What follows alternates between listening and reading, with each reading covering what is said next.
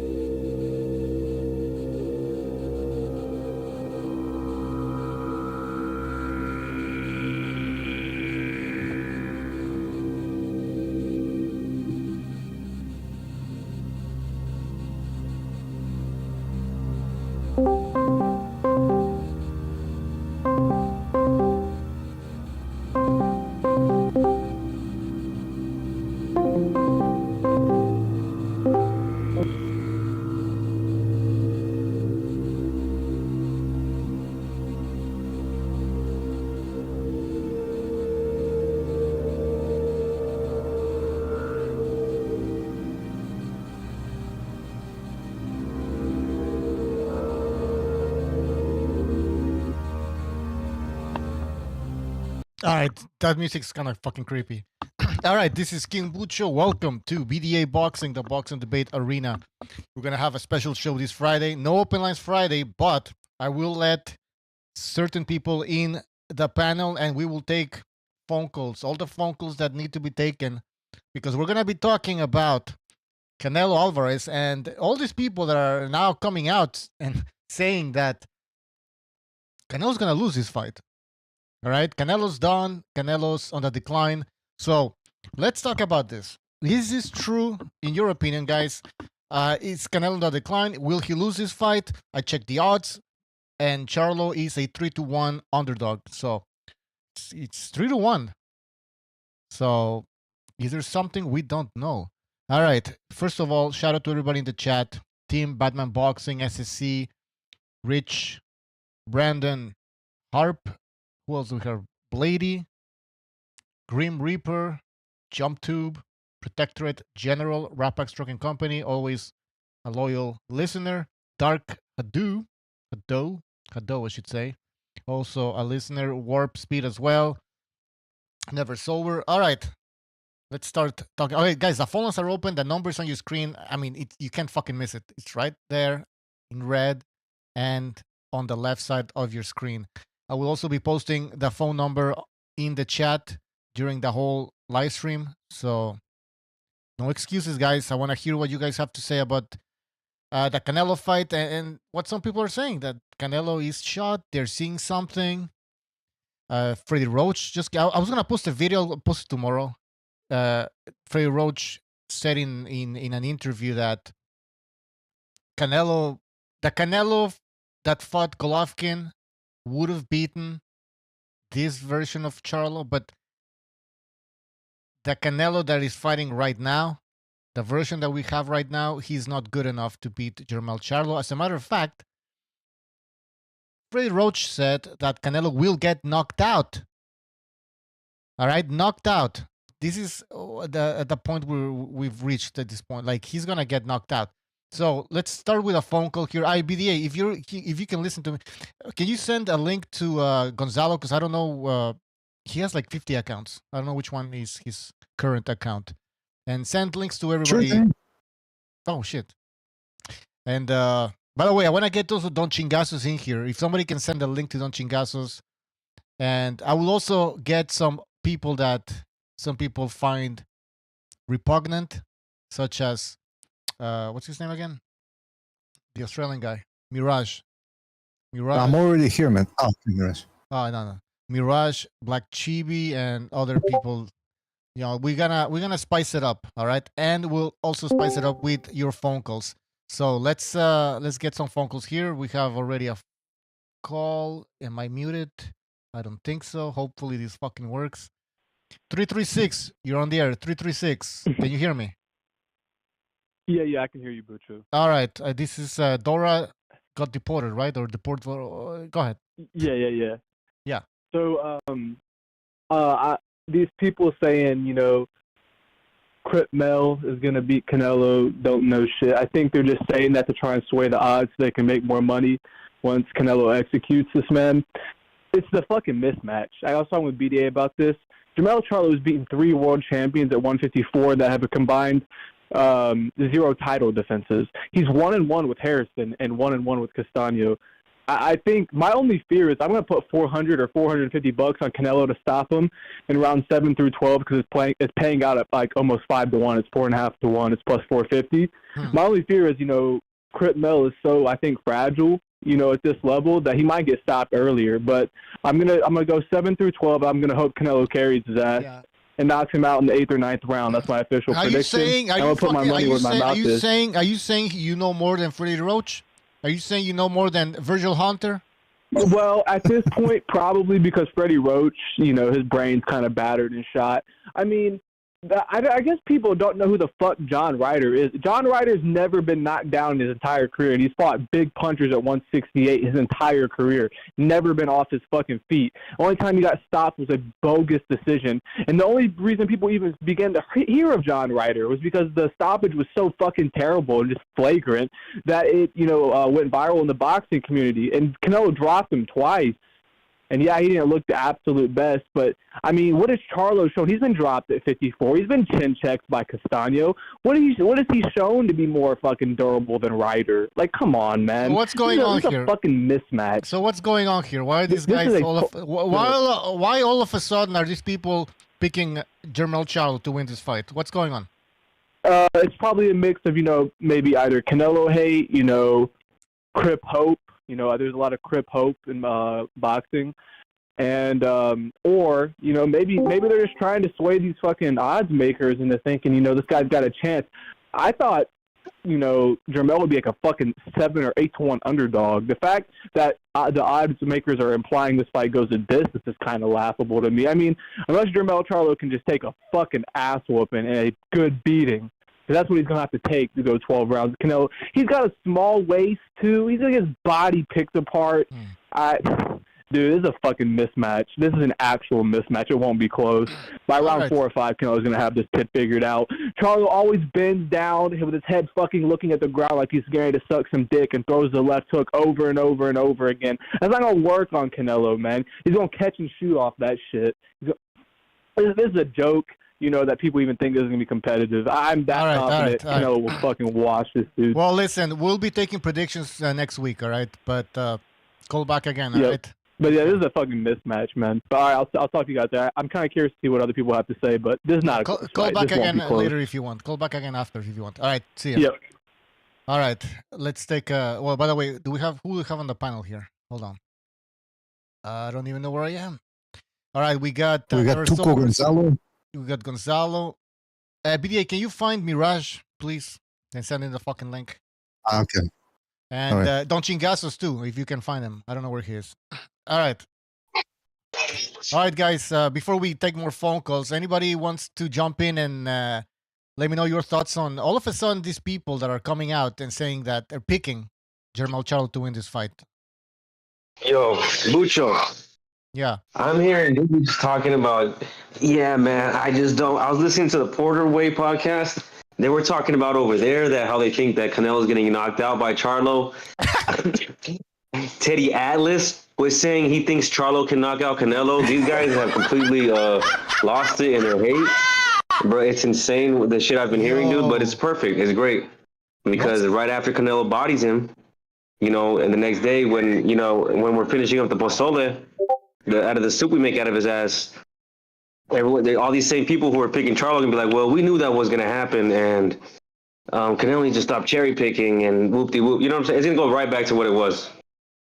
Can I say how many calls we got, Bucho? Let's see. By the way, sorry about that. The guys, I saw that connection was fucking up, OBS or whatever. So now we're fine. How many phone calls? We have 2 phone calls. All right, take the phone calls and we'll keep going. All right, 204. You're on the air. 204. Chingbucho. Yes. Go ahead. Hello? Yep. All right. So I think, Canelo receives way too much hate overall. He always has, though. So that's nothing new. And I think, honestly, where people are giving Jermell Charlo the biggest chance is just because it all started with Dimitri Bivol's loss.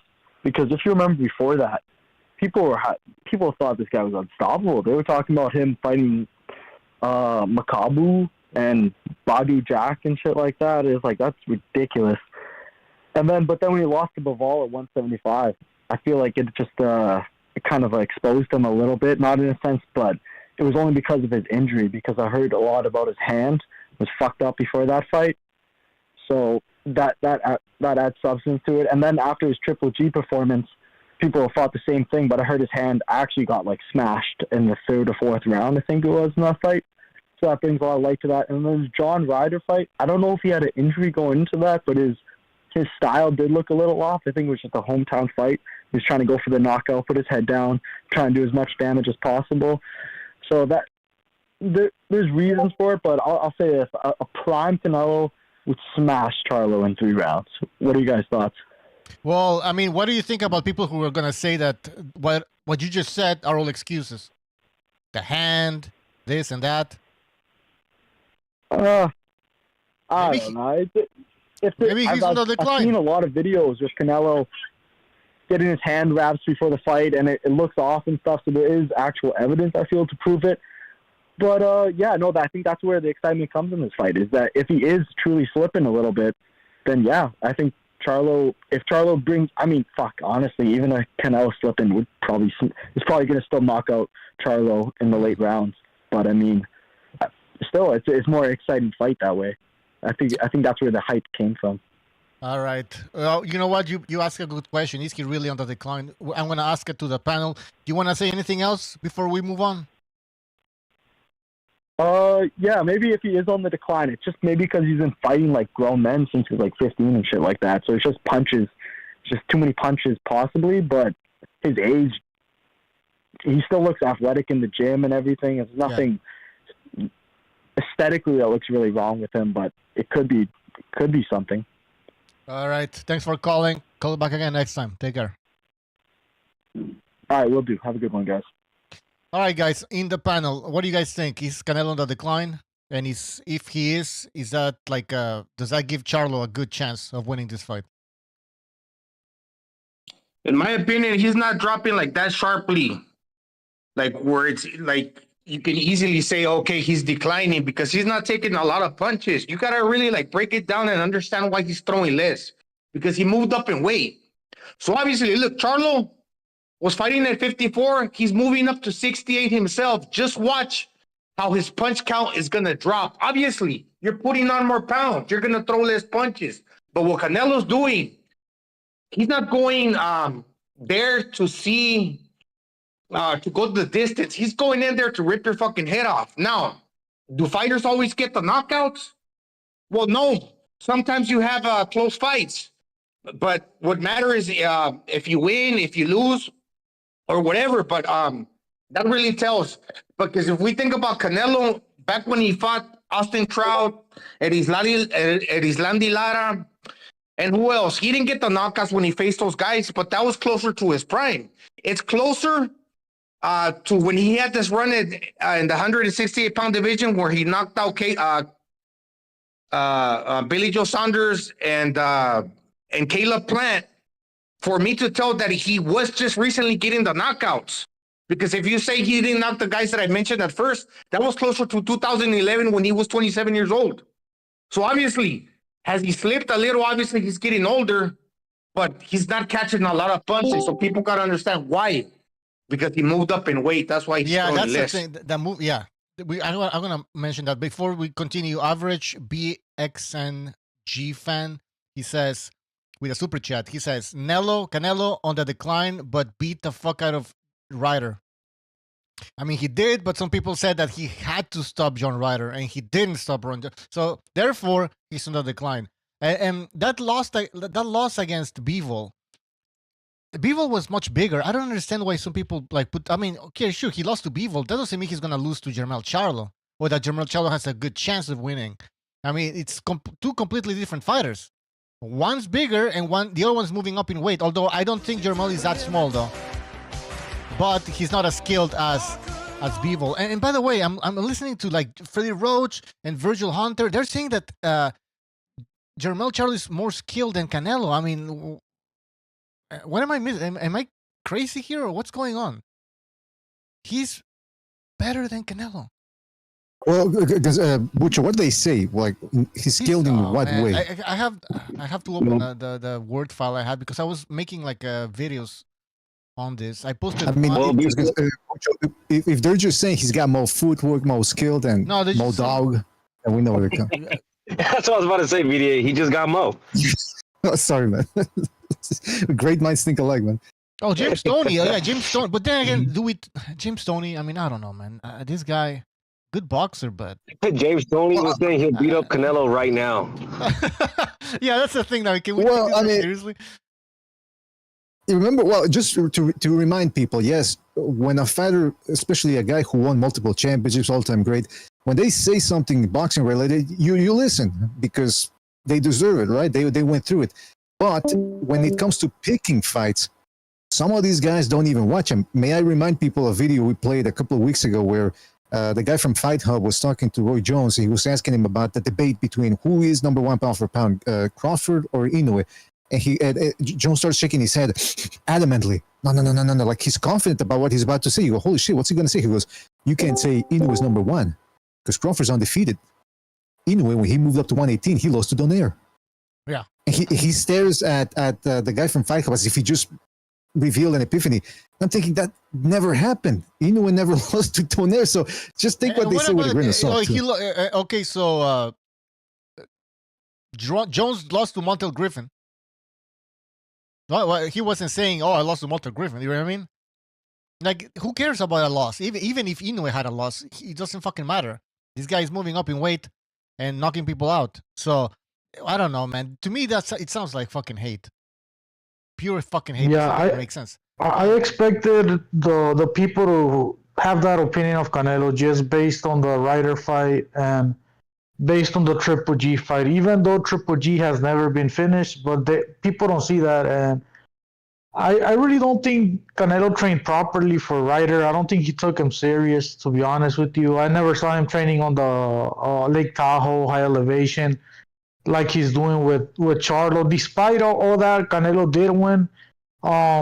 I didn't see Canelo do a lot of upper body movement against Ryder. That's the reason I think he was more on some up and down type of style. But the thing is, like I said, he didn't take that fight seriously. And I don't think Canelo respected Ryder, so he wasn't doing what he did against Triple G, the second fight, or Caleb, all of them. If Canelo loses to Charlo, not gonna be any excuses for Canelo. That's the bottom line, because he did change things in his camp. He did fix his wrist. Everything he was supposed to fix, he already fixed it. So, and that's the reason I think Canelo's gonna win this fight, because there's no excuses. His preparation is 100%. Yeah, good point. I mean, he probably tried, because he was in Jalisco, I believe, in Guadalajara. He probably tried, probably didn't train as he should have, but still, he wanted to win. But didn't John Ryder, didn't he arguably beat Danny Jacobs? Didn't John Ryder just beat the guy that's fighting this Saturday, Zach Parker? Like, he wiped the floor with them, basically made him quit? Yeah, he did beat Danny Jacobs, fool. Officially, and I had him winning too. Hey, no, if they robbed him, good, bro, because Jake was acting like he didn't need to be in there. Like, he looked so disinterested in that fight. I'm glad he lost that fight. He deserved to lose. Hey, by the way, in the chat, Sean Anthony saying Canelo is Mexican and looks white. That's double trouble for racist people. Interesting comment there. Guys, didn't Canelo break his nose? Didn't Canelo drop him once, maybe twice? Once. He broke his nose. Yeah. And I heard rumors that he broke his eardrum and he's already deaf from 1 year because of it, but those are just rumors.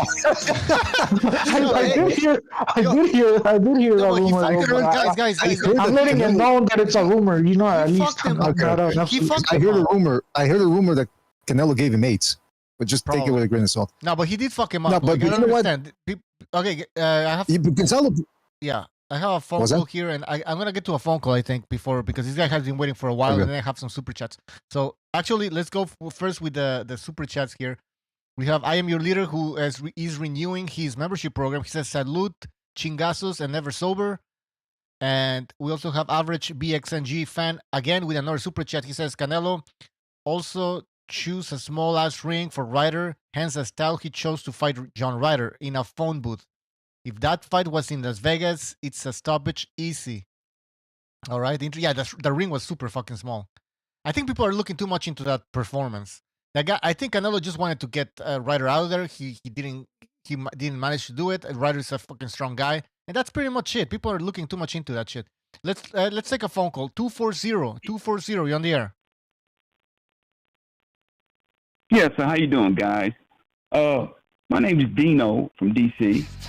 Pretty much, I just wanted to chime in and say, first of all, Canelo, I don't see how people think he's the undisputed champ as a super middleweight, when he did not beat David Benavidez yet. That's number one. Even though I say that, I'm still got Canelo winning this fight, probably by knockout in the mid-late rounds. Okay, I think everyone is trying to push the narrative on Charlo, and Charlo's this, Charlo's that, but I just think that's just for the money. The money guys are saying, hey, everybody bet on Charlo, okay? When they know that Canelo is going to win this fight, okay? Like Mike Tyson say, man, you never know how a person responds from a good shot to the chin, okay? Because the chin has no muscles. All right, but caller, sorry to cut you off, but why is Freddie Roach saying that Jermell Charlo is going to knock out Canelo? Why is that? Well, because number one, Canelo punched harder than Charlo. Number two, he has more experience. Okay, and if he goes back to a few years back when he had better footwork. Okay, I think he's going. A lot of people think that Canelo's just going to be flat-footed, coming in, swinging body shots and stuff like that, and try to wear Charlo down. But I think he's training to do to move his feet. It's all about his legs. Caller. He said Jermell Charlo is going to knock out Canelo. No, I didn't say that. I said Canelo was going to knock out. That's what Freddie Charlo. Roach said. Sorry, Freddie Roach, the legendary trainer, said that Jermell Charlo is going to knock out Canelo Alvarez.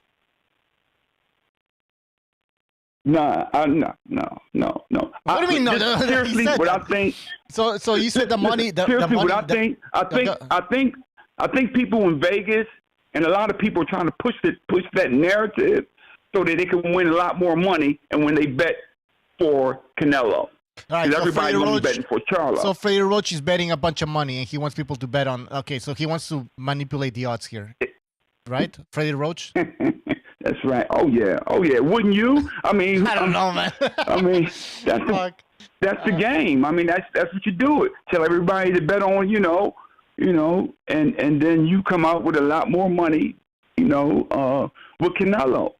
But yeah, he's going to knock out. I think he's going to knock out Charlo probably in the mid rounds to late rounds. But my whole thing with Canelo is I don't think he's not who he is until he beats David Benavidez. All right. That's my whole thing with him. And why is he scared of David Benavidez? They offered that man $50 million. Here we go. They offered Canelo $50 million to fight. I think that was. He turned it down. I think that was debunked. They didn't, bro. You misheard. You're misinformed, bro. No, they didn't. No. That didn't happen, man. It was debunked. It wasn't even. We need to get you. Listen, caller. I mean, that came straight from ESPN. Worth $50 million, bro. I'm just saying, about a year ago, ESPN. I mean, it's true. Where did they get the 50 million? PBC was going. PBD was going to pay Canelo $50 million to fight David Benavidez. I think he's scared of David Benavidez because if he loses with David Benavidez, there goes his reign. I don't know about that, man. I think it's a good fight. I want to see that fight. Cue the music. But by the way, I mean, Canelo is a champion. Benavidez lost the belt because he was, overweight and doing cocaine or whatever. So that's not Canelo's fault. I'm just saying. No. He has the WBC intern belt. Oh, listen, now, today. There's so many belts. I mean, he doesn't have the real belt. But why doesn't Canelo? How can you fight other people besides the person inside of your weight division? I mean, listen, I want to see that fight. I don't know what's going on. I mean, you got to ask maybe Al Heyman. The plan is maybe to fight Charlo, then eventually fight Benavidez. Maybe they don't want to, throw Benavidez at Canelo right away. I don't know. I mean, we don't fucking know. But I don't think Canelo is afraid of fucking David Benavidez. The guy's moved up to light heavyweight. So why would he be afraid of Benavidez? Of the WBC, I believe yesterday or the day before yesterday, he said that Canelo versus Benavidez, it's happening on the first quarter of 2024. Unless, of course, Canelo vacates the WBC, then that changes everything. It's hard to pressure someone doesn't care about the belt. Yeah, exactly. But Sulaiman is confident the fight is happening on the first quarter of 2024. So that's the precedent. That's what he's saying. I don't know. There you go. There you have it. Caller. Okay, tell the yeah. caller, 'cause, I bro. mean, the fans. Is I want to waiting. tell the caller, bro. Yeah. Yo, so if you think that that Canelo is gonna make 50 million off of David, so after he beats Charlo, well, how much do you think he's gonna make off of that fight? Probably close to 30, 40, and then another fight, another 30, 40. but And all that time that's passing by is the fight with David is just gonna marinate. That fight is not gonna lose hype. That fight is not gonna lose hype. It's only gonna build in hype, right? As long as they both keep winning. So that's why they're letting that marinate, because that's a legit way. That's a legit fight to marinate. That's gonna make a lot of money. Right now, I think Canelo fighting Charlo is gonna sell more than if Canelo went in there and fought David. Just because off the race factor, to be honest. Well, that offer was a year and a half ago. What, 2 years almost? I mean, up to that date. 2 years, okay, bro? It wasn't Canelo, 2 years ago, dude. You're reaching now, bro. No, listen, you don't understand what I'm saying. You're talking about today. It wasn't 2 years ago, You're talking though. about at the present time. You're stretching the truth. The money, huh? You're stretching the truth. Okay, It wasn't 2 years ago. You're talking about It was at like the present time about 8 how much months money ago, he's bro. going to make. But, okay, well, then, back then, when he was supposed to, say yes, he said no because I don't want to fight Mexicans no more. Okay, that was his That's excuse. not what he said. You're taking that out of context. I'm Like, bro, talking you're about coming in with that false was narratives, the dog. highest money he ever. Say it again. You're that whole I don't want to fight Mexicans. That's taken out of context. Anyone ever Bro, that's taken out tried of to context, pay dog. him was $50 million at that time, and he declined. We already because told he you that said, that wasn't a real offer, bro. I don't want to fight Mexicans anymore. That was his words. Bro, you said two. You come on here with your two main points are two lies. You got that Mexican don't I don't want to fight Mexicans. That comment's taken out of context. That $50 million was never there. Okay, well, let me know. Okay, if someone says I don't want to fight Mexicans anymore, okay, what context do you take it in? You want? Yeah, do I need? You want me to tell you? I can tell. I'll explain it to you. Or if Chingasos want to do that, or Gonzalo do it. Yeah, I'm just gonna say to be honest, man, those divisions have never been dominated by Mexicans. There's never really been too many Mexicans that have fought in those divisions. Most of the guys that have reigned in those divisions are Eastern Europeans and some black fighters too. But there's not too many Mexicans for people to try to make that shit like a narrative, in my opinion. Okay, but I believe the best fighter was Julio Cesar Chavez, the best Mexican fighter of all time. Okay, I do not believe Canelo is, because Julio Cesar Chavez never, ever, ever. He didn't care what color you was, how tall, big, muscles, fat. He did not care. He got in the ring and he fought. Even when he fought the first fight with the guy from Philadelphia, he lost every round. I forgot his name. Oh, Metric Taylor. He lost when Julio Cesar Chavez lost every round to Metric Taylor. He knocked Metric Taylor out in the last 30 seconds of the 12th round. That's how Julio Cesar. That's how much heart he has. That's how good he can fight. And I love his left hook to the body. You need to go back. All right, and watch his but fight. we're not comparing Canelo to Chavez. Nobody's comparing Canelo to Chavez. Nobody's comparing Canelo to Chavez. Hey, Chavez. We don't know. Hey, caller. I think Canelo would make Chavez shit his pants with one left hook to the body, bro. Benavidez isn't even Mexican. He's American, and he's from full American. my understanding, Canelo was probably referring he's to not Mexican. Benavidez or Munguia. No, I can tell you guys what he meant, because the context matters on which he said it. You guys are taking 4 words, and you guys are taking. Look, Canelo's fought plenty of Mexicans. He's fought a lot of Mexicans to get where he's at. He took the mantle of the Mexican Lord when he beat the shit out of Chavez Jr., right? So he's like, when I'm on this world stage now, and I'm representing Mexico on a world level. I don't want Mexicans taking each other out on this world level. I want to represent Mexico against the world. So if I could help it, I don't want to fight any more Mexicans. So, but if there's absolutely no one else, of course that's who he's gonna fight, bro. Fight whoever come on, bro. Is your competitor. You don't sit there and say, well, he's this. Man, he's I don't want to hear that shit, dude. I don't want to hear that shit because Floyd Mayweather only fought like 2 black dudes. I don't want to hear that shit, bro. Huh? Look, bro. All I know is that after Canelo said that, they asked him if he's willing to fight Benavidez, and he said, "Yeah, I'll fight Benavidez." So I mean, I don't know what else to say about that topic. Well, of course. Listen, of course he's going to say yeah when the camera's on him. What are you going to? He's going to say no. But we can see that he's ducking Benavidez. No, he's not. Listen. Hey, sir, but by any chance is your name Vernon? He'd rather fight little guy. Hey man, let's keep it real, dude. You're mad he's about to body bag Charlo, dog, and you're about to see it. You're about to see a live execution on TV. That's what you're upset about. Let's keep it real, bro. Butcher, anything else? You want David to fight? You want David to fight for you, bro? You want David to take out Canelo? Because Charlo can't do it either. That's what I said. I'm for him. All right. Listen, caller, we agree. Caller, we want to see the Benavidez fight, of course. I don't think he's ducking him. I don't. But... I hope they never fight, bro. I hope they never fight. Then, I mean, that's not a true boxer then. All right, caller, we got to move on. Thank you for calling. That's not a true boxer. Caller, thank you for calling, all right? Call back again next time. That was a go, bro. All right. Take care. All right, let's read some super chats here. We have Rafael Garza, who says that I heard a rumor that Canelo beats up women, is behind on child support, and women hate Canelo. Interesting. I think he's making a joke. Are you sure that's not Tank Davis? Yeah, exactly. or Floyd Mayweather? We have a super chat from Earl Stevens. Thank you for your super chat, man. He says, Canelo gets hate from Triple G fanboys and afros. Interesting. Listen, everybody's welcome to call in. Let's keep it respectful and civilized. So go ahead. Yeah, I'm sorry, y'all. I'm not gonna get all loud like that again. No. Sober. Dude just kept repeating himself, though. No. Sober. That was perfect, man. That was perfect. Keep it up. And the caller also, that was a good job. Go ahead, BDA.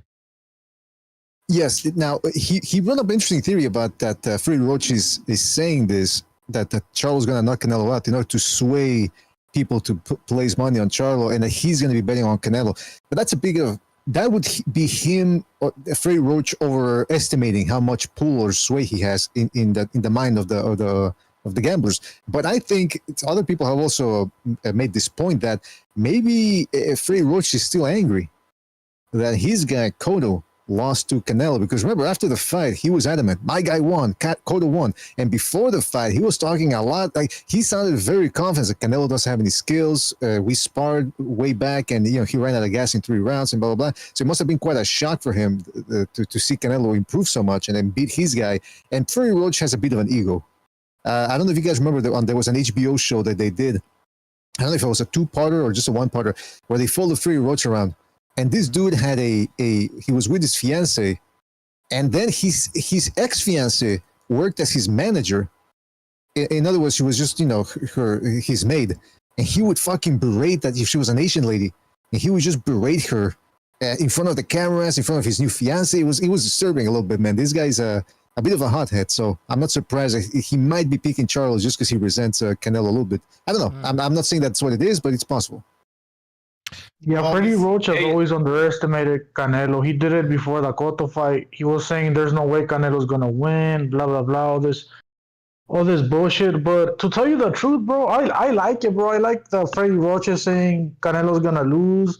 I like that all these fighters are saying Canelo's losing. I like that Crawford said a few months ago that Canelo doesn't fight black fighters because that's who he's fighting next, a black fighter, black American to be more specific. And I like all these critics that say that shit, because I remember with the Bivol fight, everybody was saying Canelo was gonna beat Bivol, and I remember this panel had most of the people in the BDA panel had Bivol winning, but you guys were the minority, to be honest. I had Canelo winning, we lost, but most people were speaking in absolute, like there's no way Bivol is gonna beat Canelo. Canelo's not a good Bivol is not a good fighter. Chavez Sr. was saying Canelo's gonna get the KO in fourth. So it's kind of cool that at least some people are saying Charlo's gonna win, because that's not a cherry pick right there. A couple months ago, a lot of people were calling this fight a cherry pick because Charlo's coming from 154, right? Even though Charlo is like an inch fucking taller than Bivol and has like an inch reach advantage on Bivol. But they're still calling it a cherry pick. So now I like it that it shift. Exactly. People saying that Canelo's gonna get his ass kicked. Exactly. That's why we're doing this show, so it goes on the record. You know, people are saying all of a sudden are jumping on the Jermell Charlo bandwagon, and so we're gonna record this. This is gonna, obviously be like a receipt for what happens after. All right, hold on. Let me just Gonzalo, go ahead. It could still be a tough fight, but that doesn't necessarily mean that Canelo's like slipping big time. Because this guy might actually be a tough motherfucker that once he goes up to 68 and like later he fights other 68 pounders, he might wash those dudes. So we got to take that into consideration. They're both 33 years old. Like I mentioned earlier, way back when Canelo fought Cotto, freaking Austin Trout, all those guys, he wasn't getting the knockout. So I'm kind of talking down on Canelo to bring this point up. You're not always getting the knockouts, but just recently, about a year and a half ago, he did. So does it mean when he fought Cotto, he was washed? Does it mean when he fought Austin Trout, he was washed? When he became champion at 54? No. So that's the thing. Canelo's always been in tough fights, but he's still been able to win most of the fights and accomplish great things after not getting the knockouts. He got the knockouts. Then when he doesn't get them, again, they're saying he's washed. Make that make sense. Good point. Good point. All right. Maybe somebody's going to answer that. We're going to take a phone call here. 609. You're on the air. 609. Yeah, I'm here. What's up? What's on your mind? Man, I feel like that Canelo, recently I've been just seeing like a bunch of unnecessary Canelo hate. And honestly, like, I don't understand why people keep saying that he's washed. Like what the other caller said, like, just because he had one bad fight, well, not one bad fight, but he didn't get the knockout, all of a sudden he's washed. But like, if we're using that knowledge, but then technically that meant like after that Isaac Cruz fight, Tank was kind of washed if we think about it, because he didn't get the knockout and he struggled. Well, he didn't struggle, but he had a hard time. And I think Freddie Roach, bro, I ain't gonna lie, bro. Freddie Roach always been a hater on Canelo. I always noticed that with the Triple G fight, he was hating on Canelo. He was saying how Triple G was going to win. I really think he just butthurt because if I remember, I think Freddie Roach betted a house on Triple G, or it was either Triple G or Cotto, and Canelo won. And ever since then, bro, I swear to God, like, Freddie Roach just been on all over Canelo, just like hating. Like, I really don't think that's like him trying to like get more money. I really just think that he's just a hater for Canelo at heart. Because like with Triple G and Cotto, bro, he just been talking about some Canelo's gonna get knocked out, this and that. But I don't know. And I heard one of the callers say like how like Canelo was ducking Benavidez. I don't think that he's ducking him. I just think that he just thinks that it's not really like a need to fight Benavidez right now. I mean, well, at the time he didn't think that. Because, like, if we being honest, if we're looking at records, what does Benavidez really bring to the plate? Yeah, he beat Plant, but if we're talking about before that, Benavidez was just fighting bums. Let's be honest. Like, if we're really looking at his career at 168, he wasn't really fighting. Let me not say bums, but he really wasn't like fighting like the best of the best. And like, I don't know, like I just feel like Benavidez is like. But people say, like well, if Benavidez is so easy, why doesn't he just fight him? Well, I don't think Benavidez is easy, but I just think that like he's just like real hyped up. You feel me? I don't see him as an easy competition. I don't see Canelo knocking him out. I do see him like winning by decision, but I just feel like maybe I don't think that he's ducking him. I just think that Benavidez maybe needs to fight. Like I feel like after this fight with Boo Boo, then yeah, I think after that fight with Boo Boo, then yeah, Canelo is gonna fight Benavidez. Because then like he'll have. I hope so. I hope so. But anyways, anything else, caller? Nah, that's it. All right, good call. Call back again next time. Take care. Hey, Bucho, can Yeah. I just say something to the chat to the chat? Yeah, because I don't want you to Yeah, think we're go up here ahead, lying, go bro. ahead. I think it was Johnny Thunder. He tried to say that Canelo said he never said he'd fight David, and we're over here lying, bro. Look at a couple interviews. He said it in a good amount of interviews. Yeah, he's open to that fight. He even said that when he couldn't make that Bivol fight, that he's open to fighting David. So, like, I don't know if you're not watching enough of these interviews, bro, but I'm not up here lying. Yeah, he said it a bunch of times, bro, and I could probably even find him saying it and give this guy a link. Yeah, it'd be very if easy, he bro. thinks I'm a liar, but they're out there, bro, and he said it multiple times, bro. You gotta do your own research before you start calling people liars. That's all I gotta say on that subject. Excellent. Hey, By the way, can I guys, say something here? BA, can I just read 3 super chats and I gotta make myself another drink. So then you can speak. Okay. Mr. M. Poe, Michael Poe. Thank you for your super chat, generous super chat. I appreciate it. He says, with pride, you guys are still top of the boxing channels. Well, we appreciate that, Michael Poe. Thank you for always being a loyal supporter. Gay pride? Is that what it means? Hey, come on. By the way, wait. All right, wait. I got it. Average BXNG fan, thank you for your super chat. He says, is Plant a better skilled boxer than Jermel Charlo? Interesting, very good question. Is Plant a better skilled boxer? I mean, Plant was a very good boxer. A lot of people were saying he was going to outbox Canelo. Canelo's going to have trouble with this guy. He didn't. Billy Hoyle and the Pimps. He says, Freddie Roach said white man can't box. Amazon jobs. What? I don't know, but I'm laughing at the name and at the. He said it. Woody Harrison, he said white man can. I don't know if he said that, man. If he did, then he's fucking crazy. I think anybody can fight.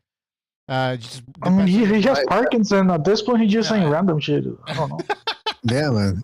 But I want to touch on what the previous, not this dude, but the other average boxing fan. He asked a good question. How good is Plant compared to Jermel? But I also have to say something here. Breaking news. Oh. Rick Glacier, who has been receiving and breaking news before they actually come. Oh, obviously breaking news. This is what he said recently. He said, printed nowhere yet. A decision has been rendered by Paramount Global, the parent company of Showtime. There will be no Showtime boxing after 2023 on cable or streaming. If there's any boxing at all by Showtime, it will be exclusively for pay-per-view distribution. The pay-per-view numbers on this upcoming pay-per-view events will more than likely determine if Showtime continues on with pay-per-view distribution. I know some will be doubting this. Please hold the insults, you doubters. I mean, it's pretty much already that way, BDA. Like you mentioned a few times already, they don't have a schedule for the fights for the end of the year, and the year's pretty much gone already, bro. So everything they do, it's a pay-per-view. Even fights that don't make sense. Reference the King Kong versus Charlie Martin. That didn't make any sense in terms of pay-per-view for me, but it was a pay-per-view by the PBC. Man, this is depressing, man. Okay. I was gonna say, BD, I have a feeling that after Canelo and Jamal sell over 1 million pay-per-views, PBC is gonna have some kind of strange lineup pop up out of nowhere over the next 2 months. Hopefully, man, because the money juice back, they get some refunds back into their coffers. Yeah, man. Hopefully, because look, as much as we shit on the PBC, and let's not mince words here, they deserve for a lot of the shit schedules they've been putting in, a lot of fights on pay-per-view that shouldn't be pay-per-view. And I know some people are gonna say, yeah, but BDA, that's every promotional entity in every network. I agree, but PBC's been doing it more than most. But if they go away, we're gonna be left with the Zone, which, as I said, they're putting on fights on pay-per-view that shouldn't be, and ESPN Top Rank, which apparently their deal with ESPN ain't looking all that good either. Apparently the rumor is that Top Rank is displeased with the way ESPN is helping them out to air their fight. So fucking boxing is losing its the few allies it has, the few networks it has out there. So, or maybe it will all migrate towards some form of streaming platform, kind of like the Zone but different. I don't know, man. But that's this is depressing, man. The fact that they're going out. And listen, there's no one to blame other than the fucking Al Heyman. He did this with HBO. He did it with Fox. Now he's doing it to Showtime. And the PBC already has another platform that they use sometimes for pay-per-views. It's Fight TV. I'm pretty sure you guys have seen it. So maybe other fights are gonna be on Fight TV. Obviously, there's not a big platform like Showtime app or any fucking premium channel. So I don't know if how they're gonna be selling pay-per-views from Fight TV, but at least they got that going on for them. Yeah, you're right, man.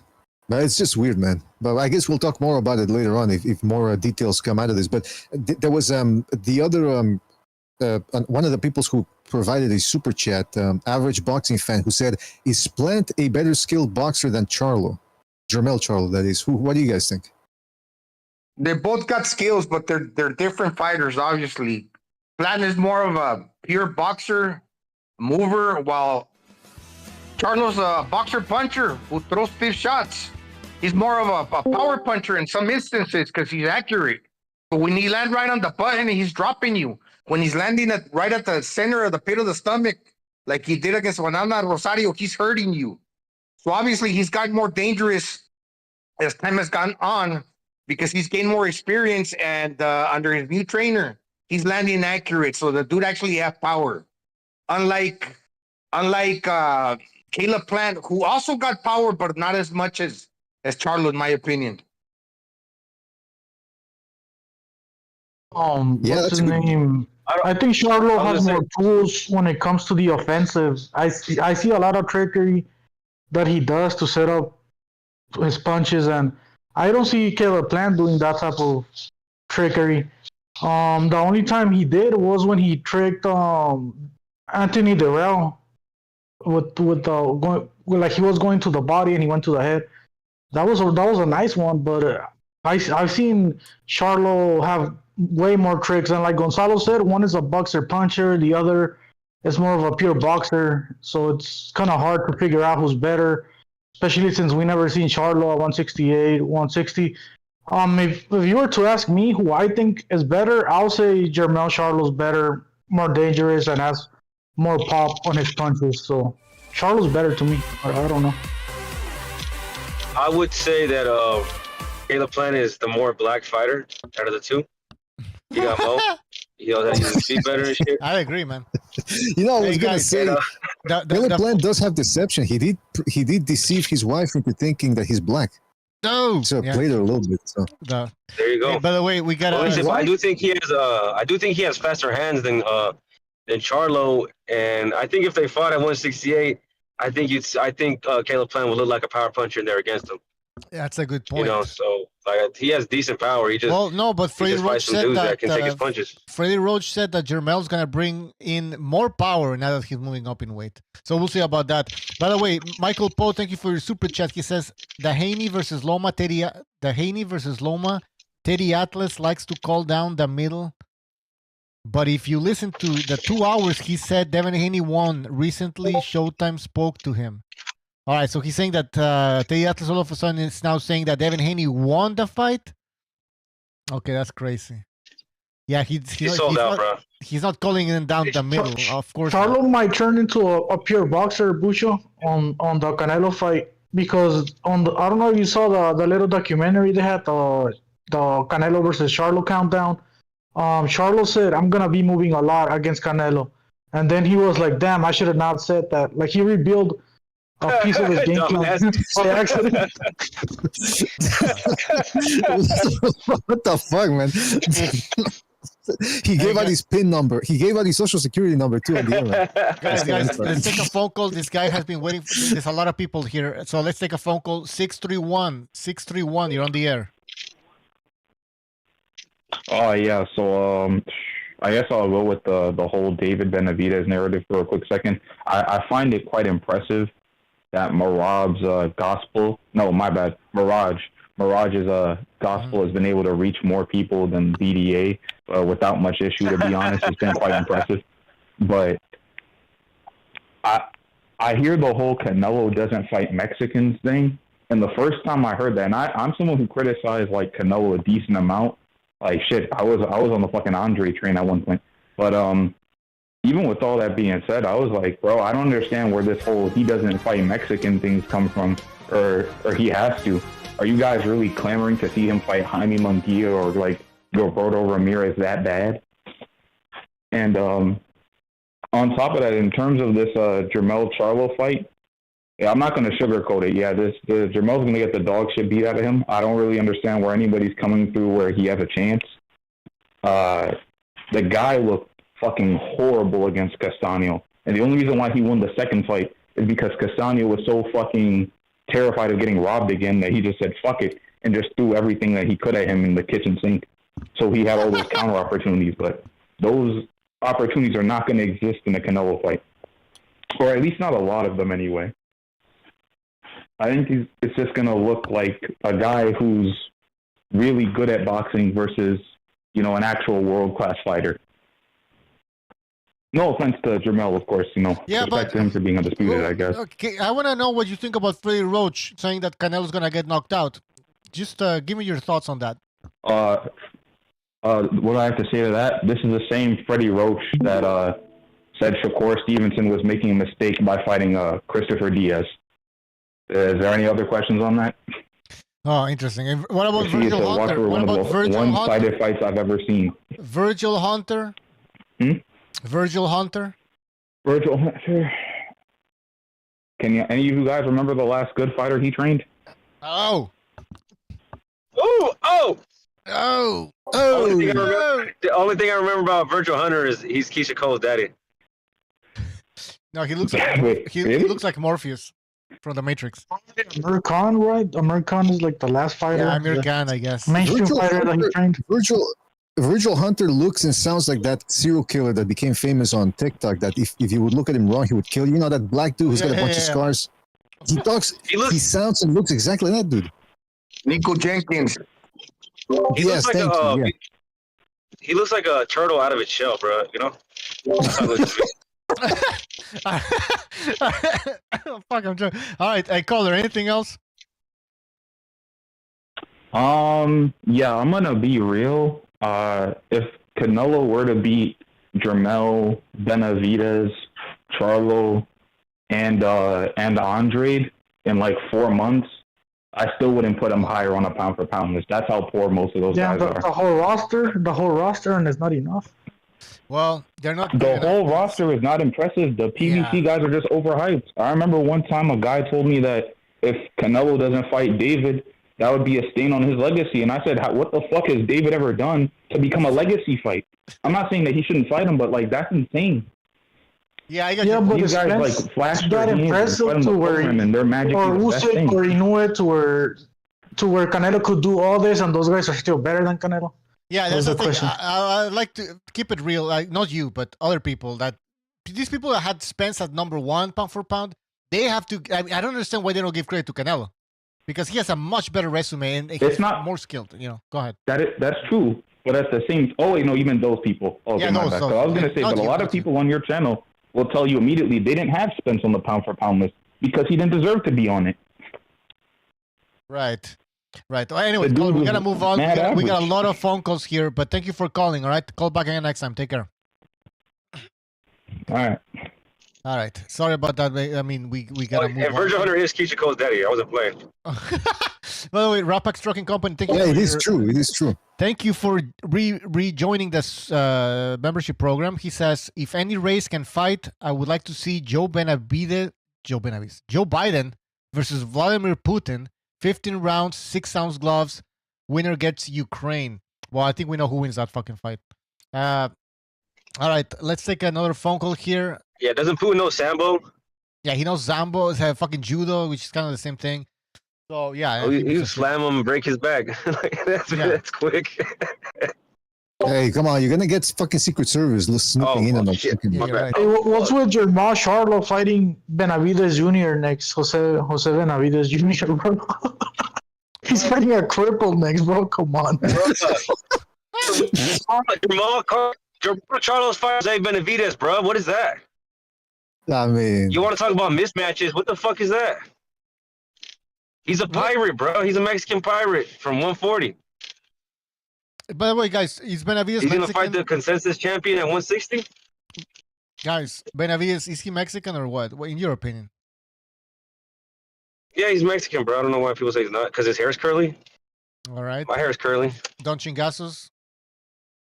I mean, is he really like? I mean, I don't know. Just people. No, people bring it up. Yeah, he's literally Mexican, bro. What you mean? I mean, he can claim it, but I never seen him fucking claim it. He's always fucking some bullshit. If you ask me.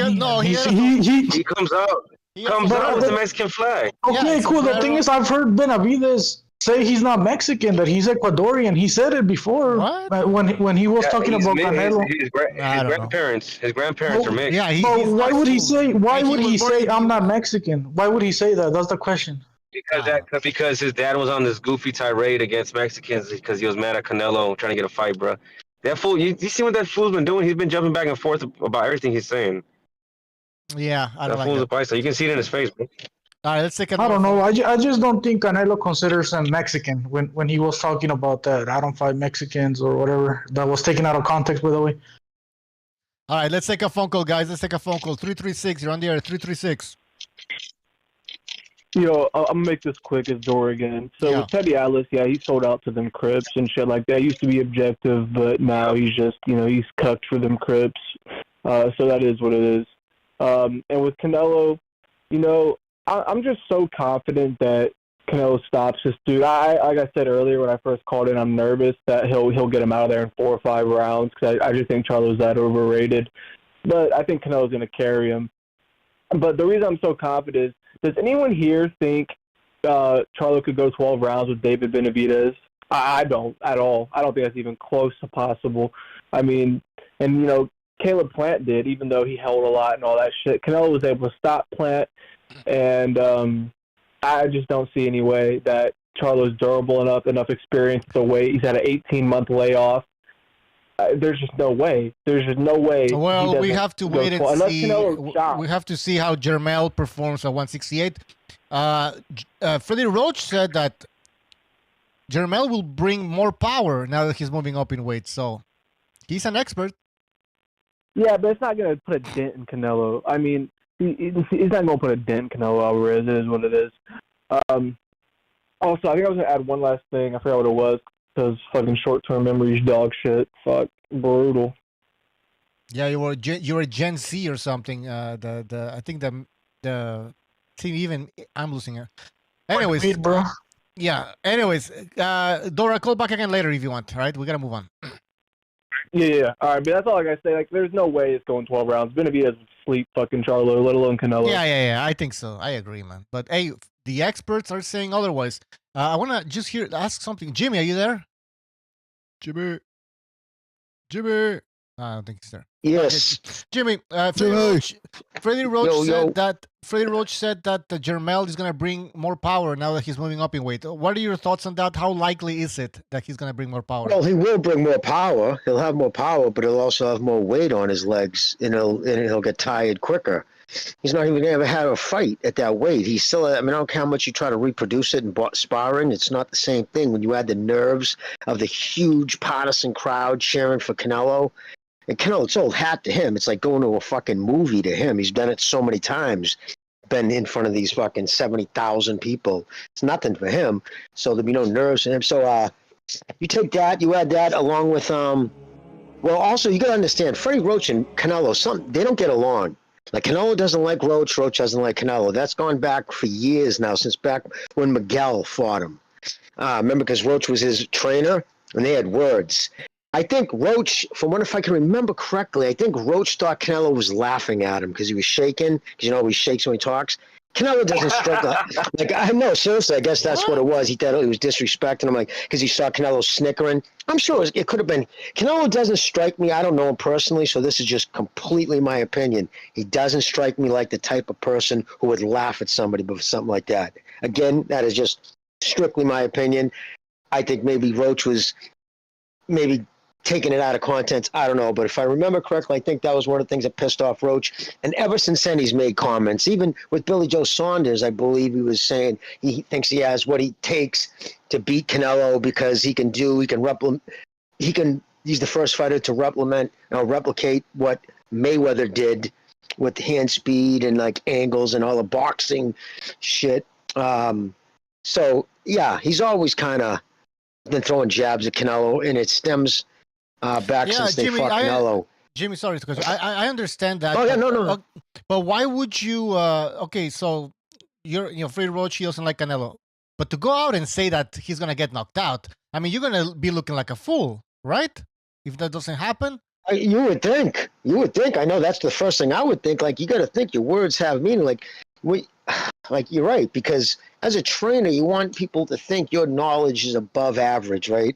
Not everybody's opinions are created equal.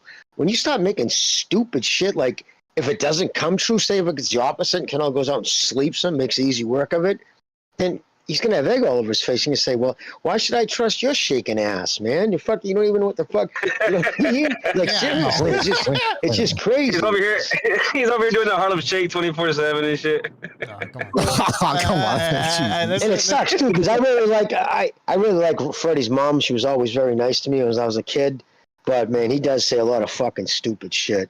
I just gotta say that. Oh, can I say something real quick about that? Because I remember. Sorry, go ahead, Peter. Just real quick, because I remember when Margarito imitated Freddie Roach, and the whole boxing world jumped on him saying, how dare he make fun of Freddie Roach. But if I remember correctly, that was because Freddie Roach was saying before that Margarito was a punching bag, and it was going to be easy work. He was just going to turn this guy into mush, which he did, by the way. But I think Margarito was saying, hey, fuck, man, you're saying I'm a punching bag. Look at you. Look at how you ended up. So, I mean, all's fair in love and war, in my opinion. Yeah, I remember that. Yeah. I was gonna say, BDA. I also heard some. I don't want to throw around accusations, but I did hear this about Freddie Roach. That he was like slick racist against Mexicans. I remember he got into it with Robert Garcia's gym. I can't remember. I think is when he was. I think when Margarito was gonna fight Pacquiao. Something about these guys didn't want to leave the gym, or they're doing an interview, and when Alex Ariza Sparring kicked him in the chest. Yeah. He said something about fucking Mexican wetbacks or something. I don't know. I just remember. Yeah, he did over there in China, right? In China. Yeah, it was Bam Bam. It was Bam Bam versus Pacquiao. Don't make excuses. Don't make excuses. Don't make excuses. Yeah, but I mean, I don't know if that's necessarily racist, but it was weird. That's why I don't want to throw that around. Yeah, but I don't know if that was racist, but he did say it in a manner to like, oh, Mexicans, that type of shit. I didn't took it as offensive, but it's always you. It's like whatever, But that Ariza kick, that was a pretty good kick, man. I mean, it wasn't the best kick, but he did get that foot up all the way up to the chest, man. Right in the chest. And by the way, his older brother was racist. I know that. His older brother was like a fucking loose cannon who just recently passed a few years ago. All right, JV. You could say stupid shit. JXV88. Thank you for your super chat. He says thoughts on Charlo still rehabbing his hand on episode 2. I didn't finish watching. You guys saw episode 2? What did you watch it? And Charlo's hand. Did you guys see anything about that? He was kind of talking about it a little bit, kind of already giving himself an excuse, almost saying like, "Oh, I don't know, how it's gonna be." Whoop-de-whoop. And the biggest difference I saw between them two in the episode was Charlo was very adamant about being around his family while he trains and being a dad and stuff. And Canelo was like, man, they can come for a few days, and I love being here with them, but I got to focus. So I looked at that right, and I was like, man, Charlo's around his kids way too much, man. He ain't really from the hood, nothing like that, bro. All right. Let's take another, let's read a super chat, I should say. Bill Hoyle and the Pimps again with another super chat. Thank you for that. He says, rumor is Dana White will be coked out ringside to Canelo's victory wearing a mariachi suit, yelling Viva Wakanda Cabrones and Southpaw loves Mexico. All right. Dana White, he doesn't like Canelo apparently. Yeah. I was going to mention, Bucho, if you go by the episode where they're training, what was it, about a week ago? The open training? The first episode? No, the open workout. Open workout. Open workout, okay. You can tell Charlo was giving it his all. Okay, I'll give him credit for that. He looked like, he was giving it a 90% or 85% effort, while Canelo was probably giving 50. But you can also look at it like this. obviously Charlo's going to want to come in the best shape possible. And I'm not saying that Canelo isn't, but Canelo's comfortable with himself. That I kind of think that he's working on the mental aspect. You know, he's preparing himself on technique. So he's going through the steps. He's going through the gears in his mind, getting himself in that mode. And it doesn't mean that he's not ramping it up as we speak right now to get him in peak shape. He probably is. We don't see that. But when he did it in front of the camera, he wasn't too concerned about showing off 100% fucking balls to the wall. Look at me. Look at how strong I am. Because he's just been around for so long at this level that he's not interested in showing us that. Not saying that he can't. Well, ¿sabes qué, Gonzalo? I think that fighters, they don't like to give too much away, you know, with the open workouts. I feel like they all half-ass it a little bit just because they don't want to look too sharp or they don't want to let the opponent know, Yeah, they don't you do know, shit. what they could be working on. Yeah, of course. That's what I think. They don't do shit on those open workouts. All right, guys, let's take a phone call here. 713-713. Yo, apaga la tele, pendejo. He has TV on and I can hear it in Spanish. Yo, you're on the line. Yo. 713. Apaga la tele, pendejo. My God. All right. He has the TV on. So, what else do we have here? Any more super chats? No. Guys, the phone lines are open. I wanted to Yes, add go ahead. something to the conversation, not related to Freddie Roach though. There's a recently a video came out of Canelo's sparring partner, and he came out saying that he made Canelo quit by the 4th round, that Canelo's pretty much done, too many injuries, all kinds of shit. Pretty much that Canelo's done. That's pretty much what he said, and that he made Canelo quit by the 4th round. That Canelo gassed out and he was like, no more, like, let's stop. I mean, obviously, maybe this guy's just trying to make a name for himself, right? I don't even know his name. His name kind of look Arab, kind of like Ahmed. It's LB Ali. LB Ali. I've seen him fight. He's like at 154. Who is I that? think. Yeah, I read about who's that? That's his claim to fame. Because if he would have mentioned something good, he wouldn't have got no time of days. Like, what are you gonna say? Oh, I gave Canelo good work, but Canelo ain't talking about it, so I'm gonna mention it. World, please listen to me. No, obviously, you got to say something controversial. And as a matter of fact, if Canelo didn't feel like working out that day, maybe he just didn't fucking feel like it. It's not like you're always gonna go hard, and every day you're gonna be like at your best. What 18-year career? I don't know. Some people Yeah, say bro. No, that it's like you had one good day in the gym with him, and now you're like, oh, he's done, bro. If I'm whooping his ass, and like there was no, he didn't even say he whooped his ass. There's no footage of that. You know, so you're just saying he was tired after 4 rounds. So what are you even saying, bro? He could have quit sparring after 4 rounds because the other dude sucked. Like maybe Canelo wasn't getting anything out of it. Yeah, You know but what I mean? Jimmy, how does that happen often that all of a sudden a big name? All the time. Mike Tyson used to was pretty vicious with sparring partners. But today's thing about even like in the 80s, if you would have said one word about your sparring, like you would have been done. You would never been hired again. That was such a cardinal rule. You never talked about fucking what happened, transpired in sparring, because it's sparring. It doesn't mean anything in the long run. I mean, prime example, okay? Zerto was given the business to Bivol. If you saw the video, he was literally giving the business. If you would have said, going off that sparring session, you would have said Zerto was going to fucking destroy Bivol. And we all saw what happened. You know what I mean? There's always nuances. How many guys has he spotted earlier in the day? You know what I mean? There's so many things. Maybe Val's working on something, putting himself in a bad position because he's working on shit. If you're doing sparring what you're supposed to be doing, you should be working on things that you're not good at. That's where you work on it. You don't work on it in the fight where you could, possibly cost you a knockout or a loss. So talking about your sparring experiences, I mean, there's certain things you can listen. If a sparring partner says, wow, that dude fucking hits hard, hits one of the hardest, people aren't going to complain about that, right? Because you're not giving away any industry things. You're not bad-mouthing them. But if somebody, somebody spars, they said, I sparred this guy, and that guy, and that dude punches harder than everybody, I'll listen to that because it's a reference.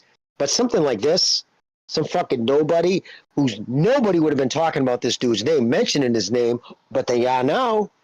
But I'll tell you right now, as far as I'm concerned, if I had fighters at a stable, that motherfucker would never darken my doorway because you run your mouth. In fact, I'd have everybody sign non-disclosures. Yeah. But that's just me. Reynoso actually heard him, and he said something. He said like you're lying. I forgot what he said, but Reynoso heard him say that, and he pretty much denied. He said something. I forgot what he I said. read about it. Like I think he said that. Well, can I say? It was nothing. It was not a big deal. Go ahead. Yeah, I mean, you guys who have boxed will know that there's days when sparring you just don't have it. I mean, especially a guy like Canelo, he's having to redline it as the fight gets nearer. So, or maybe it could have been closer to sparring. I think what this Ahmed dude said was that he also added the byline saying that Canelo's not training properly. He's training improperly. He's being lazy, and that's why he was tired. That's why. So he puts those things together. He says that's why he's slowing down. But I mean, again, these sparring stories, they could go, again, could be a myriad of things. Could have been that. Could have been how many rounds had he sparred before. Sometimes, too, maybe the guy's not feeling it and says instead of sparring and taking shots unnecessarily, they just pull him out. I mean, think about it. The guy's, Canelo's he's an asset. He's a business prop. The business depends on him fighting the whole event. So if he's feeling shitty, what's the point of just staying in there in the ring, playing defense and catching shots unnecessarily? I mean, you don't want to end up like Muhammad Ali. And number three, just as a reference point here, I remember when Tarver was going to fight Roy Jones the first time. He was a big underdog because Roy Jones was Superman at that time, invincible. And there were stories that Tarver was looking shitty in the gym in sparring, that people were having their way with him. And then look what happened. He fights Jones and almost beat him the first time, and then beat him the second time. So these whole sparring stories, I mean, take them with a grain of salt. Do you remember when they will say that Errol Spence beat the shit out of Floyd Mayweather Jr. in sparring, all this shit, and even Benavidez Jr. saying, "Hey, I already beat the shit out of Bebo in sparring. I'll beat him on a real boxing fight." But like Jimmy said, Zurdo was saying the same thing about Bebo, and we saw how that fight ended. I mean, and we don't know what phase of Canelo's preparation that happened. Like if that was the first day going back to train, or if he had just sparred 10 other guys before him, if the day before he worked out his legs. Well, I don't know. Like there's a lot of things that we don't know what the fuck is going on in there, and we don't even know if this guy's telling the truth either. You know. Well, hold on. Exactly. In the chat, Billy Hoyle and the Pins, he says that Elibali was also the guy that was cloud chasing Plant's name. They're saying that he beat him. Is that the same guy that Plant later on showed? Because there was one. Oh, I thought that was an Armenian dude. I don't know if he's getting mixed up, but I remember there was an Armenian dude that was also saying, "Oh, I beat up Plant," and he showed footage of him sparring Plant and giving Plant some good work. And then Plant released another video of him schooling the guy. So take it with a grain. All right, guys, let's take a phone call here. 914, you're on the air. 914. Hello, can you hear me? Yes. Can you speak a little bit louder, please? Okay, I'll take my headphone out. Sorry, just a second. All right. How about now? Yeah, it's better. Go ahead. Okay, so I was about to say that Canelo essentially has gotten too much credit because the fact of the matter is that he's a person who has never really faced top-level challenges at the time that they should have been faced. And I'll tell you why. When he fought Mayweather, he saw how difficult it is to go against a boxer. So at that point, he lost all interest in that and said, okay, he would like to find opponents where he can see the chink in the armor and where he feels that they're weak enough that he definitely will be able to beat them. And I know this how, because Eddie Reynoso stated he doesn't like African American fighters because they essentially use the full space of the ring and they move around the ring. They don't just stand in front of you and try to knock you out. Eddie Reynoso said that. He made that racist comment himself. Why is he fighting Charlo? He's Black American. Excuse me? I asked why is he fighting Charlo since Charlo's a Black American and I'll tell you why he's Canelo fighting. allegedly I'll tell you why he's fighting. fears the Black American. He's fighting it. No, dude. I can tell you. Okay, so what he did is that he went to Eddie Hearn because Eddie Hearn was setting up all of the fights. Eddie Hearn didn't have any other fight that was going to generate a lot of revenue. So at that point, he said, okay, fine. He's going to go, who is the other big promoter in boxing? After Eddie Hearn, it is Al Heyman. So he went to Al Heyman. Al Heyman said that, okay, these are the fights I can get you. However, these people will be the Charlos, because they're the people in Al Heyman's roster. So it was down to politics. It's not because he thought, wow, this is a great challenge and I'd love to face these guys. No, it's because he went to Eddie Hearn. Eddie Hearn said so. Eddie Hearn said that he, at that time, didn't really have any offers. The last person that he put in front of Canelo was John Ryder. Can you imagine somebody at Canelo's level with as many titles as he has is fighting John Ryder? I mean, dude, this is okay. But hold on, caller. So hold on. You're saying a caller of that level, but then you're saying he's not that good. You said that earlier. Who is not that good? Sorry, Canelo, right? You said Canelo's not that good. Now you're saying, well, can you imagine a fighter of that level fighting the opposition he's been fighting? No. I'm saying that fine. He is respected because of what he's achieved. He has skills for sure, but he has not been facing what I would consider top. An example of this is why up until now has he not faced David Benavidez? Why? So like it's taking him this long to fight David Benavidez? Like if you can't see the game that's being played, then this whole thing, I don't understand. People say he's avoiding David Benavidez, but when he eventually fights him, which he will, he's going to be older. By the time Canelo's going to be older, that only benefits Benavidez more. This whole thing about he's avoiding him now it makes no sense. You're saying he's never going to fight him? Is that what you're saying? I'm saying yes. Look. If he loses to Charlo, if he loses to Andrew, if there are other people that, because don't forget Canelo is very old now. So if he fights people now and they end up beating him, or if they knock him out, he will never face David Benavidez. Why would he do that? Okay, but hold on. He's talking about nonsense, bro. Yeah, now you're losing me. Now you're saying, well, if he loses to Charlo, okay, what if he beats them? You're saying he'll never fight Benavidez either. It would not surprise me. It would not surprise me if he says that he does not want to fight David Benavidez. Absolutely. Well,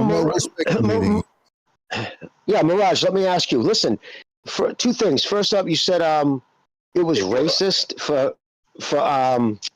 Reynoso to say he doesn't like fighting black fighters because they use the ring. Did you? I don't understand how that's considered racist. It's just saying it's how a particular ethnic group boxes. I don't think that's actually racist, but that's neither here nor there, really. Can I ask you this? But now you can answer that. Yeah, and I'll just say second thing real quick. Benavidez at the time, you got to understand. Benavidez just had a pay-per-view. Did you see the numbers it did? Put yourself in Canelo's shoes. He's a corporation. Okay, he brings in the money. It's bad enough. Like eventually, you want, like he said, fight each other, make the fight worth more money. Because like Canelo said, if Benavidez fights Charlo, this was 2 years ago, it'll only make when we fight worth more money. You know what I mean? Like guys fight each other, but he saw the PBC weren't going to do that. It was obvious, and he didn't go with him because he's the better of the. It was just nobody else. Like top rank had the all those people at 168 and 60 under contract. He would have went to top rank. He was just going where the fight was because Heyman wasn't offering him any money that Heyman has. He was just offering his own money back to him because it's the money Canelo brings in. He was just gonna give him a big slosh of it. But I'll let you go. Sure. Okay, I'll take your first point first, which is that is it racist to essentially identify a group by race and then make what could be considered a derogatory comment about them, which is that they don't like to stand and fight you. They prefer to run around the ring, in the words of Eddie Reynoso. Is that considered a discriminatory comment? Many people would think that it absolutely is. No, dude. Like, let me explain to you why real quick. Okay, let me explain to you. Mexicans go to the body. Mexicans like infighting. A lot of people say Mexicans fight in a rock'em sock'em style. Is that necessarily true? In my opinion, no. And the opinion of many people. But they are toe-to-toe fighters. Is it racist to say that since they fight toe-to-toe because we're because they're Mexicans, that it's a bad thing? Okay, look. Saying a person goes toe-to-toe is not considered or is not the same thing as saying a person likes to run away as if they're cowardly. Come on, dude. Like, you know that's not the same thing.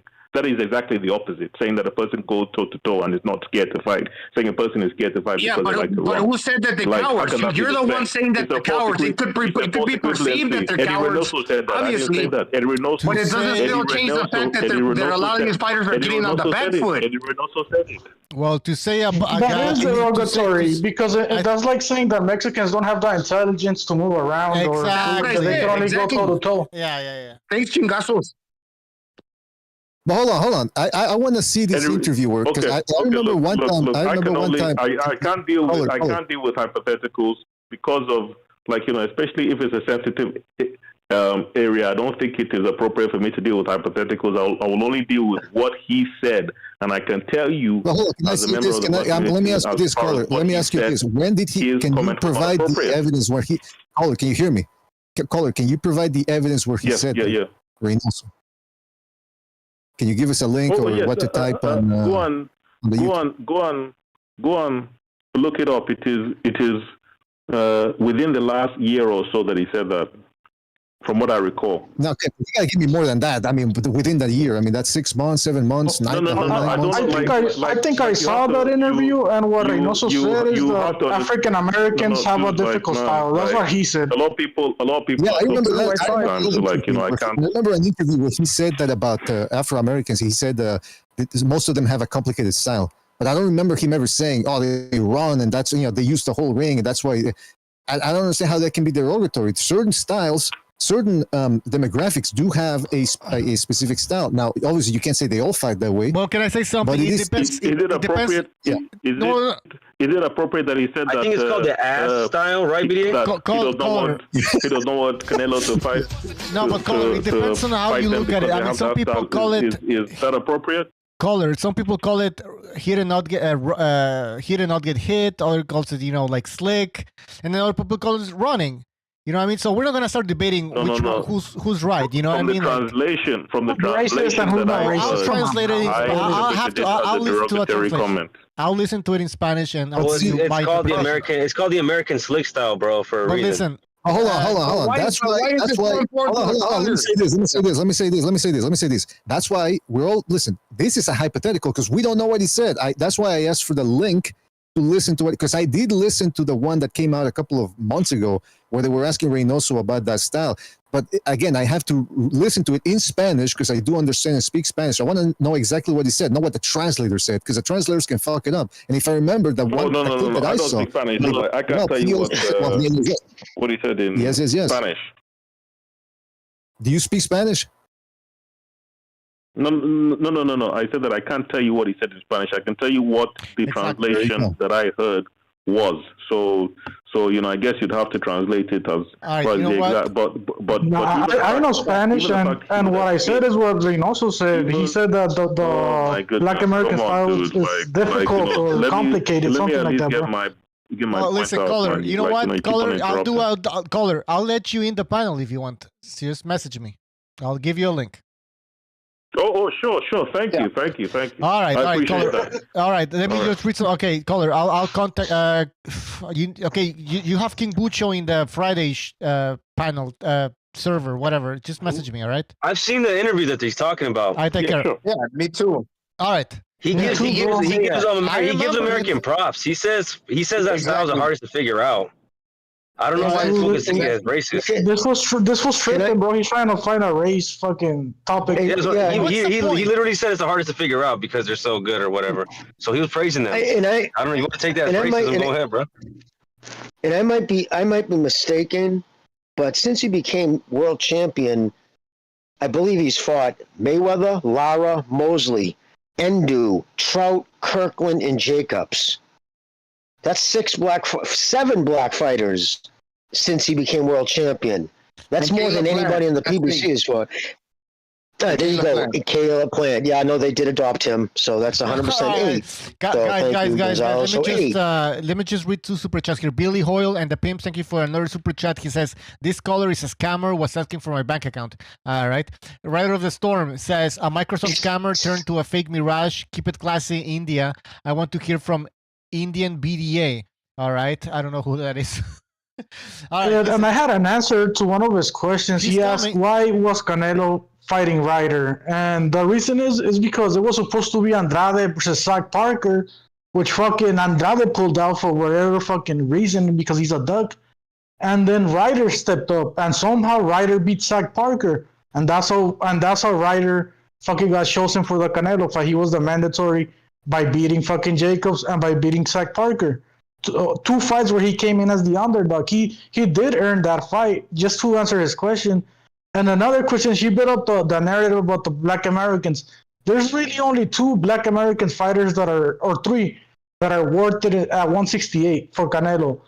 It's Charlo, the Charlo twins, and Andrade. And I just mentioned that Andrade had the opportunity to fight, Zach Parker, for the mandatory status, and he turned it down. So I don't know what else to say.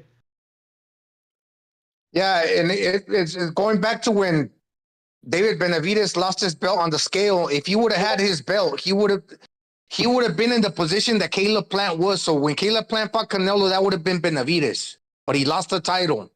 So after he cleaned up the division, he moved up and fought Bivol. The only fight in the only space in between now and then that you can find that where he could have fought Benavidez and he didn't was when he fought Triple G the 3rd time. But that's business, man. That's business. And he was contractually obligated to fight Triple G, so he really had no, that was from the whole beginning when he got signed with DAZN. So you're right, Gonzalo. And like you said, if he had not ate himself off the belt, he would have been in a position to fight him. Same thing with Yildirim. Yildirim was actually Benavidez' number 1 mandatory to fight, but when he lost his belt and Canelo got it, he became Canelo's mandatory. So, but yeah, no, it wasn't just. Yeah, exactly. Twice. Once ago. But I mean, if you just punched in, I went to Google. The first thing that came up on YouTube was "racist exposed!" ! Team Canelo, Alvarez, Eddie Reynoso, all black fighters do is, and then ... So yeah, like they try to push that right away.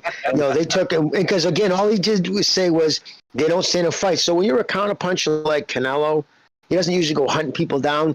He's adept at making you miss in close, because he's very slippery from the waist up. Wait a minute. Jimmy, did Reynoso really say that? Oh, no, I remember what he said. But it wasn't. I remember. I can't say exactly what he said, but it wasn't racist. No, so don't even say. So you read these people read a headline, and that's what they go with. The only interview I could find, and that was with Reynoso from a year ago from ES News. And he said that the headline is African American fighters difficult to fight. You listen to that comment, and I'm going to assume that's what the previous caller meant, was referring to, that interview. He didn't say anything about them moving too much or running too much. He just said, hey, it's a difficult style. There's tough fights and there's difficult fights. Canelo's spoken about this.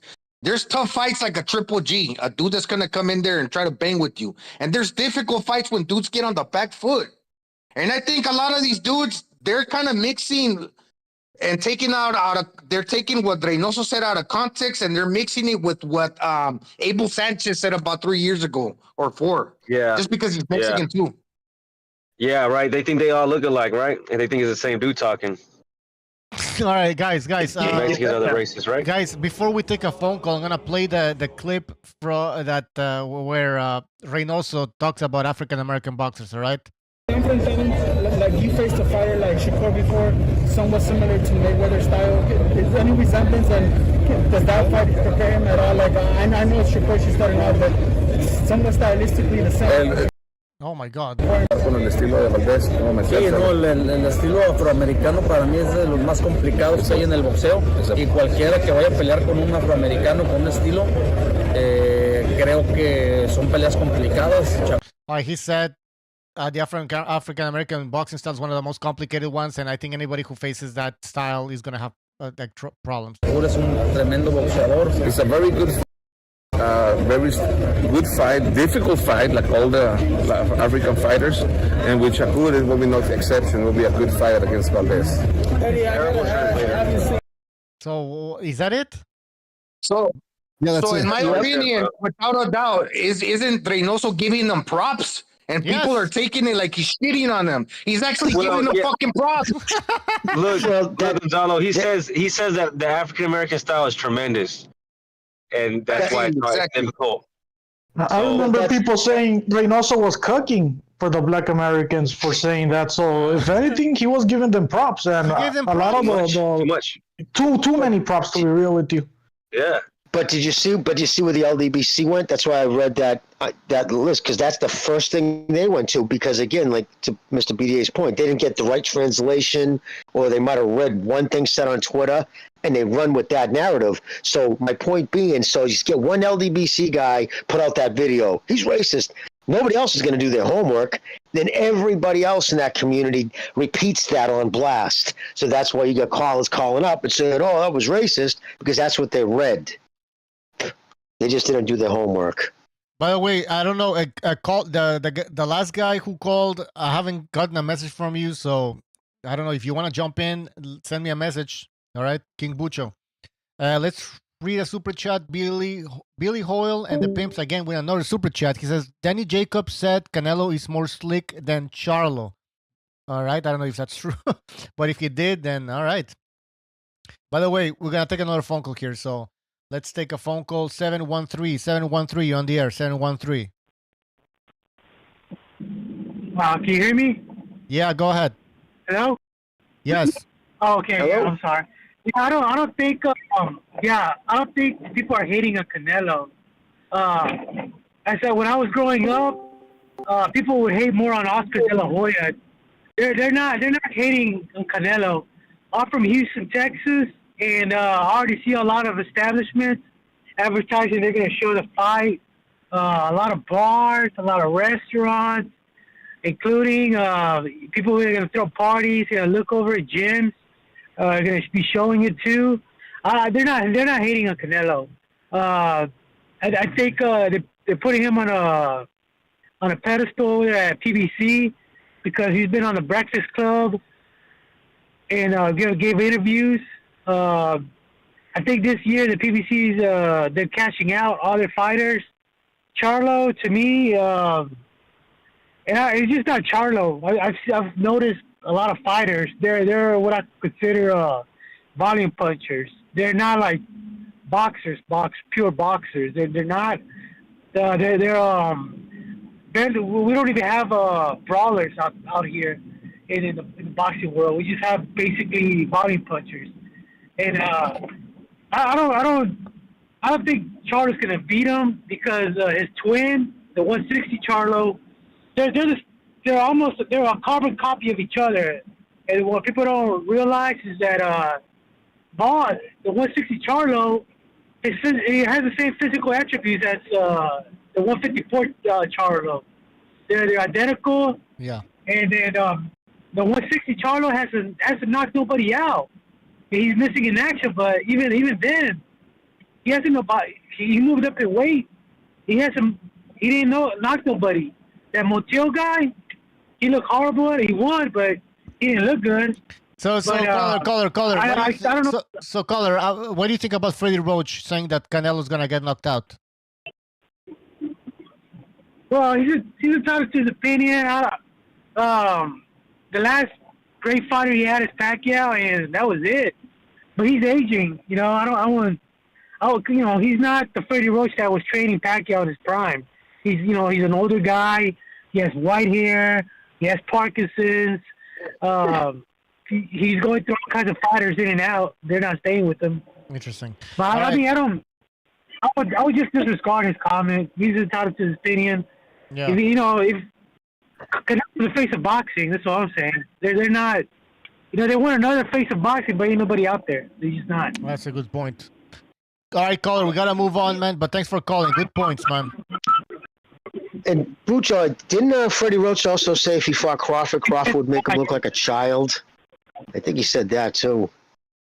I don't know, man. So Roach says a lot of dumb things. Yeah. He didn't make Pacquiao style. Pacquiao's a natural, and he's very lucky and fortunate that they took Pacquiao to the wild card gym in Los Angeles, up that flight of stairs, and he showed up at the gym right there. Because although he did have chemistry with Freddie Roach, Pacquiao's a natural, man. He was gonna be great regardless. Yeah, but didn't Freddie Roach change Pacquiao's style a little bit? That's what everybody. I mean, that came with time. He developed the right hand, but still, I mean, he was just naturally frenetic, right? All right. I'm just saying that's what people say. That's going to be very controversial, what you're saying. But maybe we can debate that on another show. Let's take a phone call here. 917, you're on the air. Hela, Bucho, Ticanis. It's Stavros. How you doing? What's up? What's on your mind? Oh. Listen, this Charlo guy, he's coming up in weight. He had a couple cheeseburgers thinking he's all big and strong. He's going to get knocked the fuck out. All right. So give me your thoughts on these people like Virgil Hunter and Freddie Roach. They're picking Charlo. It's propaganda. Americans. I see. I agree with you. But why are they doing this though? Why? Like they're gonna be wrong at the end of the day, right?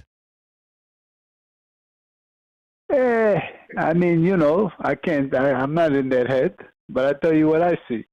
Gonna put this guy's steak burrito, little guacamole, eat them up. All right. Are you betting on this Make fight? a top cheese out of this American bum. Are you betting on this fight? Eh? Are you gonna bet on this fight? Put in €100, yeah. Okay. Knockout, Canelo. 100 euros. Anything else, caller? Yeah, that's it, man. Same shit. Hey, what do you mean he's American gonna bum. make him cheese? Black cheese or what's going on? He said guacamole or something. He said guacamole. All right, caller. Good thanks for call. calling. Great opinions. Take care, man. All right, let's take another phone call here. 347, you're on the air. 347. Gentlemen, how are you doing? It's NPR. What's going on? NPR voice. Go ahead. Give us your take. Yeah. Well, thank you for last time. Wishing me well after my penis reduction surgery. My age is not good carrying around that extra weight. It went well. But anyway, so I wanted to actually talk to you about that video you just put out about the Charlo kind of wasting a lot of energy. Is that something you noticed over a long time, or did that just recently come to your mind? BDA, you want to take this one? Sorry, he said the whole thing about Charlo wasting too much energy. Is that something that just? I mean, that's just came you out put out a from video comparing about Charlo kind of wasting a lot of energy and doing unnecessary, not setting up his punches. And is that something you noticed recently, or something over time that you've taken to noticing?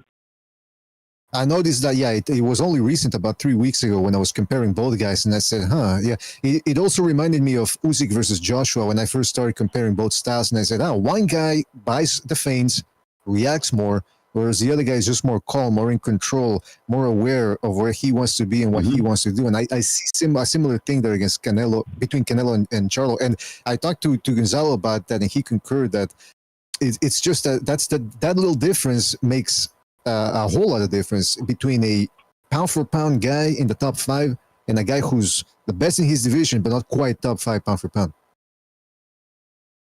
Yeah, I totally agree with that assessment. I mean, when I saw it, I was like spot on. I think it's one of the best videos you've made. What I noticed that kind of a while ago, but I didn't quite articulate it as well as you did. That he's just this kind of frittery, he kind of fritters away energy, but it's his kind of personality coming to play in the boxing ring. You see him act, and he's kind of hyper guy. And I think that's going to play into Canelo's hands quite well. Conversely, because I don't think he's going to throw more combos at his age and fighting it, because he's been fighting at the higher weights at 175, and he's sort of settled into throwing less punches and less combinations. But the one exception to that was the Billy Joe Saunders fight. And in the Billy Joe Saunders fight, he picked up the pace from round one. And he started, it was a more kind of, not anxious, but it was just faster. If the metronome was used to clicking at 75 beats per minute, it was now clicking at 90 beats per minute. And if you take a look back at that fight, that's the one exception to the rule of the Canelo pace. So I think that if Canelo can measure that pace and just stay slightly ahead of Charlo, he's just gonna do great. And I think that Charlo will fritter away his energy, and so I think that works. So I think it'll be a knockout. I'm going to give my prediction now. I think it'll be a knockout, and I think it's going to be later rounds. And that's it. Anyway, gentlemen, good speaking with you again. God bless. All right. Excellent call there. Good call. And I agree with everything he said. Can I say something about that? Yes. Can I piggyback off of that? Because there's something I forgot to mention in that video, and that is, the NPR guys going with the late stoppage, and it's kind of hard to see because you've never really seen Charlo all that hurt. I mean, he was dropped a while back, but not recently. But you get to take a couple of things into consideration. Number one, I keep asking people like this when I'm on the Discord, who's the biggest puncher Charlo fought? I'd have to go with either Lubin or Banana Rosario, or maybe Lubin. And even then, Lubin is not as heavy-handed as Rosario. And Rosario, we can all agree, isn't on the Canelo level. I mean, he lost by stoppage before Charlo, and then 2 times subsequently after the Charlo bout. Number 2, activity. That's one of the things we've been talking a lot about on this channel, thanks to Steve Kim, who brought it up years ago. The activity matters. Charlo has only fought 3 times in the last 3 years. Those styles that he fought, by the way, once every year. So once in 2020 during the pandemic, once in 2021, once in 2022. Almost a year. And now he's fighting again another one once this year, and it's more than a year of inactivity. Number 2, the other thing that I want to mention is, who has he been fighting? 2020, he fought Banana Rosario, who's a come-forward fighter. 2021, come-forward fighter in Castaño. And then in 2022, same thing, come-forward guy. So he's not really been fighting guys that are going to trick him or throw some deception at him, feints, and who are going to make him think the way Canelo does. And I also add that Canelo conversely has fought 6 times in the last 3 years. Now, sometimes activity can wear a guy down if those fights are taxing, big battles and all that, which they haven't really been for Canelo in the last 3 years. So it at least on paper, the whole activity thing obviously goes, the activity benefit goes to Canelo. I'm curious to hear what you guys have to say about that. 100%. Steve tweeted that out again yesterday about activity, about how it's crippling. Ring rust isn't just a trope. It's something to be taken serious. I just want to add too about Virgil Hunter. Listen, don't take anything he says. He's always had it with Canelo. If you guys remember, back in 2016 when he fought Amir Khan, who did Amir Khan go and train with? Virgil Hunter. Virgil Hunter said a bunch of stupid things that he was going to, have Khan do to expose Canelo. And if you remember correctly, well, they're still in the ring, right? At the end of the fight, when he's being interviewed by HBO, what did Virgil Hunter? You need to fight Triple G. You need like a fucking catty 16-year-old. Remember that shit?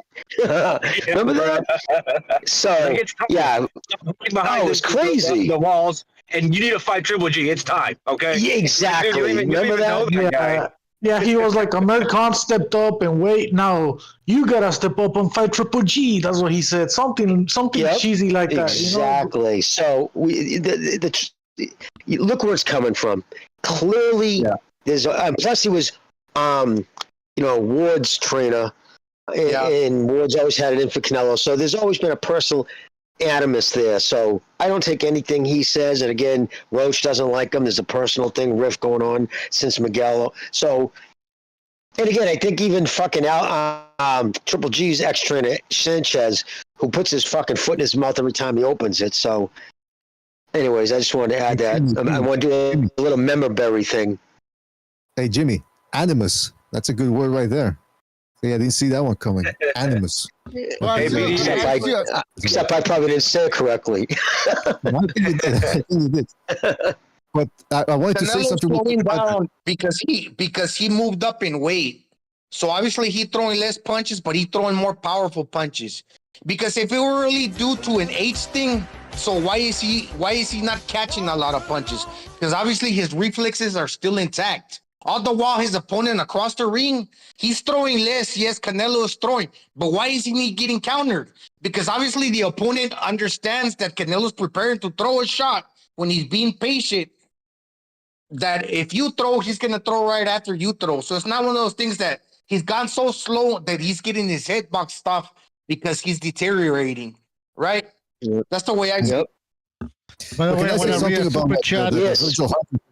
Real quick. The Virgil Hunter thing, I actually liked at the time when he said that, because I was tired of Canelo spending 2016 not fighting Golovkin, and it took another year until that fight happened. So I was kind of glad to see somebody put the fire under his ass. But in hindsight, it does seem like that's an uncharacteristic thing for a trainer to say right after a fight, because then it makes it look like he's still a little bit a little stingy. Well, Amir Khan's right there, still cross-eyed, trying to wake up and stuff. So you better fight Triple G. That was bad. Man. That was a bad knockout. By the way, I want to read a super chat and take a phone call here. Raider Reaper, he says, September 30th, I will show you why I am the king of boxing. I think that's what Canelo said. Correct me if I'm wrong, but yeah, good quote there. Yeah. I'm going to say, hey, Bucho, what do you think PBC is going to say next time Tank Davis comes out? Do you think they're still going to introduce him as a face of boxing now that they got Canelo on their platform? For sure they are, bro. For sure they're going to. I don't know about that, bro. Yeah, I know about it, bro. They are. To be honest, this is not a Charlo thing. This is a thing about Canelo. He's getting old and he's losing his place amongst the big name, the pay-per-view, like the cash cow. They want to make that dude into another guy, like a Tank Davis. After he bodies Charlo and he does over 1 million buys, I think everybody's going to have some pie on their face, I think firstly it's going to do like 850 because of theft, because of piracy is out of control. It's becoming easier and easier to rob these fights. So for that reason, if it wasn't for the piracy, I think it'd do well over 1 million. Then maybe they should lower the price. Yeah, that would be an ideal thing to do too. But like I said, I think it was the last show I was on. PVC isn't long for this world, anyways. I'm hearing more and more that they're going to be done with boxing. That it's probably more than likely that Paramount's not going to have anything to do with them. Do with boxing after the new year. Good. Don't you think they'll change name? It'll be like the same Heyman behind another promotion, maybe not called PBC. He'll name it something else, but. Well, he's in his 60s now. He's up there. He's very wealthy. He doesn't, so and I'll tell you another rumor. Don't be surprised if Dana White we don't see him involved in boxing within the next year or two. That's all I'm going to say. Do we see him involved? More and more rumors. What's that? We're going to see him involved in boxing? Yep. Oh my God! Yeah, he's been talking about it. He still wants. He loves boxing. He loves. It's still his number. Like he won't say it. He won't come on and say it. But his favorite part of combat sport is the stand-up fighting, boxing. He's always been a big boxing fan. Let me read, Butcher. Let me read the super chat and then ask Jimmy something about that. Yes. Yeah. Okay. Shout out to Jay Nels for his contribution with the super chat. Shout out to Jay Nels. He says, I think Canelo is going to fight Benavidez for his third and final PBC fight. Having it the last fight will make so much more money than rushing it, especially being this is a fight everybody wants. Yeah, that makes sense there, Jay Nelson. And I think that's what the PBC told them. Let's leave the best for last. That's the way it's supposed to be. That's showmanship right there, fellas. Showmanship. P.T. Barnum would be proud. Now, Jimmy, I wanted to ask you this, man, real quick, because you mentioned that whole thing about the Dana White. You may have heard that. And hey, listen, I wouldn't be surprised. I trust what you say. I don't know if you heard what Rick Glaser just put on Twitter a couple of hours ago. He says, printed nowhere yet, a decision has been rendered by Paramount Global, the parent company of Showtime. There will be no more Showtime boxing after 2023 on cable or streaming. And then he goes on to say that if Paramount does get involved with boxing, it's going to be on a pay-per-view capacity only. And he says, please hold the insults, you doubters. Exactly. I know some will be doubting this. Well, exactly. Listen, it costs pay-per-view. That's exactly what I said probably the last few times I've talked about the PBC, because they'll have the streaming capability already in place, but they're not going to put any more money. And one of the obvious things was just look what they're putting on when it's not pay-per-view. These are cards that don't even cost $250,000 if you add up everything. I mean, people getting paid under $100,000 for the headline. I mean, there was clearly no more budget for boxing. So yeah, I assumed if it's not even 100% that they're going to stay in boxing. This is why I said since January it was key. The reason why they went out and they all of a sudden, like, they got Canelo, they want to put up these pay-per-views, they made Spence fight happen.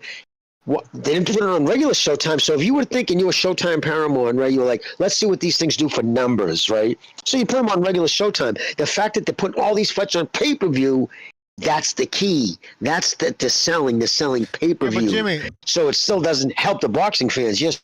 So certain fights can be put on pay-per-view, but other fights cannot. What's gonna happen with these boxers that are not pay-per-view worthy? I don't know. I really don't know. I don't know if they'll scatter to the wind. Something's got to happen because things are not good with Top Rank and ESPN, DAZN. They're tied up with the fucking NFL. Sons of bitches. I pissed about that organization. So just all in all, something has to change. The pay-per-view model is dead. They're stealing probably a third, if not more, of all the pay-per-views. It's just not, you can't have, it's not a winning formula to constantly penalize your fan base and make them pay for shit. You can't have your fans pay for fucking finance fights that you can't get executives to pay finance. So something's going to change.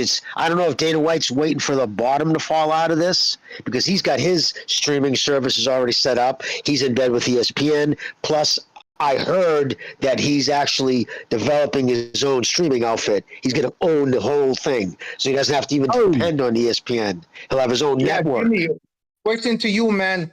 But if UFC fighters are not content with what they get paid over at the UFC, you think he's going to want to cheapskate the boxers too? That no boxer is going to want to sign with him?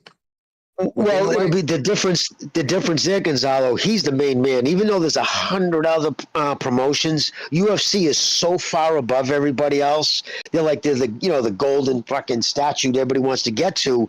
So it's like with him, he's like, you don't like it, screw. Because I got so many promotions to pick from. I'll replace you tomorrow, right? In boxing, that's a different story because he's still got Top Rank. Although, again, this is just, I don't know how true it is. I heard Bob, I'll say it now, I heard Bob Arum isn't doing well. I heard he's not feeling well. So I would not be surprised if Bob checks out. But he's already got shit in place with Todd DeBuff and everybody else. It will not affect Top Rank to a certain degree. But he's 90-something years old. It's not a surprise. But you think his health has been an issue lately. From what his I heard, health has been having health issues. The UFC has 750 fighters, so even if they wanted to get paid like the boxers do, all those fighters can be getting paid $500K, $1 million, $2 million, $3 million, $5 million, like the boxers, because I mean you got 750 fighters, you get me? So that's why Dana White is pretty much forced to underpay everybody. You know, and the thing about Dana White is he promotes the UFC. He doesn't really promote fighters. He's more into promoting the brand. You know, exactly. I would say Dana White is not forced to underpay anybody. I say they go ahead. They have formula.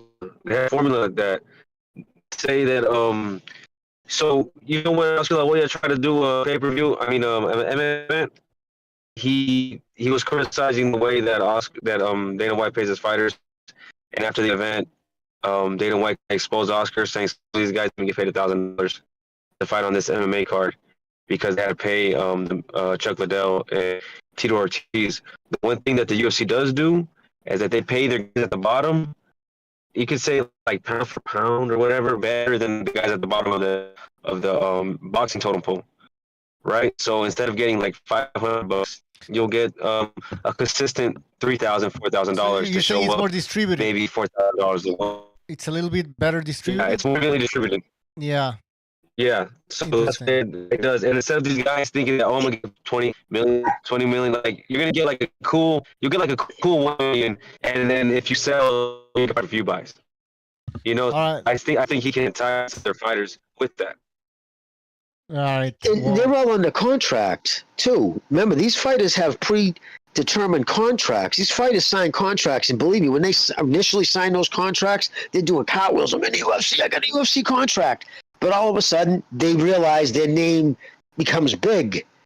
And all of a sudden, they want to renege on the contract. Wait a minute, you were doing jumping jacks when you signed this motherfucker. Now you're in my office when you're leaking to the media that was screwing you over. Like, you know what I mean? Why didn't you say that when you signed a contract? Why didn't you demand it then? Because they knew they wouldn't get signed. So it's that kind of shit pisses me off, too. Yep, exactly. Like I was gonna say, they're independent contractors, and everything I said, they took that blueprint from Vince McMahon and the WWE. UFC is pretty much the WWE 2.0 in terms of how they manage their system, their roster, their organization, 90 seconds. And both of them are even under the same company. They're both under the Endeavor company. You could even invest money on UFC and WWE under the Endeavor banner and the stock exchange. So they have the same parent company already. And I've been on this channel 100 times bashing the shit out of Dana White about what he did with his grandmother, how he treated his wife, and all that other shit. But at the same time, I'm going to be honest, when I hear things good about him, this is what I heard recently. A kid he knew in Boston from back in the day, he heard he was down and out, fucking got into drugs, got sick, whatever. I was told that Dana White actually flew him out to a fucking rehab in Florida, paid for it out of his pocket, put him up in an apartment, and like really went out of his way. He hadn't seen this kid in years.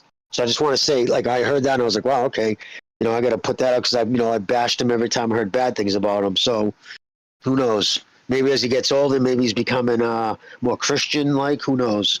But just wanted to put out the good things when I heard good things. So I did hear that. Guys, I need to take more phone calls here because they're piling up a bit here. So 915, you're on the air. What's up, bro? 10 seconds. Here. I was talking about Canelo picking that small ring. I think he had a purpose to pick that small ring. He wanted to give the Mexican crowd a fucking phone booth fight. Too bad he couldn't stop Ryder. I still think he beat the fuck out of Ryder the entire goddamn fight. Towards the end, but I mean, that's usual Canelo. He always gasses out towards the last round. So that didn't surprise me. Triple G, he beat the shit out of Triple G too. But he did gas out again towards the end like he always does. I don't know about this slippage shit they're talking about, bro. And a couple of days ago, I seen an interview with Tyrone Davis where he says he's been in camp 6 weeks with Canelo. And all they're doing is 12-round, 4-minute rounds of sparring with multiple fighters during all those rounds. What do you guys think about that? And also, Charlo, how conditioned do you think he has to come into this fight? I mean, if the dude is bulking up with muscle, doesn't that need more oxygen? On top of that, if he's going to be moving around the ring a lot, isn't that going to take a lot of energy? Because if he tries to fight Canelo the same way he did Castaño, that man is going to get fucked up. That's just my opinion. What do you guys think? Can I respond to the caller, bro? Yeah, go ahead. I was going to say, I don't know why people say that John Ryder made Canelo look bad when the guy Boots Ennis was looking bad, having a hard time against that Karen dude. You know, everyone was saying he won every round. What do you mean? How can he look bad? How could he have been exposed if he won every round on the scorecards? Yeah, Canelo literally won every round and beat this dude's nose into his skull. So I don't know how people could say he was slipping just because he wasn't he was fighting with absolutely no fear of what was coming back to him. And in that Triple G fight, I think we're being people criticize Canelo. Go ahead, Wayne. So I think we're being overcritical because, I mean, he is the fucking King Nello, but I mean, you can't stop everybody all the damn time. Especially, I think some of us tend to forget that this dude is a welterweight that moved up, and he's been fucking up bigger fighters. I mean, how long has Charlo been at 54? Pretty much his entire career, right? About 10 years, bro. Forever. About 10 years. Yeah, and I mean, it's crazy how sometimes we get overcritical with these elite fighters when they don't do what you expect them to do. But I mean, at that level, you're fighting top tier guys as well, in my opinion, man. I mean, was Tank slipping when he couldn't knock out the real Axel flat-footed Pitbull Cruz? Was that a slip or what? Nobody talks about it like that. No, he hurt his hand. He hurt his hand, bro. You don't understand. He hurt his hand. And then on I wanted to touch on what you said about this full bulking way. I want to touch on what you said about this full bulking way because I was at the tavern, Matt Chat's Tavern. Shout out to Matt Chat. He has a cool channel. But there's these two dudes on there that were talking about this fight, and after this, you can guess, you know, who they were. They were talking about like, oh man, I've seen Charlo eating. He's stuffing himself trying to gain weight. He looks like he's overeating, trying to make the weight. And you know, that's good for his muscle, and he's gonna put on the muscle. And guess what? He's gonna keep the cardio. I think he's gonna keep his cardio. And with his cardio and the muscle, he's gonna knock out Canelo. He might obliterate him. And I'm thinking, dude, what you're saying is it's like an oxymoron, bro. You can't bulk and build your cardio. You're doing one or the other. And if you're doing both, you're not gonna be able to do it significantly in the amount of time that you're gonna fight Canelo. You get what I'm saying? Not without some PEDs, bro. That's how I feel. So I was trying to tell them, was like, what you're talking about with this that he's gonna trade his speed for the weight, and it's gonna be enough that Canelo's gonna be faster. He's gonna catch him. Same thing happened to Billy Joe. And on top of that, I had heard somewhere else that I don't know if it was this channel or a different one, where they mentioned Charlo's punch output is the same as Canelo's. The only difference is that Charlo's doing the same punch output in a smaller weight, and Canelo's doing it at a bigger weight. So that's where I'm like, Charlo's stamina has to be on fucking point to keep up 12 rounds, and then that body work Canelo's gonna put on him, bro. I don't know. I like Charlo though. He's a dog, but I think that dog in him is gonna get him in trouble in this fight. Yeah, that's all fantasy, bro. The idea that there's no cons to going up in weight. There's a lot of cons. I mean, you're heavier. Yeah. Obviously, you're gonna be slower. I mean, there's a numerous amount of fucking cons against going up in weight. It's not fucking pros, and this also applies to Crawford because a lot of people are saying Crawford is gonna go up to 168 and retain the speed, retain the cardio, retain everything he has at 147. Which to me it's stupid, but hey, these people, that's what some people say, but they're very wrong. I mean, there's pros and cons. I'm hoping he stands his ground too, because if us is like the people that, okay, for example, they're picking Charlo to win. I don't want to see a fight where a dude's like constantly moving around the ring the whole fight. Now, will he move and use that jab? Probably, but at some point, whether he wants to or not, he's going to have to sit down and trade. And even the movers that Canelo has fought, Canelo's been able to track those dudes down, like Billy Joe Saunders and Caleb Plant. But with that being said, I don't think Canelo is much as a mover as those guys. He will sit down and trade and exchange. Exactly, bro. But that's a good thing. That's what I want to see. And honestly, if I'm Charlo, that's what I want to do. I want to trade with Canelo.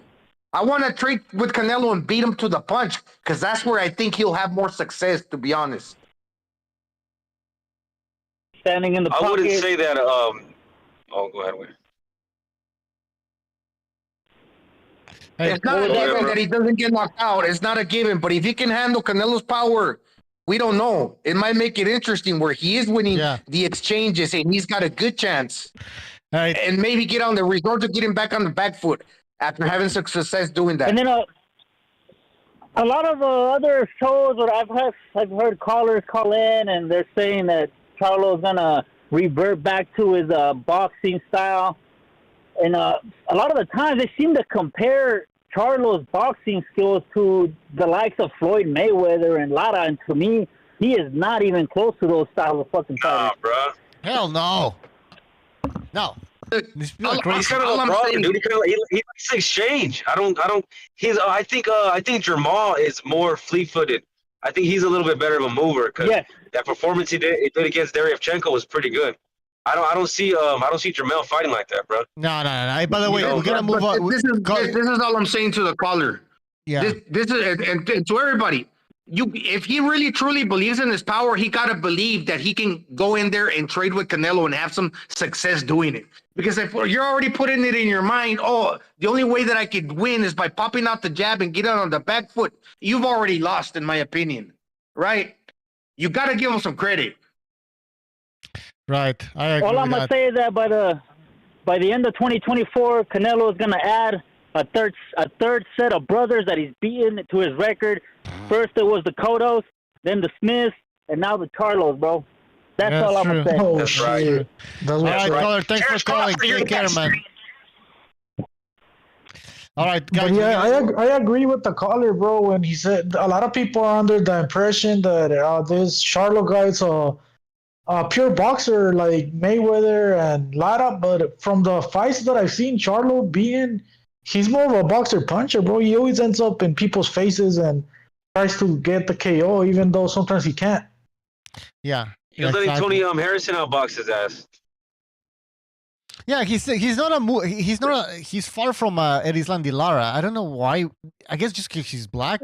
Like, this is the thing. These people are racist. See, they see black and they think that they're looking at him racistly. His style, they're racist.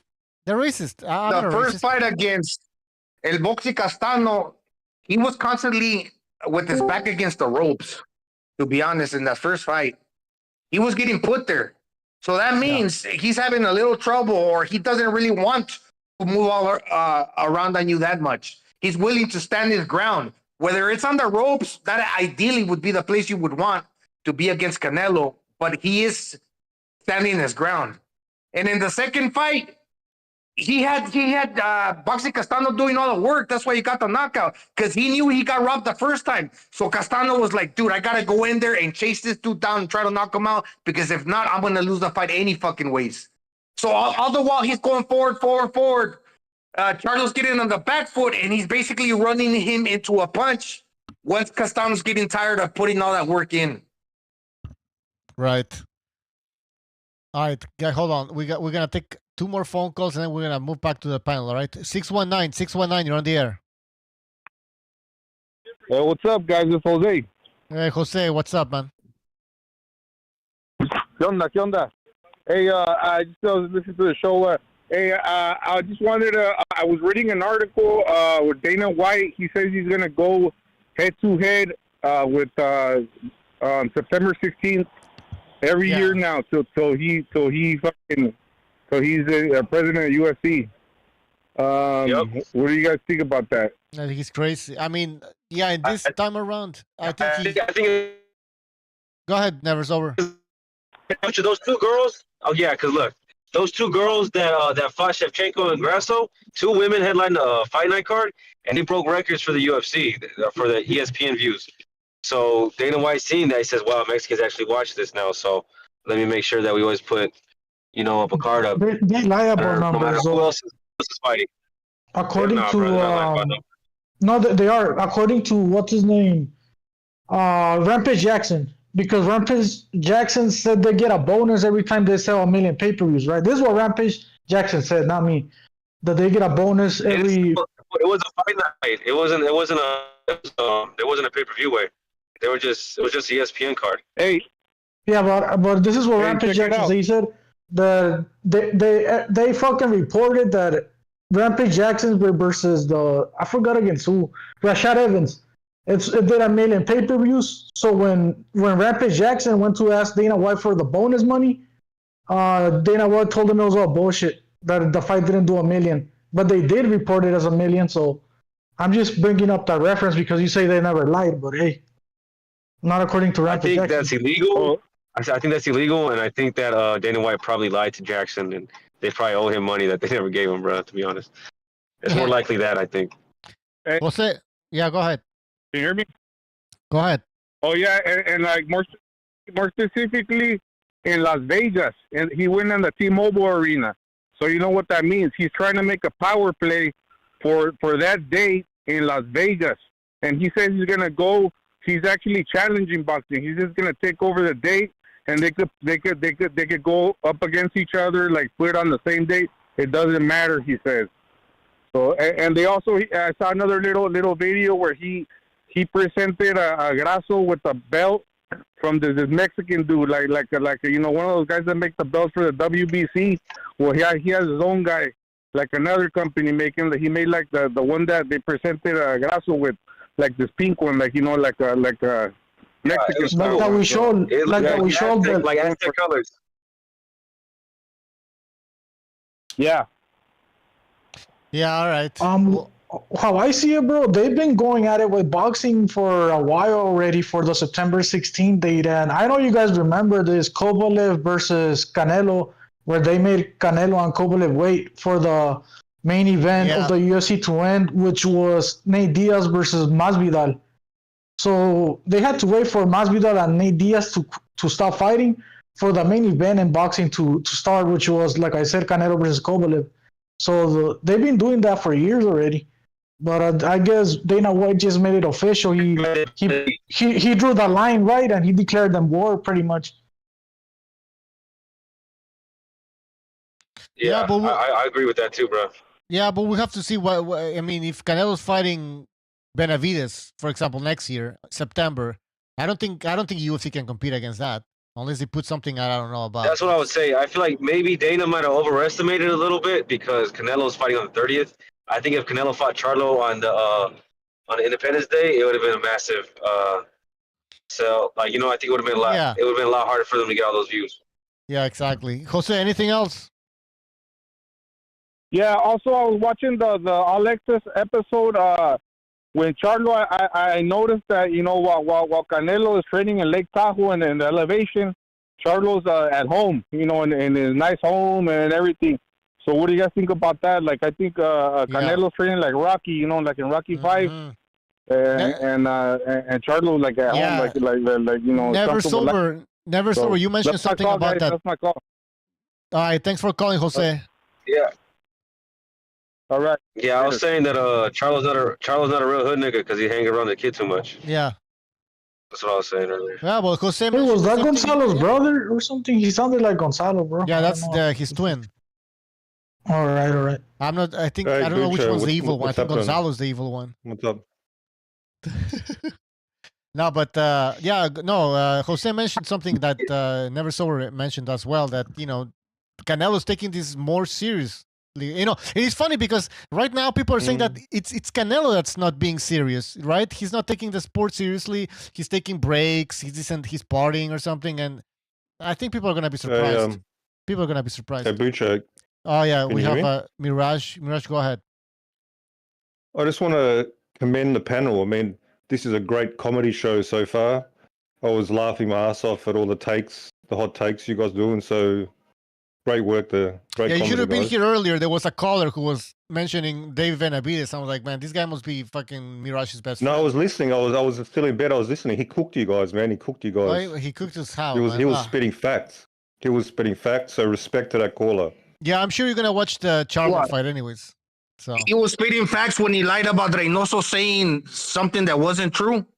That's facts. That's fucking a lie. What did Reynoso say? Hey, that was you, Mirage. Before we jump Mirage, let me tell him something, bro. Hey man, you usually get on my nerves a lot, dude, but the way you've been trolling Get the Smoke, dude, You'll be good in my book forever now, Mirage. That's just so funny, dude. Well, I have to say, you still get on my nerves all the time. So that's all right. I don't care. That's all right. So is Canelo receiving too much hate? That's the topic. Well, in reality, he's not receiving enough hate. We need to bump that hate up even more. That's the reality of the situation. Yeah.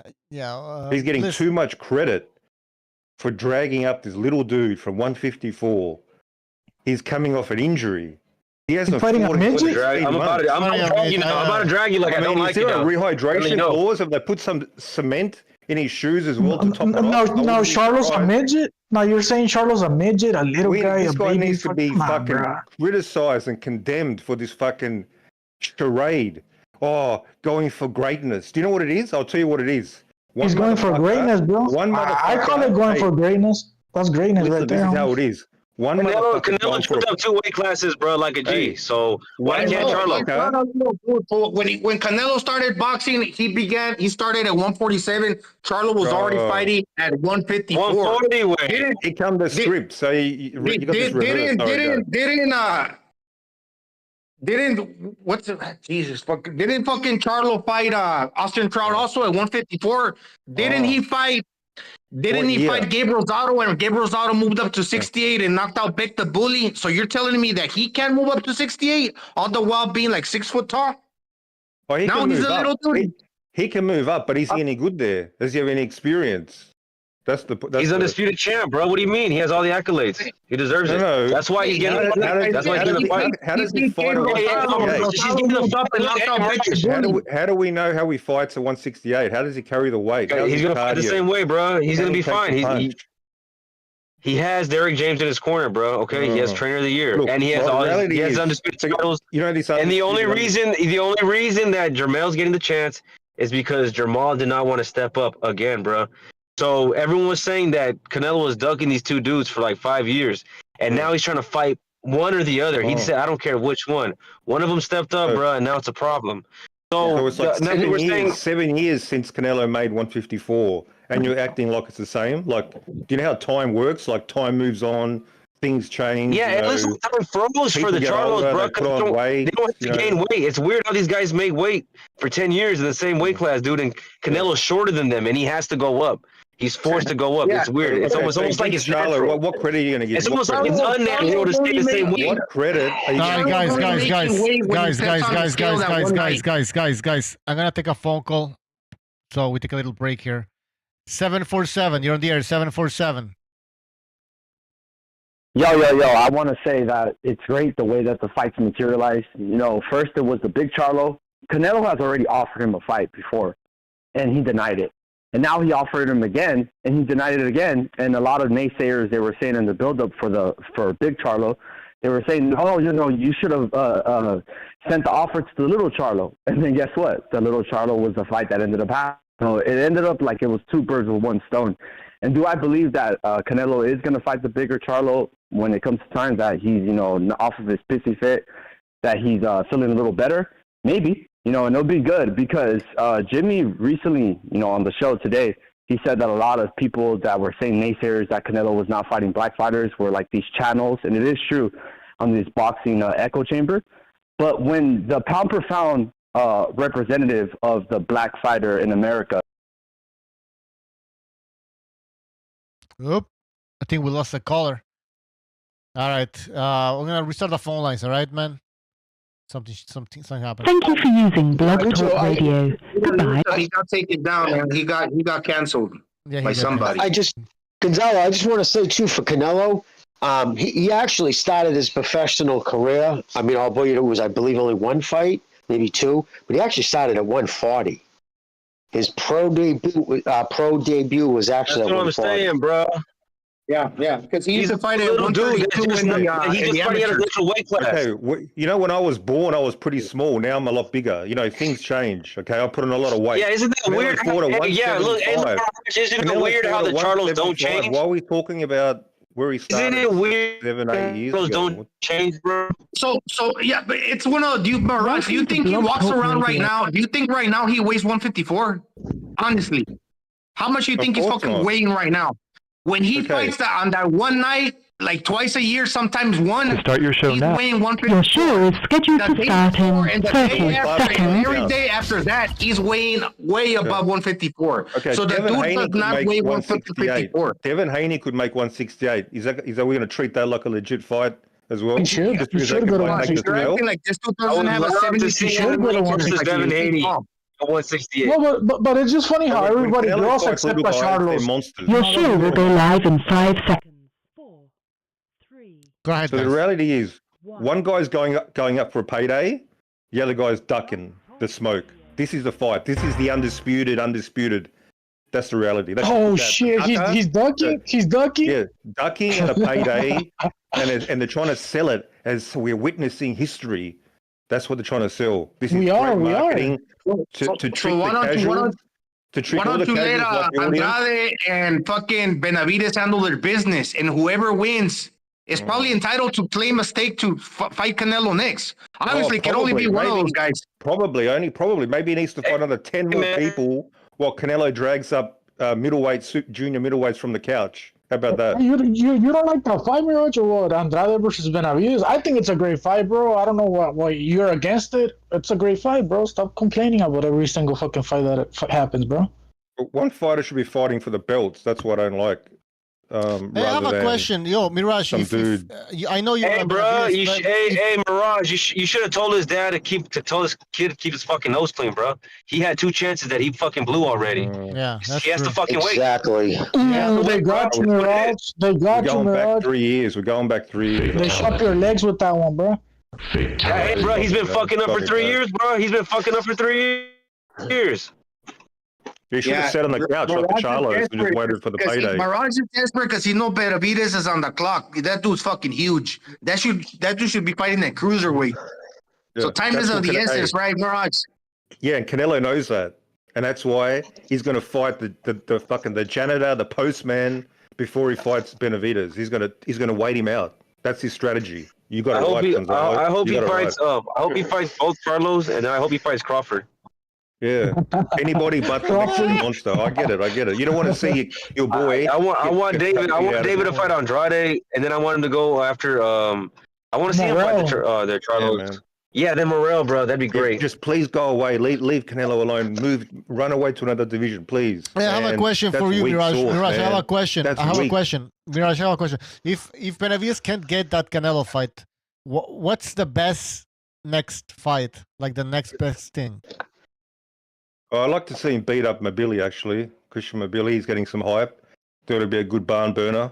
Mobili's ranked number 1 WBC now. Ranked probably 3rd in rings or something. So I reckon that'll be a good fight. What do you guys think? That'd be a good one. I think you're talking about David versus Billy? Yeah. That'd be a quick fight, I think, because Billy. Yeah. That won't last long. I think him right at him, and David would melt his ass. I'd like to see him fight. I'd like to see him fight David Morrell. But I would think Billy would crack David, and that'd be a good fight to test David's chin because I do see Billy landing on him. Okay, and he hits hard. Yeah, it'll be actually. Yeah, Jimmy. The thing is, I don't think PBC want to waste Morrell and Benavidez right now. That's a fight. We talk about marinating fights. That's sometimes you do need to marinate a fight. That'll be a fight to marinate. More. They'll get more value. So I don't think even PBC would let. No, I agree. I agree. Nobody knows David Morrell. I agree. No, I agree with you. But if I was Benavidez' team, the quicker you get him, the better it is for him. It's like one of those, like Crawford. You let him get, like Spence, let him get accustomed to 147. The longer and the more Morrell gets adjusted and to the pro ranks and more fights under his belt. It is what it is, but I mean, I think if they were to fight next, I'd probably put my money on Benavidez. In fact, I know I would if they announced that fight next.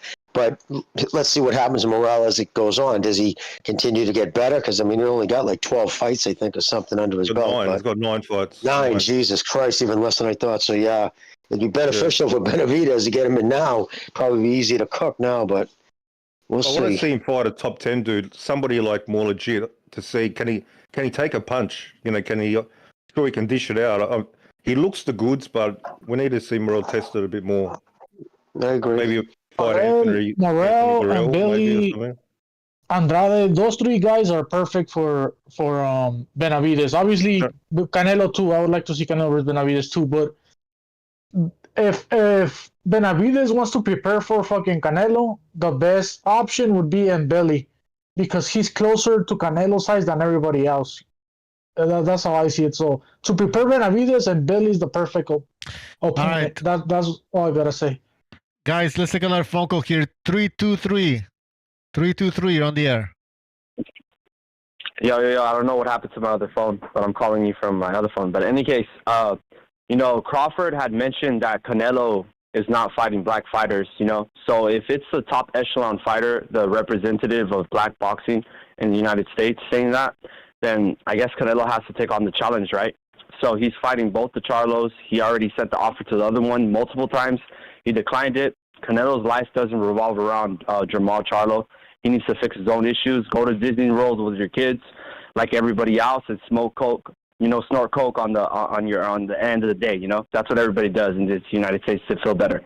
But in any case, when it comes to like the weight issue, they're all similar. I would say Canelo in both the Charlos. So I don't think that, discounting and taking away credit from Canelo is something that you should be doing, anybody. Because when you look at Canelo as a 68-pound fighter versus anybody that's around that weight class, he's always going to be the smaller dude. And he looks really small. Even against Ryder, I watched the highlights yesterday, and everything was smaller on Canelo. His arm width is smaller. Obviously, he was shorter.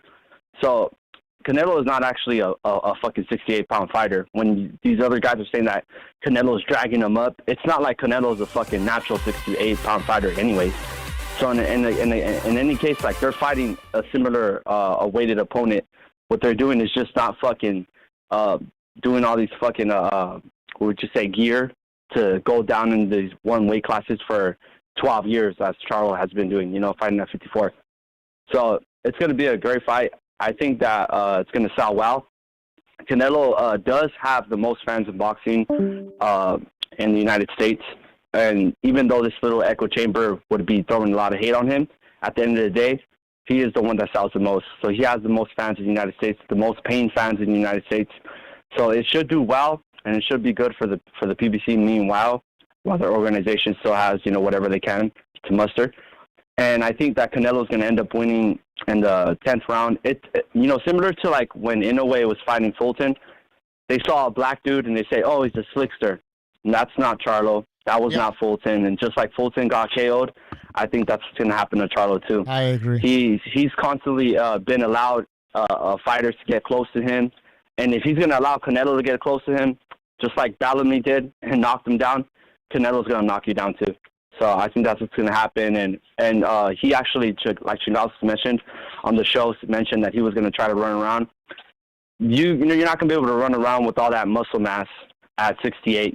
There's a reason why Plant is a tremendous athlete. They like to mention, oh, he's he's white. I don't know why that is even brought up, but he's still a tremendous athlete, and his quickness and his feet and his hands are pretty exceptional for Plant. And he just doesn't have the gas tank, and it's because at that weight class you're carrying all this muscle, so you can't be bouncing around like you're some type of lightweight. At 135, it's just a different. Yeah, it's just different for the weight classes. You cannot be having that style, like thinking that you're going to be able to have the endurance and the stamina for 12 rounds to be jumping around like a lightweight. It doesn't work out. So if that's his idea, he's just going to end up getting caught in the end. All right, we got your prediction there. Call back again during the week when we will write down the predictions. All right, we got to move on. We got other phone calls, man. But thanks for calling. All right. For sure, man. Have a great show. Take care. Let's take another phone call here. 510, you're on the air. Hey, what's up, Jimmy? What's up, Bucho? What's up, BDA? What's up, Number Servers? What's up, other guy? What's up, everybody? It's Mr. Butter Juice. I just came to call back in. Waste your time again. Here we go again. You already know what I'm going to say about Canelo. I mean, the matchup, honestly, well, first of all, let me just say this. What Virgil Hunter and Freddie Roach have said about Canelo, I think it's just irrelevant, man. Like, I don't really – I know you're, like, joking and kind of like – I'm not sure whose idea it was, but I know when you're bringing them up, obviously he's not an authority of like what's going on in boxing. Nobody really even talks about those guys anymore. So their opinions are, invalid. I don't think you're not really making a case for Canelo if you're bringing out these dudes that obviously don't like him and obviously been proven wrong. I don't think it does nothing to the conversation. I think ultimately, I mean, I've said this before many times, right? I'm a Canelo hater. I want to see him get knocked out dead.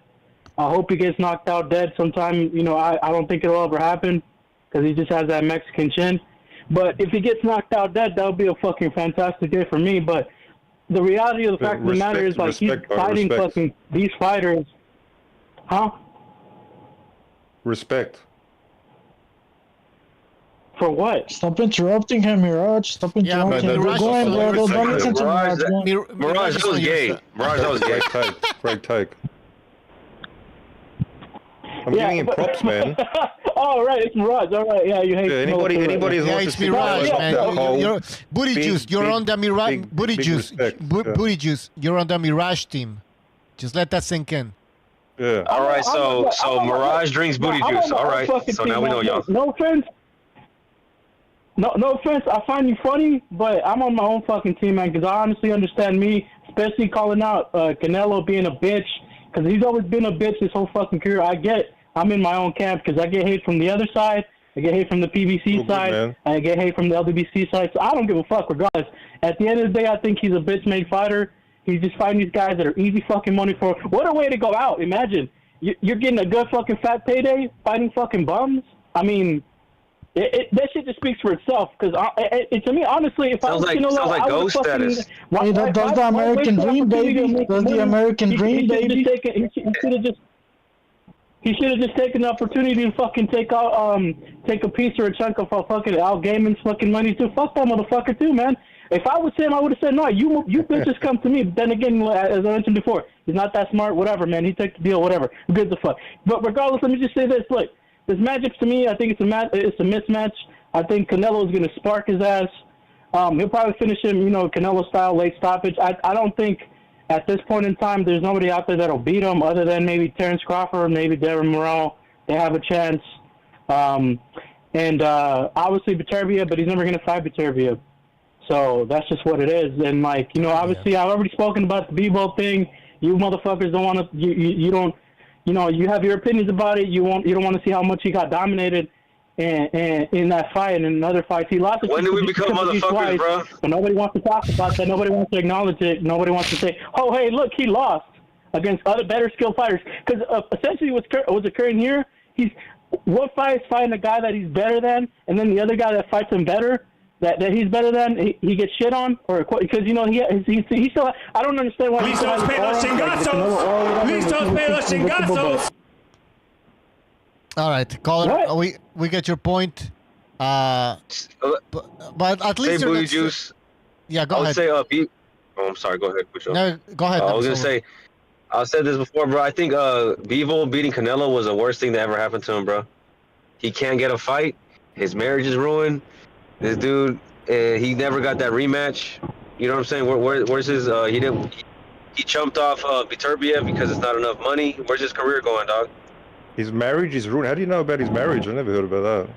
Where do you get all this? Because I DM'd this lady and she's single, bro. Oh. She told everybody she was single, fool. She's ready to mingle, Mirage. Hit her up. So that's what though? What are you trying to say? Because regardless, I mean, what happened in the fight? You saw the fight. The numbers speak for themselves. He got outboxed. He got outmatched. I'm saying, who is Bivol? What is Bivol done with that win, dude? Okay, well, that's not up to me though. You already know the boxing politics. You're smart enough, man. You're aware of the fucking boxing politics now. You know why he's not getting his fights. I want to see him fight. I agree. I want to see him fight better people. I want to see him fight Beterbiev. Even though I like Beterbiev and Bebo, is going to be a shame, to see one of them lose and possibly get knocked the fuck out. Either one gets knocked out or one gets fucking outmatched and outboxed. That's how the fight's gonna play out. But I get it. But hey, what the fuck do you want me to do? But what we saw in that fight, again, the invulnerabilities of Canelo. I said this shit time and time again. The guy has not evolved. He's adapted some. Dude, look, listen. Let me say this. I don't even give him shit right now for like how I'm not even ignorant enough to say, hey, oh man, this guy's slowing down. Oh, Canelo's doesn't look the same. No, this is textbook Canelo. He's only done certain changes, because obviously he's matching his skills right to the opponent. That's all he's doing. That's why obviously the weight that factors into it. But ultimately, you know, he's essentially adapting to the opponent, and that's all it is. I don't even think he's slowing down. I think this is still textbook Canelo. And if anything, he's being energy efficient. That's it. Other than that, I mean, the numbers even speak for himself. Then he's only if we look on the averages of his last 5 or 6 fights, he's still averaging more like 500 punches, 540. 620. I don't think losing to Bivol is getting exposed, bro. Bivol is really good. Yeah, he's bigger too. But anyways, Mr. Booty Juice, we gotta move on. We have a lot of phone calls, but It's a light heavyweight. Thank you for calling, Mr. Booty Juice. Take care. All right. Booty Juice was going in, bro. Yeah, I know. Sursayer. Oh yeah, he was. That was a good caller. That's the guy who understands boxing right there. Yeah, Booty Juice. That's gotta be one of my favorite names. Yeah, it's Booty crazy. Juice. All right, By the way, I gotta read two super chats here. One from Sursayer who says, "Here's my weekly tribute to you guys. Always gotta big up the great Austrian with the mustache. All right, puro sur y puro third Reich a la verga. All right, thank you for that, Sursayer. Always appreciate your contributions to the show." Charlo's Austrian? What the fuck? No, he's talking. I think he was talking about Arnold Schwarzenegger, bro. Yeah, I think I know who he's talking about. I'm just playing around. Joshua in the super chat there, he says Canelo's doing what haters want him to do. Fight pound for pound black fighters. Stop crying. Canelo is not a natural 68-pound fighter. He's not drying up anyone. The Charlos are bigger than him. Look at the fucking tail of the tape. Charlo is like 5'11" or some shit, and he has a longer reach, and I think he should have moved up in weight a long time ago. So, sure, Canelo has been at 168 longer, but he's not a midget. Go ahead, Rosado fought Charlo, right? He fought this Charlo, and he beat him. Charlo beat Rosado. Rosado moved up to 68, and he beat Beck the Bully. So other fighters have moved up, older fighters, and had success. I mean, Even Gonzalo, Lara, all those fighters from that era, they moved up already, except Charlo. He stayed behind. I don't know why. He's scared of the big dogs. He's scared of the big dogs. And listen, to be honest, the only reason he didn't move up is because his brother was there. That's why he was shrinking to 54 and staying there. Exactly, because physiology. And they both were about to move up, right? Why does that matter? What does that matter? No, Mirage. No. Everything matters, bro. Everything matters. No, Mirage. He's not a midget. That's what we're trying to say here. Because you are trying to play this narrative where like Jermel is a fucking midget or something. He's not. Like he can easily move up to 168, at least 160. Like he's not small. But why That's not a belly, bro. The only small one is a belly, bro. Yeah, bro. People were talking about this as if Canelo is 5'11" and Charlo is 5'7". You know what I'm saying? Like it doesn't make any sense. I'm pretty sure it's weight divisions, not height divisions. Bro, the height matters, dog. Come on, the height matters, bro. So Canelo should and fight frame, Devin and it matters. Devin Haney's taller. Devin Haney's got more reach. Let's get Devin Haney. Everything matters, bro. If he had some balls, he would. If he had balls, he would. I reckon if he fought Devin Haney, you guys would make Devin Haney's a welterweight. Devin Haney's a welterweight. Honestly, you should fight Haney. Why not, bro? Yeah, there you go. How many Mexicans with the 69 arm reach and 5'8.5" have you seen fight at super middle and light heavy? How many? None. Never. With Canelo's dimension, he's the only one. And guess why? Because he decided to do that on his own will, on his own desire to challenge himself. That's right. Silence from Mirage. That says it all. Let's take a phone call here. 559. You're on the air. 559. Yo, BJ, what's up, man? How you guys doing? Yo, we can barely hear you, man. I said, how you guys doing? Yeah, guys, can you hear him? Yeah. He said, "How are we doing? We're doing all right, bro. What's up, man?" It's low to me. It's a bit low, caller. I don't know if you're using a microphone, headphones, Bluetooth. Come on now. Why do you want to weigh in on the Canelo fighting the taller fighters? That it does matter because If it didn't matter, then why did Mayweather fought only with Canelo and Miguel Cotto at 154? The only two fighters that he has fought at 154, they were 5'8" and 5'7". No one ever taller. That's a So good that's one point. And, yeah, but Canelo, come on, how you gonna say he's dark? You know how he's like being scared when he's fighting fighters at 5'11", 6'1", 6'2", 6'3". I mean, the list goes on, and these guys are big dudes, right? They're big dudes. So I don't Fucking Kevin Smith is 6'4".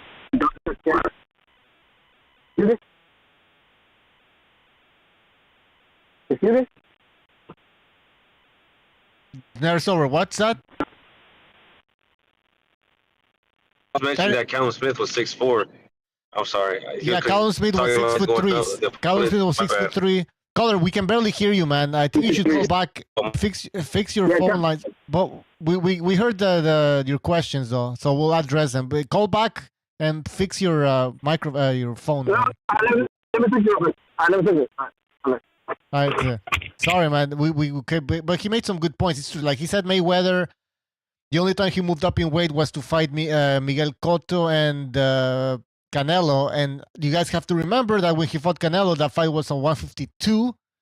And when he fought Cotto, I mean, let's be honest, Cotto was fighting at 135 at some point, I believe, in his career. So he's not like he moved up in weight and fought Margarito or... I mean, he never fought Margarito and this other guy, Paul Williams, right? Those fights would have been very interesting because those guys were tall with long reach. So, yeah. I mean, you got to give credit to boxers who move up in weight. That's what I'm trying to say. Let's take another phone call here. 760, you're on the air. Okay, he hung up. We got another phone call here. 346, you're on the air. Can you hear me? Hello? Yeah, go ahead. Yeah, just wanted to say that the last caller, Mr. Booty Juice, is a retarded homosexual that doesn't know what he's talking about when it comes to boxing. All right. Why is that? What the fuck? Because he's complaining too much about Canelo when Canelo's fighting the best opposition that he can. All right, but caller, this is some Jack people... Ripper, right? Who is this? That's who I am. All right. Yeah, but caller, some people are saying that I was you're gonna say, wait, yeah, go ahead. I would say some people are just passionate with their hate about Canelo, bro. You know, they kind of can't help it sometimes. I don't know where that comes from, dude. Because no one's touching his resume. I think they got molested as children. That's where that comes from. Yeah, but caller. But anyways, the Canelo Charlo fight is a good fight. So anybody complaining is a closet homosexual that doesn't know anything about boxing. That's what I think. Yeah, but caller. Jermel is a midget moving up in weight. Why is Canelo fighting a guy that's 2 weight divisions? No, Charlo's a bigger guy than Canelo. Charlo even himself said that he's bigger than Canelo. So I don't know what the fuck they're complaining about. This is a good fight right here. He's an undisputed champion for a reason, right? This is who the LGBT wanted Canelo to fight with all along. So I don't know what the fuck they're complaining about. Mirage, tell him why you don't like that fight. Go ahead, Mirage. He's taking a shit. I don't even know why we have Mirage here. Go ahead, Never Sober. I would say this is the first this is the first champions, right? Sorry, you cut off. What'd you say? I said this is the first fight with 2 undisputed champions facing each other, right? Right. I think so. Yes, it is. In the 4 belt era. That's history. That's boxing history, bro. Interesting. Yeah, and him beating David Benavidez is not boxing history. Yeah, if he beats Benavidez, that's just another one of the bunch, bro. Hey, Bucho, I gotta say, that was when you said Mirage. All right, Mirage, let him know. And then somebody wasn't there. I don't even know why Mirage is on here. I know. It's true. I don't know. Yeah, call him. He tricked his way into the panel, bro. Respect to Mirage for tricking his way into the panel. He's picking his nose in the corner. Yeah, I don't know. He's drinking, right? He says he just woke up, but he's probably having a drink right now. Caller, anything else? No, just that I hope that Canelo never fights Benavidez, so all the faggots like Mirage can keep crying to themselves at night. And I hope he fights Terence Crawford next. And then after that, I hope he fights Berlanga or Jake Paul or somebody else. And Benavidez never gets a shot at the title. And I hope that Mirage kills himself, and that's it.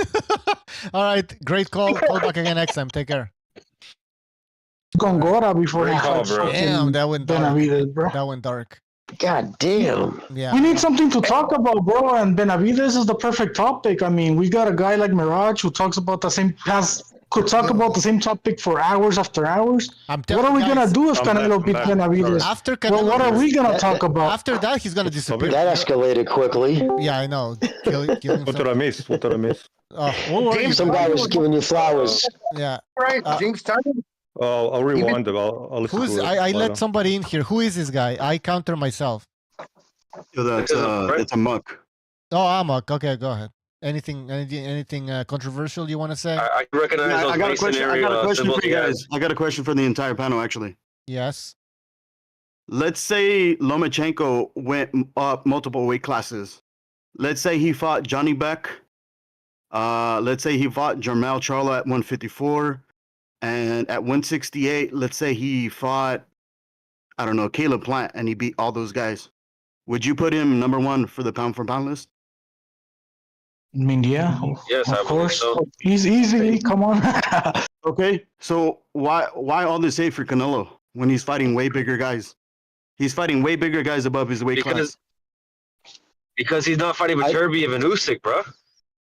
Yeah, but those guys are like 4 or 5 weight classes above his weight class. That's what I'm saying. He's too big for What's super his weight middleweight. class? That's what they What's want. his weight class again? What's his weight class? Height. I don't know if you know this, Mirage, but height is one of the biggest redhead phobia. It's not so much that he's always getting the knockouts, but he's used to fighting these other big guys, and he hardly ever gets hit. And when he does get hit, he can absorb the punishment. So these dudes are kind of like, man, that dude's got incredible like punch resistance. That's why it's like they don't see him like they know other fighters can take the same, or they have the same type of defense. What are you talking about? He's Mirage. Your argument is usually a mirage, which is probably why you call yourself Mirage. What's Canelo's weight class? You're picking up a guy that likes to fight smaller guys. What's your point? No. What's Canelo's weight class? You said he's fighting guys above his weight class. I have a more important question, Mirage. What's his height? So you think it's height classes? Your height, whether you know this or not, your height is one of the biggest factors and variables of what your weight should be. So Pandora should just fucking. So I should ignore Pandora should fight it anyway. I should ignore factors and variables because of your opinion. Yeah, Pandora should go up in weight. You don't understand how boxing works. It's about weight, not about height. There's a lot of skinny ass dudes. Okay, Mirage, is it possible for someone to have excessive weight? Yes or no? Well, if they're weighing for the division, I mean, if yes they're or weighing for no? the weight It's a class, yes or no question. What do you not mean potato. excessive? What do you mean excessive weight? I don't even know what you mean. Do you understand what the word excessive is? Yeah, but in a context of boxing, what do you mean? If he makes the weight class, do you understand what the word means? Yes or no? Not how you're using it. I don't know what you mean. What do you mean how I use it? No. Okay, what do you mean? This guy, bro. You're just I don't know what's going on. Man. Get to the point, Mirage. Who has excessive weight? Canelo has excessive weight. It's blatantly fucking obvious. I think it's gingerphobia. So he fights I agree. In his appropriate division for his weight. He He's weighs in not at fighting at 168, doesn't he? He's not He weighs in fighting at at his 168? proper weight class. What's his proper weight class? Hey, Mirage, my penis has excessive weight. What should be fighting? He should be fighting at 154, 160 max. Okay, but he hasn't been able to make that weight for 7 years. So how should he be fighting there? Well, then that's poor lifestyle and poor dieting plans, as well as other factors and variables. What's your point, Mirage? Get to the point. Maybe you should call him up. Get to the point, Mirage. Ring up Canelo and tell him, bro, don't you know you should be fighting 154? Just lose some weight. Just stop beating the. Well, how come Crawford's not fighting at 165? How come Lomachenko's not fighting at 168? Stop beating that clenbuterol beef. How come Inoue is not fighting at 154? No. But you're people what are are you missing the smoking? Are you smoking something? Are you smoking? Is that your problem? He goes up in weight to conquer new challenges and become a champion in higher weights. So obviously, those are accolades that not too many fighters have. So that's the reason he did it. Yeah. He can go down if he wanted to. Yeah, like Canelo said, I'm a Mexican, not a Mexicant. So deal with that shit. Exactly. He's not a Flexican, Whatever you that understand? means. Hey guys, let's take a Yo. All right. Yes, go ahead. Is this Yo, Dora? I got some questions for Mirage, bro. Oh, okay. I heard him earlier talking shit about Canelo picking on smaller fighters, right? But didn't Benavidez pick on a smaller fighter in Caron Davis with like 7 days fucking camp? And then after that, he goes and he beats the shit out of David Lemieux, a dude that was already semi-retired. And then after that, he was supposed to beat the fuck out of Caleb Plant, which he couldn't knock him out. Why isn't your boy David not moving up? This dude is literally a light heavyweight, bro. He's literally a fucking light heavyweight. Benavidez is too worried about moving down. Like Charlo. You wouldn't by any chance be a Canelo groupie, would you? Caller? No, I'm asking you some fucking questions, bro. Yeah, answer the question. Like you can't answer them or what? Kyron Davis was a late replacement because Uzcategui dropped out. Let's not forget that. He was supposed to fight Uzcategui. Kyron Davis, he weighed in at 168, and I think he fought at 168 previous. But anyway, he was a late replacement, so we shouldn't even talk about him. David Lemieux had 3 or 4 fights at 168 already, and he won every fight. If Charlo moved up and he won a couple of fights... But he was semi-retired, bro. All right, whatever. Still shouldn't be ahead, but he hasn't even fought at 168 ever. That's the common misconception. He's not moving up. He's killing himself to move down. Oh. Okay, he's never fought in that division, okay?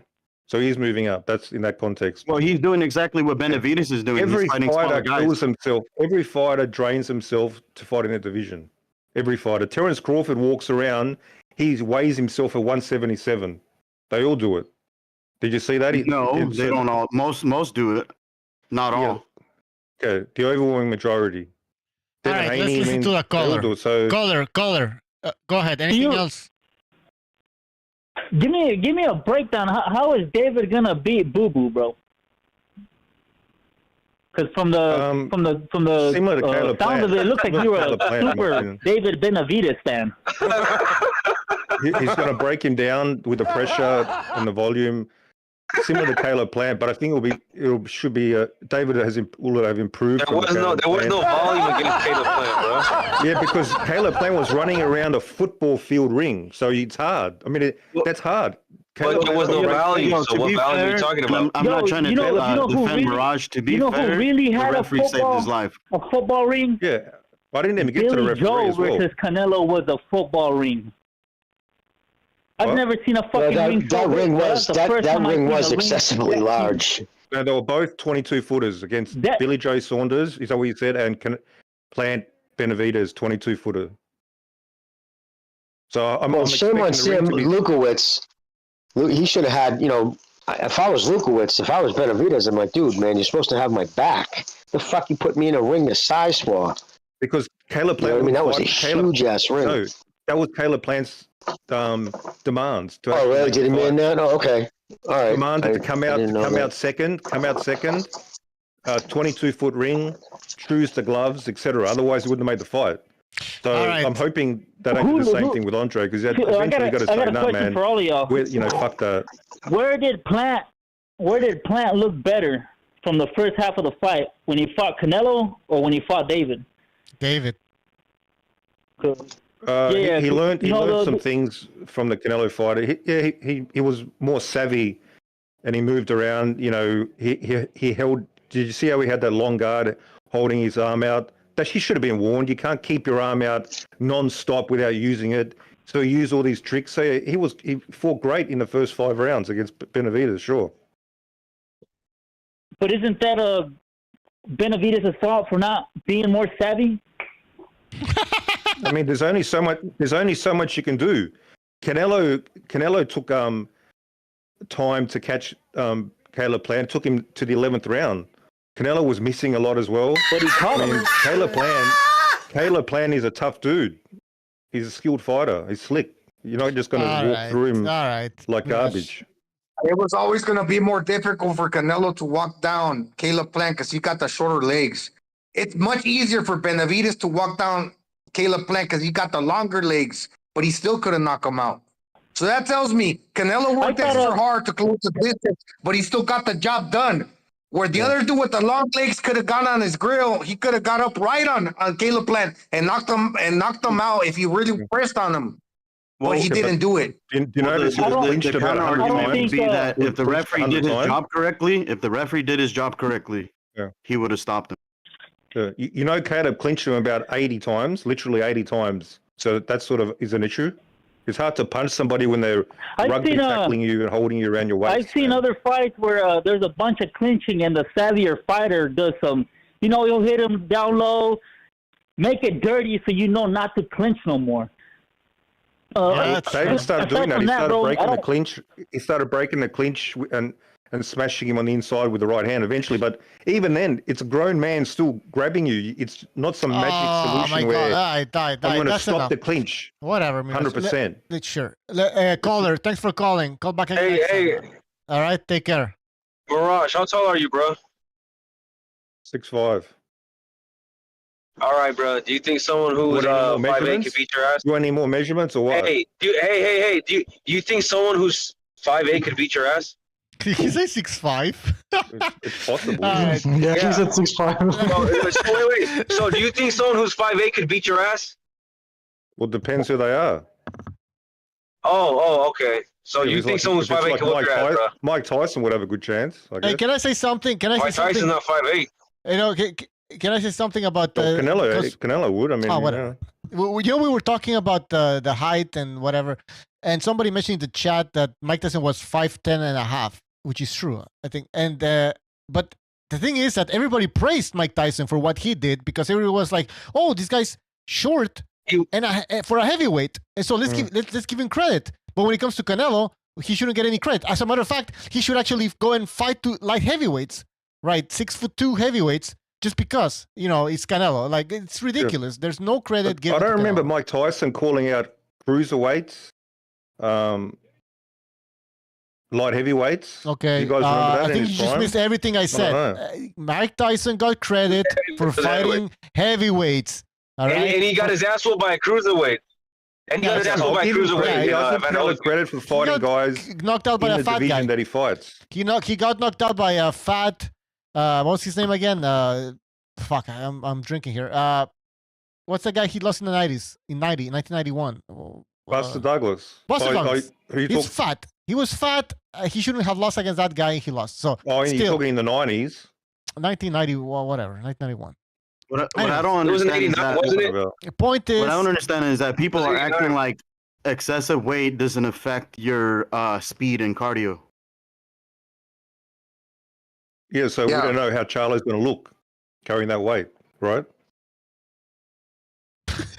You understand there's a difference between walking around weight and fighting weight. You understand that? Somebody in the chat. There's a difference between healthy weight and excessive weight. Do you understand that? Sure. Now, what is that? What is that for each fighter? Do we know? How do we know? As I stated, one of the main factors and variables is your height. The second is your waist. Also, you build.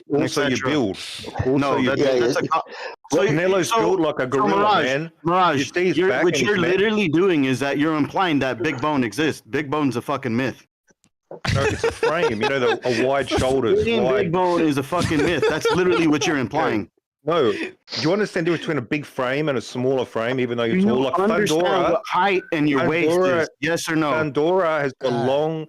I don't care about your eye test, bro. I don't really care about that. What do you mean eye test? Okay. Why did you say Fundora? Who's got a bigger build? Fundora or Canelo? A bigger build, like a Fundora, obviously. Fundora, bro. Eye test of yours. What's the point of Fundora, bro? Canelo is a ball of muscle. Fundora, bro. He's 50% wider. He's excessive weight. Yeah, what about it? Water. Okay. He's thicker. He's fucking. Yes. Whatever, guys. You don't get it. This isn't going anywhere, guys. I gotta take a leak, and we gotta take phone calls. And by the way, well, Bucho. Yeah, can I just? Canelo's not that big, bro. He looked a little bigger because he started lifting weights. Yeah, he's thick, but he's not fucking like Mike Tyson thick. I know. No. Exactly. I think he is, man. Exactly. He's Good a point. gorilla. He's a gorilla. That's a good point. When Canelo was 13, he was weighing about 132. He thick, he fluffy, he big bone. He wide. Guys. All right, guys. I gotta read this comment that's making me laugh a lot. Josh in the chat says Butterbean knocks out Mike Tyson. Let's be real, he was overrated.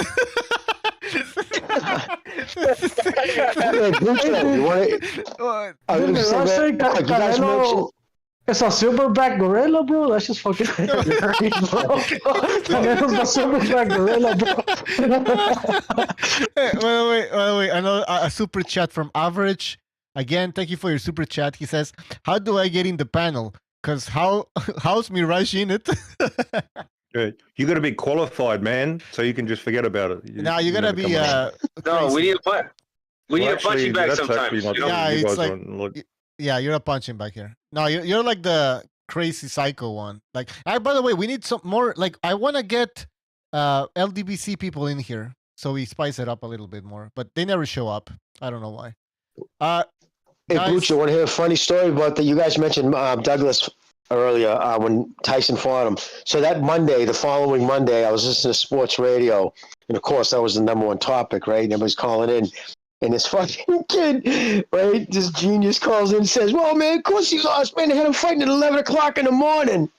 Because the fight was in Japan. Yeah. Right? So I'm like, what? The dude was as serious as a heart attack. Man, they were laughing their balls off at him. Like, dude, don't you understand time zones? Yeah, exactly. He thinks this fucking dude, he was all pissed off. You go, well, they had him, they fucked him. They had him fighting at 11 o'clock in the morning. He ain't used to that shit. I agree. Jimmy, he didn't even get his coffee. No wonder he lost, bro. Hey Jimmy, that was a proto LDBC right there. Yeah, exactly. Probably. Oh, hey, it never sobers. If they would have had the LDBC back then with the social media, they would have been saying that shit. He was. There's a fight tomorrow too. The Chinese monster, bro. Oh yeah. I don't know what time it's happening. I think it's happening early, right? Like in at noon or something. In America. I think if you're on the West Coast, on the Pacific Coast, it's going to be at noon. On the East Coast, it's going to be at 2 in the afternoon.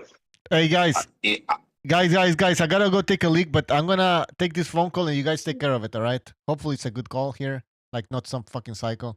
559, you're on the air. 559.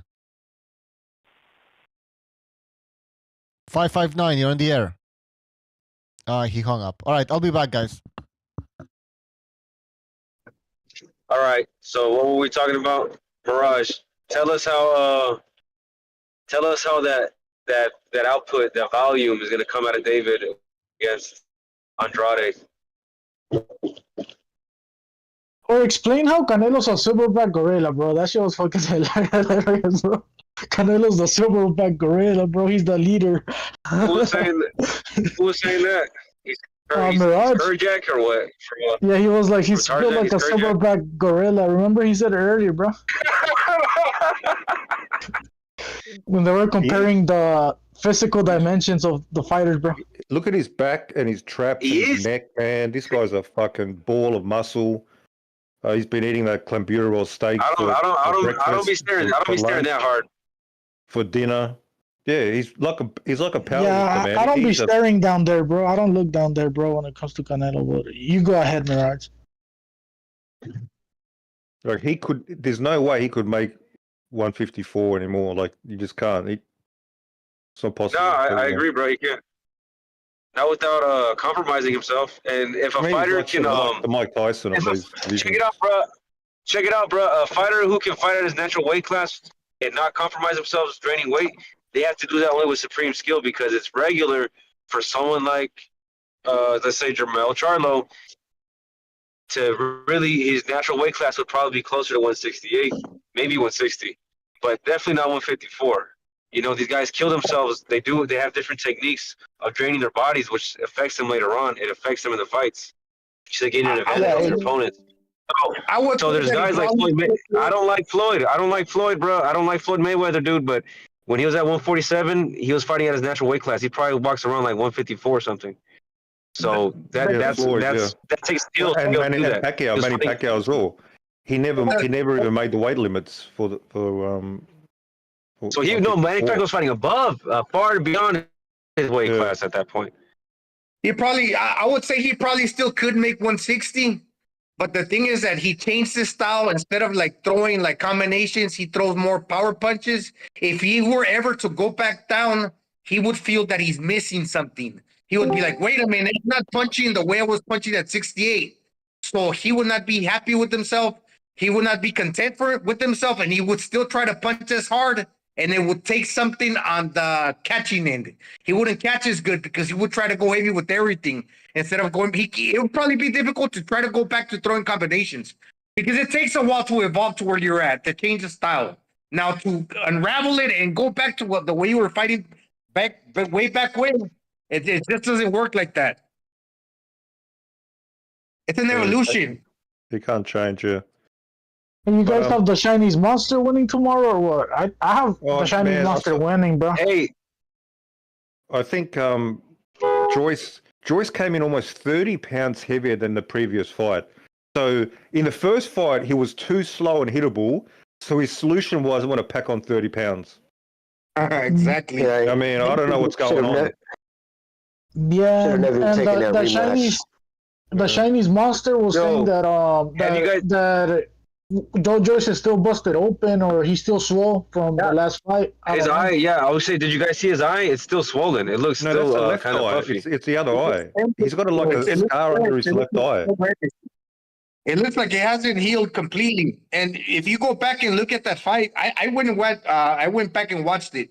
That fucking eye injury happened in the first round, man. So it doesn't take too many punches for that probably eye to get re-injured again. Yeah, I mean, especially I don't know what he's going to do. From the Chinese Monster, bro. That guy's huge. He's got snappy, quick punches, man. Deceptively fast punches.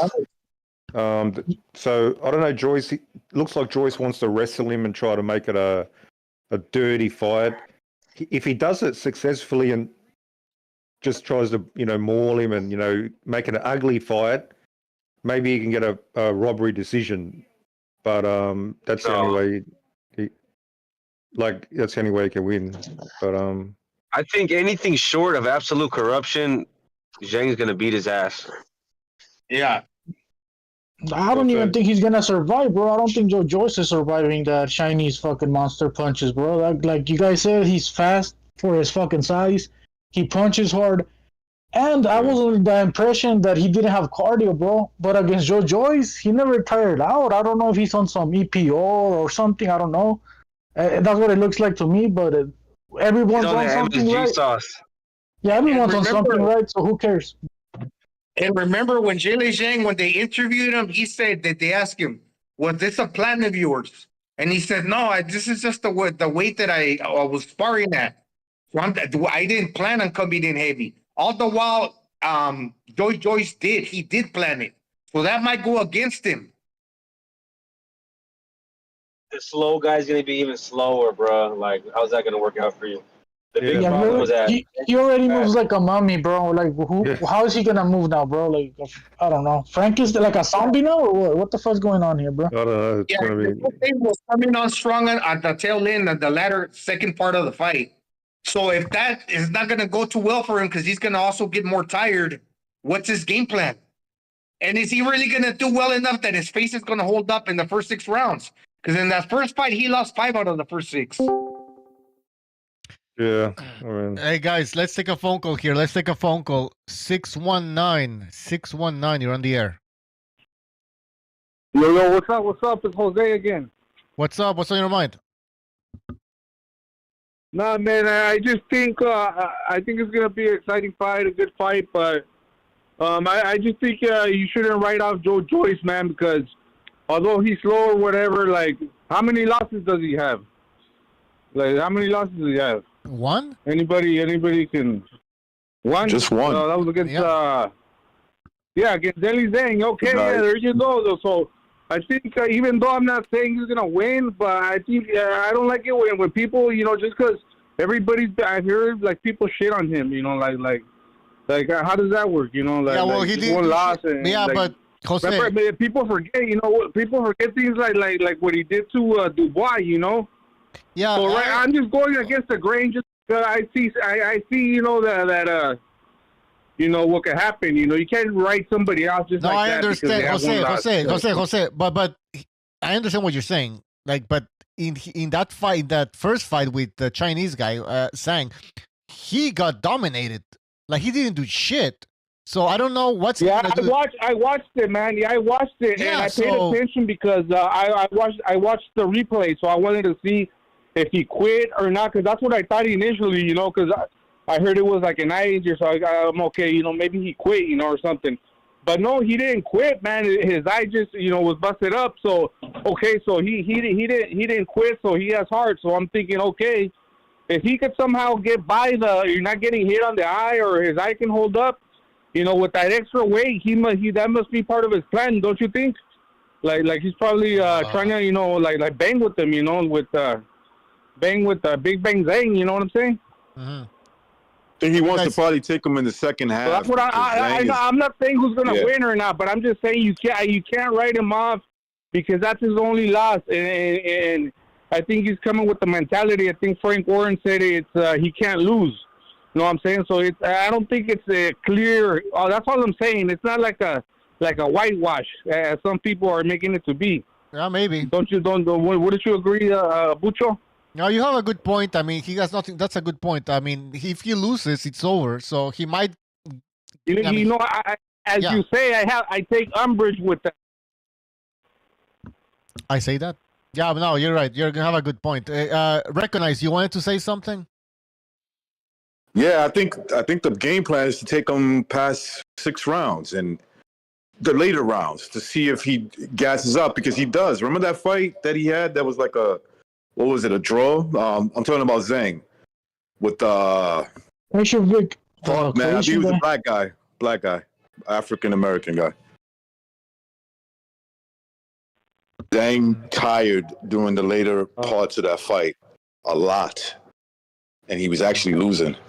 I agree, but he didn't tire out against the Joe Joyce, bro. Which that's why. No, he beat Joe Joyce up. He didn't tire out against him. He beat him up in the first fight. The fight ended in, what was it, 6 rounds or 7 or something like that.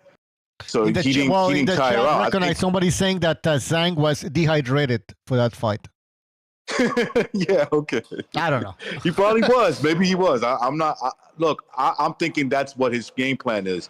Not to get fucked up for the first 6 rounds. Maybe you lose 4 rounds to 2 and make it competitive, and then see what his stamina is like in the later rounds. That's what I would do if I was Joe Joyce. Well, by the way, Joe Joyce is. Guys, Joe Joyce is coming in at 281 or something. He's heavier than the last fight, the first fight. So yeah, I don't get that. That part I don't get. I told you, almost 30 pounds, man. Yeah. What the fuck? But I just think that's a gamble, bro. He's clearly looking to knock him out. He's thinking that the heavyweight's going to give him more power, and he'll be able to push the Zhang around more. Yeah, because that's the only thing I could think of. Because he was getting hit by left hands all night. Every left hand that fucking Chinaman threw, he caught right in the mush. Joyce looked slow in the first fight. He's going to look even slower now, I guess. I think is because Zhilei Zhang is also a large man, so he can absorb the punches. And if you think about Joe Joyce, he's not explosive. Why? Because he is big, he does have heavy hands, but he's slow. So therefore, the opponent see the punch coming, he can take them until he wears you out. That's when he'll knock you out. But it's not going to be like, I'm going to go in there and knock you out a la Mike Tyson with the quick, explosive shot.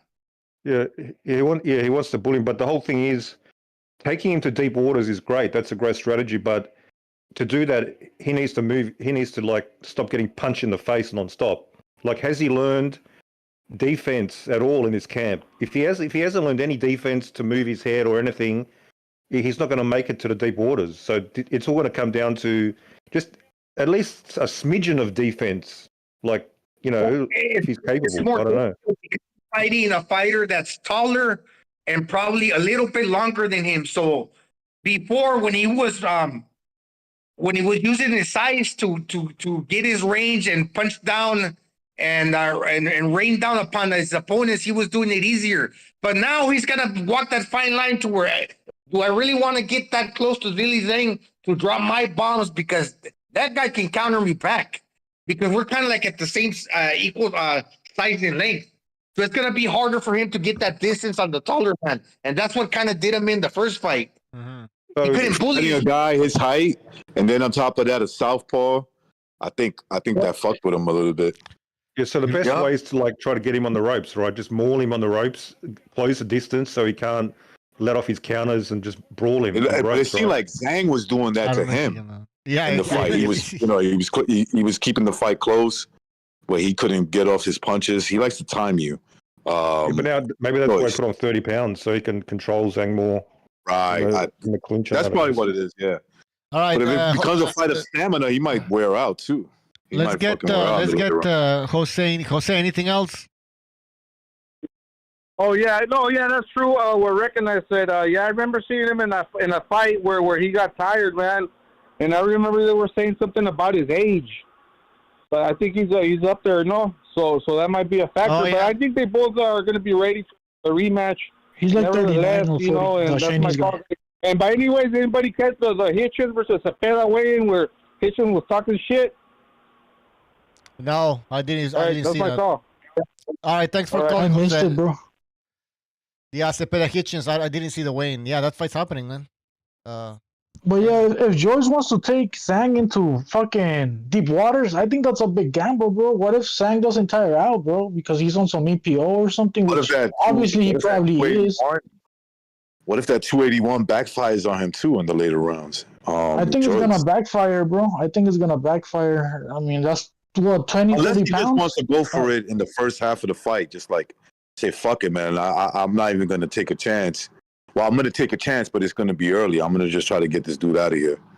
How long ago was their first fight, bro? Like 5 months ago? I think so. Yeah. Bro, can you put on 20 pounds in a healthy weight in that amount of time? Without extra sauce? I don't think so. No, Buddy. yeah, it's not difficult for them to put the pounds on as heavyweights that size. It's probably Oh, you difficult. might be right about that way. Wait, probably- what was the question? I wouldn't be Source? surprised if he took something to get, a little something. He gained like 25 pounds in the last like 3 months. Yeah, The last fight, right? Yeah, that's for dieting. That's possible. Yeah. Difficult is to It's possible. I agree, but I think I said, can you do that in a healthy way? In that amount In of a time, healthy way. I'm trying to remember the like. per I remember month. Wilder. I It remember was like Wilder 10 gained like pounds? 35 pounds. Wilder gained like 35 pounds in between fights with Fury of Muscle. What do No you- one even question that. And I question that shit. Yeah, come on, man. Let's be honest. It is Fuck outta questionable. here. How the And fuck then did when you he do fought, that? exactly, bro. And then when he And I fought, don't care. I don't give a fuck. You could do it, but don't tell me you drinking, fucking just water and more milk? and yeah, more milk and shit. Get out of here. doing more push-ups and shit. Yeah, it's just all natural. And then when he fought what's the Hellenius, he looked like a twig again, bro. It's funny though, but he knocks. Well, I mean, he's only had 2 fights where he bulked up that I know of with all those muscles, and that was against Fury, and he got beat the shit out of. But when he's skinny, he knocks motherfuckers out. By the way, in the It just chat, works out that way. Mark T in the chat saying, Joe Joyce will prove you don't need eyes to win a fight. You just need that dog. You just need that dog, man. Guys. Yeah, and Joe Joyce needs to stop thinking he's the superhero, the Juggernaut or the Wolverine, whatever the fuck he thinks he is. He's the main character, bro. Because I think that's the reason that he wouldn't move his head out of the fucking center line and he kept getting hit all the fucking time by Zhang. He was like, oh, I could take every punch without getting KO'd. And he's right, he didn't get KO'd, but he did get a doctor stoppage, He's not the main character. Yeah, Are you saying he's an he was like NPC? Ronda Rousey with no head movement. You guys are saying he's not a superhero, the main player. He's an NPC in the heavyweight division. Is that what you guys are saying? No, but I was watching that fight, man, and it's not only that he was throwing straight lefts, he was also looping the left, and he was like baiting them by throwing right hooks. So he kind of had him looking towards the right hook, when he got carried away with the lefts, and once he was thinking, okay, he's gonna throw a right hook, he went back to throwing the lefts. And sometimes he will loop him around too. Yeah. So Zhilei Zhang has got a game plan. It's not just like left down the middle all the time. Yeah, that's a good point. Yeah, Of course, no, he's a very experienced boxer, and Joe Joyce isn't. Did you guys see the weigh-in? What really was getting on my nerves every time there was like a short commercial, they would play Joe Joyce's mom, her voiceover saying, "I knew my son was special," and they just did that over and over the whole time, bro, during the weigh-in. They even finished it with that. "I knew my son was special." I'm gonna get that for the BDA soundboard. We're gonna get that for the BDA soundboard. Guys, let's move on from this fight, and let's start making things controversial here. Let's maybe get. I know we talked about this already, but Canelo and Charlo. But let's spice it up here. What if Canelo loses his fight? Like, I was thinking about this. It's because he's old. If there's no way he could lose to him. Like, I'm thinking about Canelo. I'm not talking about his last couple of fights, even though I think that Canelo still beats Charlo. Let's say Canelo 2 years ago, he wouldn't have a shot against him. So if he loses this fight, I'm just going to say, well, he's just old, man. That's it. I mean, I know he's 33, but when you start boxing when you're 15 years old, yeah, you're not your typical 33-year-old. That's what Virgil Hunter said. That's what Virgil Hunter said. And by the way, recognize, I want to get your take on what Freddie Roach said. He said that Jermell Charlo's going to win by stoppage. Yeah, right. I mean, listen, anything can happen, whatever. But but why would he say that? Why would he say that? I don't really pay that guy's an idiot, man. I'll be honest with you, like, he's stupid. I know he was a trainer and all that stuff, but I think he says things to, like, it's like throwing shit on a wall and see if it sticks there, and it's like, yeah, but what if he doesn't? If it does, like I told Jimmy, I'm gonna give you an example. It's like me saying it's like me saying a guy who's a nobody, he's gonna beat somebody, and I say it over like 100 times, and then one of them hits. I look like a genius. Right. Look smart. I mean, Charlo's not even. People have talk about Charlo as some big ass puncher. He's got a 50% KO ratio in his own division. He's been punching harder since. Okay, yeah, he's knocked a couple of dudes, but he's not lately, right? He's been doing that. He's been knocking guys out. Yeah, lately, but still, he's not some huge puncher, and that's in his own division. Now he's going to go up 2 divisions, and he's going to be some monster puncher. He's not got it. I don't think he even hurts. I got a question for you guys. Yep. So we got a big fighter fighting smaller guys, and a smaller guy fighting bigger guys. How come the question is, how come Charlo shouldn't be beating Canelo? He's not that good. He can. Like, we just don't know. He can. I mean, that's a possibility. Well, okay, he's the bigger guy. He's supposed to be beating the smaller guy, right? Gonzalo, how likely is it? Bigger, yeah. How likely is it? How likely is it? Well, he's got to make it competitive, because in the eyes of a lot of people, they're chomping at the bits. As soon as he's in a competitive fight, kind of like when Pacquiao wasn't the same, the first Timothy Bradley fight. Most people saw Manny Pacquiao winning, but the establishment thought, hey, this isn't the Pacquiao of old. So they decided to rob him. Right now, what everybody's speaking, like what you said, Hunter, Freddie Roach, all these experts, hey, he's in a close fight, and all of a sudden Canelo ain't looking like he did 4 or 5 years ago. They might decide to give it to Charlo. Now, what Charlo got to do, he's got to make it competitive. He got to punch with Canelo, right? He got to go in there and exchange and look to land first, since he's probably going to be the quicker fighter. And if you land one good shot, and then all of a sudden you can throw 2-3 pity pats amongst that combination, dude, and then get on the back foot, then you could maybe win some of the rounds and win a close decision. Whether he wins it clearly or not, but if you know what I mean, he could definitely have it go his way. I could see them robbing Canelo, like in a fight where Canelo actually won the fight. Let's say it's pretty close, like 7-5, 8-4. and let's say for whatever reason they rob Canelo, I could see that happening. But that actually worries me. I think that might happen. Actually, Exactly. That's not out of the possibility at all. And you'll be thinking, well, Canelo's the money guy. Yeah, but they could run a rematch because Canelo lost. You get me? Because you see, the thing is, Canelo could lose a fight. Should Canelo be worried about getting robbed because he's fighting in Showtime? He's fighting a guy in Charlo who's been fighting with the BBC for a long time. So you're going into foreign territory, basically. Should he be afraid of getting robbed? Like nowadays, you've seen his fighting style. He goes in there looking for the knock. I don't necessarily think he's the hardest puncher, but he still approaches the fights like a puncher. He wants to go get. He's going in there to get the knockout. He's not thinking about if it goes to the decision. He's going in there to beat your arms up, to break you down in order to knock you out late. That's his mentality, right? But at the end, but at the same time, they can also hurt him because if he doesn't get the knockout, damn, then the guy that decides to go for the flurries and the pity pats and throw a hard punch every now and then, maybe the judges going to see that dude outboxed Canelo. Gonzalo, there's no way Charlo wins a decision against Canelo, man. Look, I don't know. I think Canelo's going to win. People won 10 rounds. The judges gave him 7 rounds. He's not winning a decision. Don't underestimate PBC. They'll rob Canelo. They want Canelo. Canelo is part of. Let me tell you something, Pandero. Canelo's going to be favored. You got to punch him since he's quicker. Maybe he lands first. Let's say you land a hard shot and you land against Canelo, and then you mix in 2 fucking pity pats, 3 punches, then get on the back foot. Damn, you won a combination.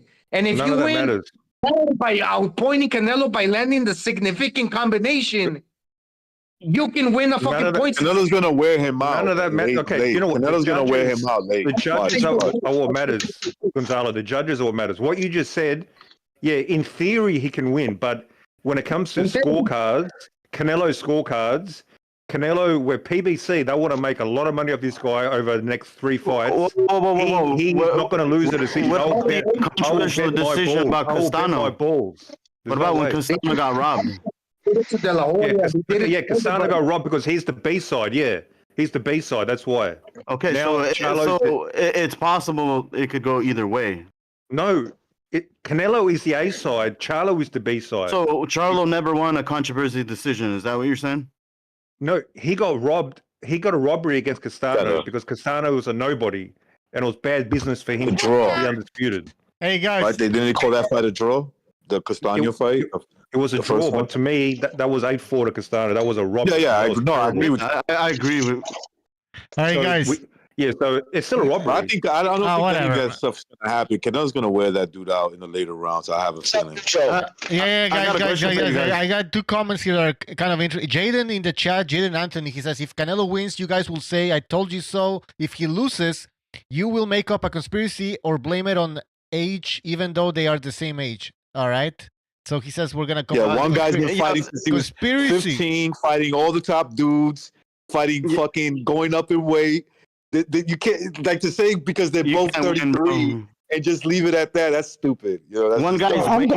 I'm going to say active fighting like guys. Yeah, exactly. Like 3-2-5 weight classes above him, and then what is the other guy doing? Like, what's the other guy done? Stayed I'm in one going weight to say class. they spiked Canelo's water and the fucking Charlo's using egg weights, bro. And those are the reason he won. Straight up. Look, Canelo got a great chin, or does he really? I do think he has a good chin. He has a great chin. He hasn't been tested because he has great defense. Now, a plus is that he works out his neck and it's obviously big. Yeah. But a lot of times, he's keeping his eyes open and he rolls with the shots. You tell me, hasn't Canelo been buckled before by Triple G and by Jose Miguel Cotto? He's been caught before, but he very rarely gets caught on the chin. But that's not because his chin. He does have a, but he rarely gets hit on the chin. I think he has a chin of granite. He took that Triple G shot. That shot would have put away just about anybody else, and he took it. He did get wobbled. His corner did say, you are right, because they knew he was wobbled. But I was like, holy shit. That's what I realized. Like that fucking redhead, man. They always can take beatings, man. They can. He's got, like you said, his neck exercises. He does crazy neck rolls, a lot of neck lifts and shit. I personally don't think Charlo's going to try to step with him until he thinks Canelo's tired. I think he's going to be nervous about Canelo's power because, going up to that, that's the first thing he's going to be thinking the whole time. In his head, how does this kid hit? Am I going to be able to handle a 168-pounder? And so for that reason, I think he's going to stay on his bike. He's going to try to steal a page off a Plant and then wait till, he feels the punches kind of come off.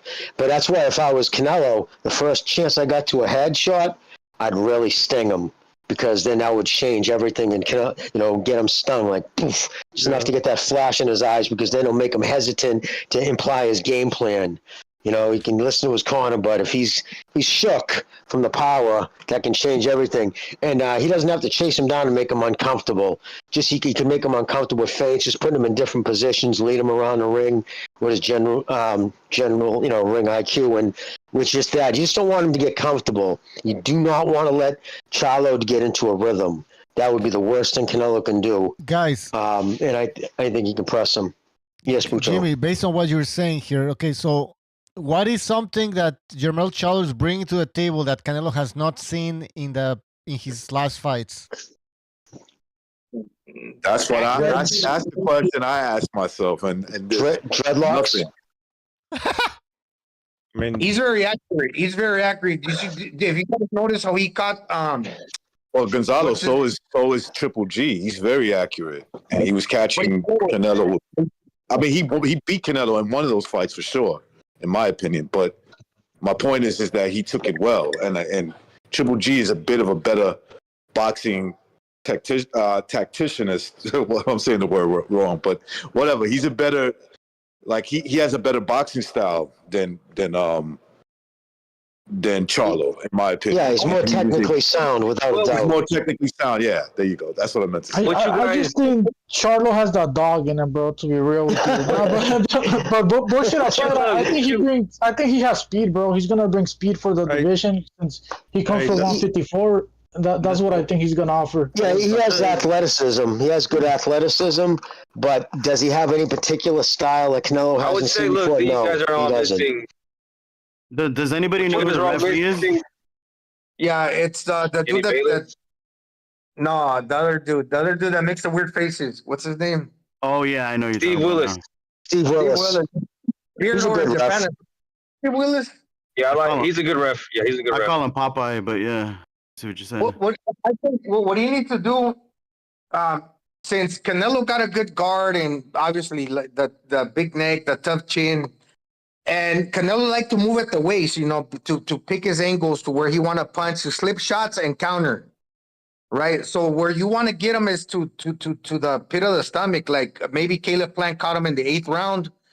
Some people saw that. I don't know if you guys did. I must imagine that you did. When he took the air out of him, as Canelo was coming forward, Caleb Plant caught him to the pit of the stomach and took his air out. If you're Jermell Charlo, you want to catch him like you caught Banana Rosario, same type of punch.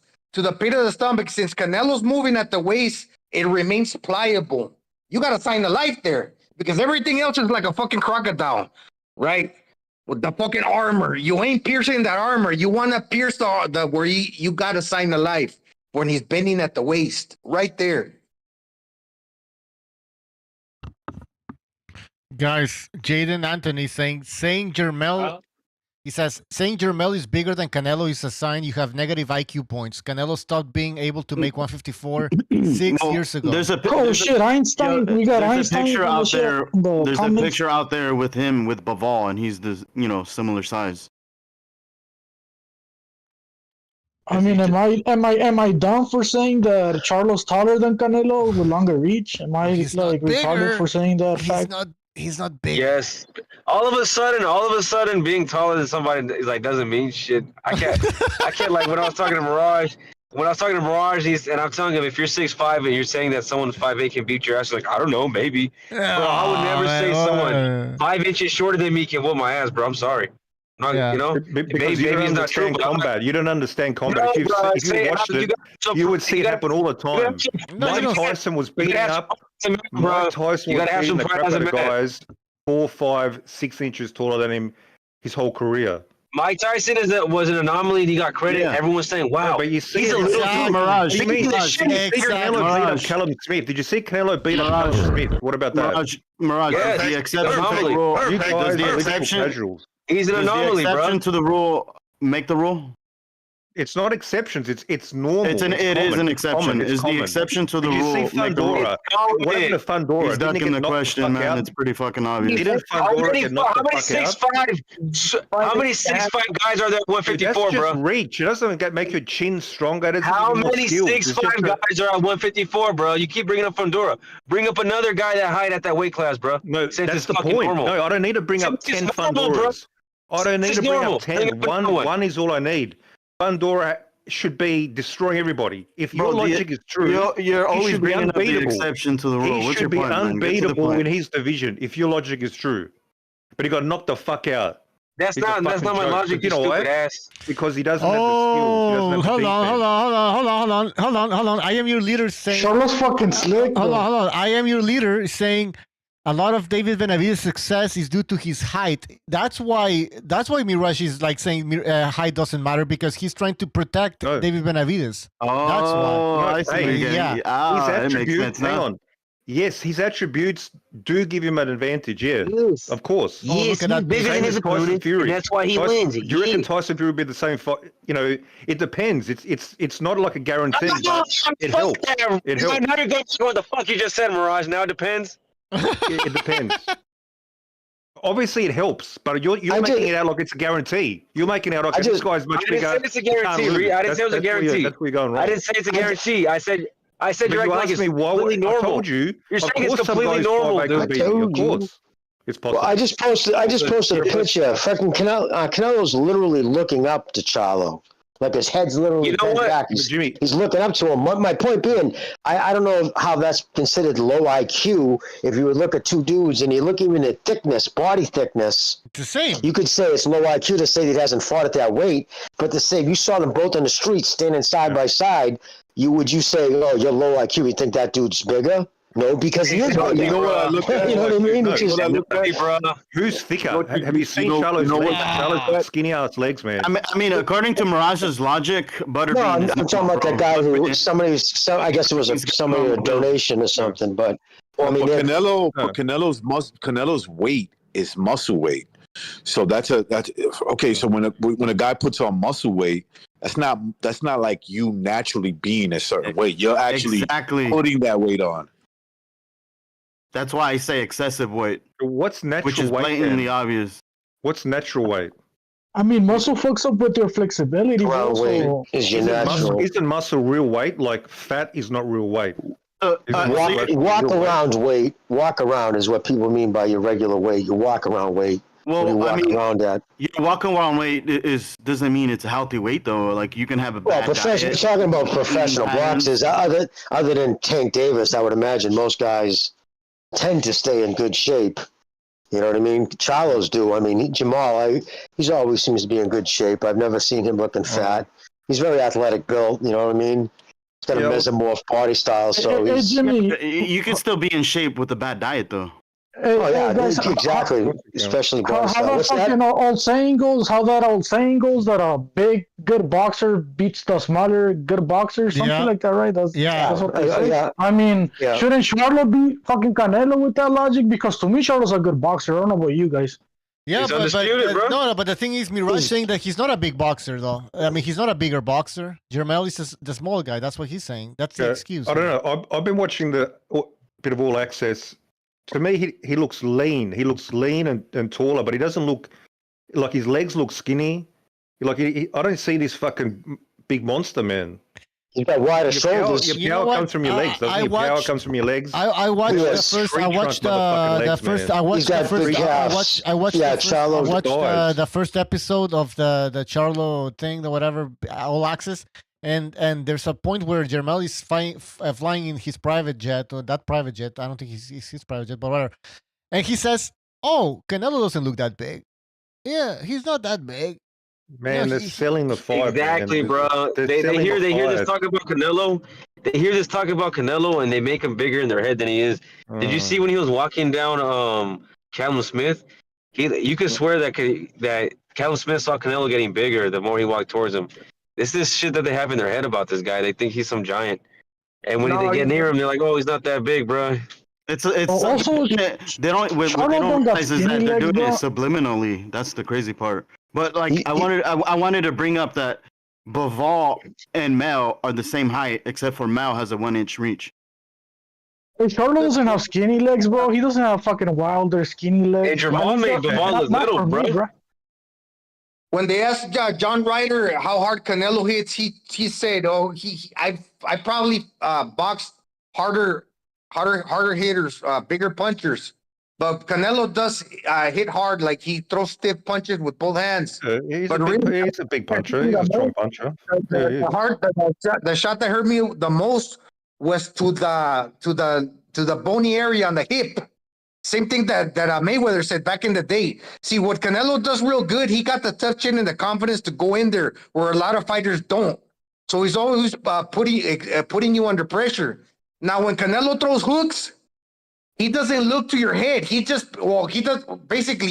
looking in your eyes. He's not looking up or down. But all of a sudden, he'll throw a shot downstairs when you're not even expecting that he's going to throw downstairs because his eyes are not giving it away. So Canelo hits you and you don't see it coming because he doesn't give you those cues. So he's very intelligent. That's why he hits hard as fuck. Exactly. And by the way, in the chat, Protectorate, he's saying Canelo's waist is so much wider. Yeah, I mean, Canelo's wider in certain areas, but the thing is, this is the thing, though. I looked it up, and it said he had a 32-inch waist. Like, what the fuck is up with these misconceptions, man? Like, Big Bone doesn't exist. You guys need to stop reaching for that bullshit. And by the way, it's not as if Charlo's going to have to change his game plan because he's fighting Canelo. I mean, he's going to fight Canelo the way he's been fighting these other guys, where he has, like, his shoulder. He's not fighting a bigger guy where he's, oh my God, my jab is not going to be long enough. I'm going to have to step in more. Like, no. He's fighting a shorter guy. Yeah. You know what I mean? Yeah, like, and by the way, if Canelo, like, would, like, use his weight as an advantage, like, as if, let's say, for example, Canelo places Charlo on the ropes and molds him, then, yeah, then that weight is a factor, but that's not how Canelo fights. You know, he's not gonna pin him on the ropes or anything. So Charlo's gonna fight the way he always fights. Pin him on the ropes? He's not gonna pin him on the ropes, man. He's not. Benefit him. Canelo's not gonna come forward and put him against the ropes. What do you think he's gonna do? Stand in the middle of the ring? No. That's what Charlo's gonna fight the same way he fights. He's gonna be running away. You think Charlo's gonna have to run away? Charlo's gonna have to jab and move. Huh? Yeah, Mirage thinks it's gonna be like Tyson Fury versus Wilder, where he was exactly. You have Canelo's gonna be leaning on Charlo, like draining him and shit. No, man, of course not. Canelo's gonna fight the same way. Castano was doing that. Castano was getting him against the ropes, but Canelo can't. Are you comparing Castano to Canelo style? Yeah, he's volume, Castano bro. can do shit. Okay, aren't they pressure fighters? Aren't they both come forward pressure fighters? No. One's more pressure volume and the other guy's a counter pressure. Like, Canelo's good. You consider counter puncher. Yeah, but Canelo these days, a lot more come forward, high guard pressure. What do you mean? He's a lot less active. He was way more active at 154 than he was at 168. But what are you saying, Mirage? He still wants to pin you against the ropes like he did against fucking John Ryder. He still wants to come forward. What, Mirage, I gotta give you credit, bro. You have like a bachelor's degree in spinning narratives. It's fucking insane. I don't know what. I mean, I'm talking about the last fight. He didn't walk down Ryder and pin him against the ropes. That never happened. Am I imagining things? Well, listen. He didn't pin him on the ropes. I mean, he pinned himself on the ropes. He sucked. I mean, he has zero ring awareness. I mean, let's be honest. John Ryder doesn't know where he is. Charlo does know where he is. I mean, he knows where he is. You think Canelo's going to box Mel in the middle of the ring or something? That's his strategy? Just stand and box? He's a counter puncher. Jermel is a counter puncher. Why are we degrading? Why do people, when they talk about Ryder, they degrade him? Like, Ryder got robbed a few times, and then he beat the guy Underdad ducked. Why are we degrading the guy that lost to Rocky Fielding? I don't know, man. Wow. Okay. Outrageous. Okay. So you're saying that Ryder didn't get robbed, or? I'm saying you don't know boxing. I'm saying So you're saying that Parker didn't lose to Ryder, and are you saying that Andrade didn't duck Parker? I don't know what you're talking about. You're making these conspiracy theories. There's no now. conspiracies. Everybody was set to fight Johnny Beck, and instead he decided to fight Parker, and then he ended robbed up against Rocky and Fury. ended up- Tell me he that. ended up ducking both those guys, and then Ryder beat Parker. And now Andre. Who the hell is Parker? Who the hell was Zach Parker to begin The with? guy that beat Jacobs, he beat Jacobs, and he beat Zach Parker, bro. Okay, Jacobs was a robbery. Jacobs was a robbery. The guy That shit wasn't a robbery, bro. Come on, Mirage. That wasn't a robbery. Guys, Ryder won, bro. He let's won. take a phone call. He was pressuring fucking Jacobs. You know, Jacobs Let's shot take to pieces. guys. Let's take All I'm saying, Mirage, and more recent events, fucking Ryder did good on two fights, bro. Against Jacobs and Parker, bro. That Jacobs is in pieces, or what would you say, Mirage? Shot to pieces? And you don't think Lemieux was when he fought David Benavidez? Oh, he was. Lemieux didn't need a split decision to beat Gabe Rosado like Danny Jacobs. Lemieux knocked out Gabe Rosado. Yeah, you So who did he beat at 168 again? He beat 3 opponents. No, who did Lemieux? What are they Lemieux giving beat their at names? 168. I don't know their names. No, of course. Who did Jacobs Why would beat you know? at Why would 168? you know their fucking names? Alright, guys. I want to take phone calls here. I want to take a phone call. So let's take a phone call. 915. You're on the air. 915. Go ahead. Yo, when Mirage fucking said that the Canelo and Castaño had the same style, he kind of reminded me of Donald Trump when he compared the Salvadorians. He said they're all Mexicans. Fucking, it's funny, brothers. There's no fucking. They're totally different fighters, bro. I mean, they do come forward, but goddamn, they're not the same style of fighter, bro. Castaño throws too many punches, and he's susceptible to a bunch of shit because he makes a lot of mistakes and he stays open a lot, bro. Canelo comes forward with that fucking they high come full guard. pressure. That's what I'm talking about. No, they're down, nothing bro. alike, bro. Nothing alike, bro. Yeah, you're crazy, man. The pressure is Except that nothing they both alike speak either Spanish. at all. Canelo closes the distance, and he's not even throwing punches. He's just feinting. He's waiting for you to do a mistake and just gonna pop your ass, bro. They are not alike at all. And At all, bro. I also wanted to say, bro, you guys believe in the word weight bullies? I mean, I think there are some weaknesses. Yeah. There's a guy named David Benavidez fighting smaller guys. Ever heard of him? Okay, wouldn't you guys say Errol Spence was a weight bully for a while? I mean, he's a big ass 47 pounder. I agree. If you ask me, Charlo was a big ass 54 pounder. And now, I mean, it was okay for him to weight bully these other smaller 54s, but now that he's moving up to fight a smaller guy that they say is bigger than him, it's a fucking problem, or they want to make it an issue. What I don't understand is it was an issue when everybody was saying he was ducking Big Charlo or 160 Charlo. I mean, they're twins. They're fucking identical twins, and all of a sudden, wait a minute, ducking that one's, there would have been all right for him to fight that Charlo, but this Charlo's a problem. It just doesn't make sense. This is what they do. And then I wanted to let me explain why. Let me explain. Big Charlo never fought anybody who could punch. Never fought anybody who could punch. Never fought anybody like Canelo either. So, in fact, if, all things being equal, Jamel, in my opinion, would beat Jamal. I think he's a better boxer. And just in honor of Mr. BDA, he has more dog in him. He's got more of a fighter. Where I just think the older Maul is just one of those guys who's just a complete athlete who happened to box, but he's not a fighter. And there is a big difference. But people say that like I it's wanted the to make a comment. Earlier, you guys were talking about Canelo's chin and then how he got wobbled during his Cotto fight. There's a interview that these two Puerto Rican guys made on him a couple days ago, bro, where they asked him about who hit harder. The big Cotto, they called the big Cotto the Miguel Cotto, or the other one, and they asked him about was he hurt, and he said, yeah, I was hurt. said that was the biggest. It was one of the most packed arenas I've ever been in my life. I believe it was under Mayweather Mosley undercard. He said I was shocked of how many people were there. When I was in the ring, I wasn't really fully focused until he caught me. And once he caught me, I had to snap out of it. So that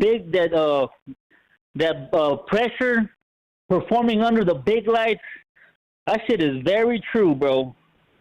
How do you think Charlo's gonna handle that when he steps in there and he has fucking hundreds of thousands of fucking Mexicans rooting against him? Yeah, that's a good point. Stage fright is one of the common fears. Yeah, that's going to be another issue. By that same logic, Benavidez never been on a big fight. So how is he? If he fights Canelo, how is he gonna fucking overcome? You read my fucking mind. That literally applies to every fighter that fights Canelo. Nerves, believe it or not, nerves. Know when it affects you? It affects you in your second wind.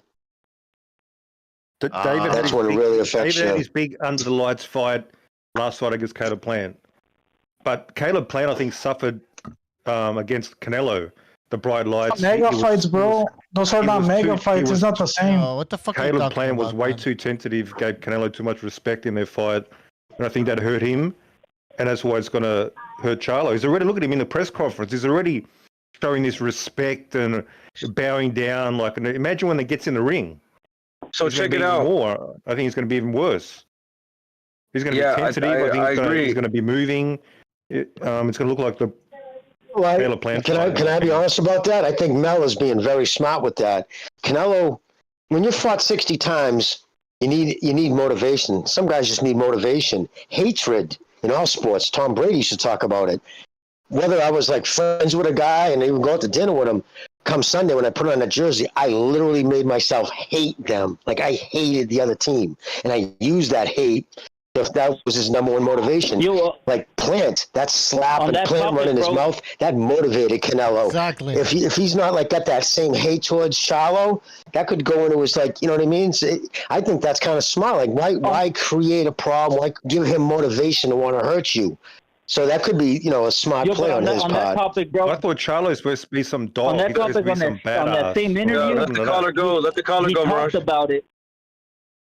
He talked about it where he said, he's like, I wasn't expecting this Charlo, this nice Charlo. He says, I watch, I see everything. And he always talks bad about the cinnamon. Says, I got no skills. He says he's been saying that for a very long time. He's like, I'm very motivated. He talked about both he said that in 2016. I don't forget shit. Put him down.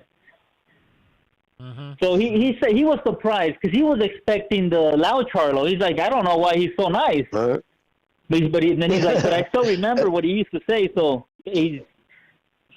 I feel like he's in a remember 2016? Hey, Carl, remember 2016 after his brother fought? His twin jumps in the ring, and it wasn't Maul who called out Canelo. It was his brother, his brother Mel, because they said, so who's going to be next? And then he says, where you at, Cinnamon? Where you at? It was all the way back in 2016. Of course, 3 years later, they turned down a fight contract, but.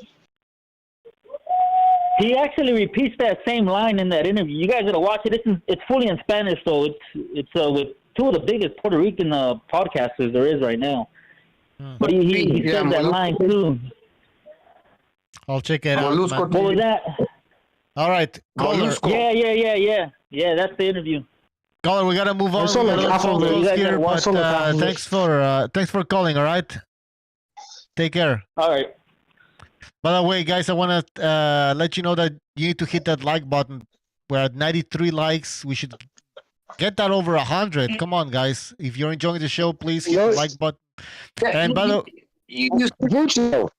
yeah. So I'd start in the future, dude. Say I'm not taking phone calls until we get 100. I'll see that there'll be 314 people listening to the show, and there's 38 likes. It's like, are you shitting? You guys got fucking polo in your thumbs? Hit the fucking button. So I would just say, fucking hit the like button or hit the dislike button. Doesn't matter. It's still the same. It affects the algorithm the same. So I wouldn't take fucking phone calls until I get a fucking number that I'm happy with. If you got 300 people listening, I can answer the phone until it's fucking 100 likes. You watch how fast they hit it. 2 more likes and then I'll take a phone call. There you go, brother. Gonzalo, go ahead. It's not a matter. It's not a matter if Canelo's deteriorating because he's getting like super old, because he's 33 years, just like Charlo. It's a matter if he's motivated because he loves boxing, that he's gonna show up with the desire to win. Now, if he's already saying, "I don't forget shit," all those dudes that are hating, like Virgil Hunter, James Tunney, Freddie Roach, they can eat crow, because really Canelo's going to show up, and that's all it takes is the desire to show up and fight, because he's not deteriorated because he's getting old. He just got to be willing to go in there and give it his all. That's all. And I think he's going to show up. All right, let's hope he does. By the way, 832, you're on the air, 832. All right, what up? This is the Straight J Turo. So I just came in, right? So I started listening, right? One thing I wanna address, bro, is I don't believe in weight bullies. The thing is, a lot. For example, I feel like this. I feel like if you can make the weight, you should be fighting at that weight class. Cause a lot of these fighters, even though, like, for example, y'all say Jaron Ennis and Earl Spencer are weight bullies, right? I don't think so. I don't know about Jaron Ennis. Yeah, but he's a weight bully, bro. I think the rest of them dudes should really be fighting. He's a 5'9" at 147. Listen. I feel like if you can make the weight, and you have longer arms and you're taller, and if you could use it to your advantage, then it should be allowed, because you put in hard work just to make the weight. And it's not your fault that it's not your fault that your opponents are just smaller. They should if they want to fight somebody their own size, and they should just fight someone else or move to a lower weight class. Simple as that. That's why I give Canelo so much credit, because he does. I will say I give Canelo credit because he fights bigger dudes. But I feel like people need to cut it with the weight bully shit. Like, I don't. That's like new. What about like when Shakur didn't make weight against Conceição, didn't even bother to make weight, and he won that fight? Don't you think that was weight bullying because Shakur didn't make weight and the fight still happened? No, I don't think so. Yeah, you're right. I want to see. I want to see Usyk versus Gervonta Davis. Fuck weight classes.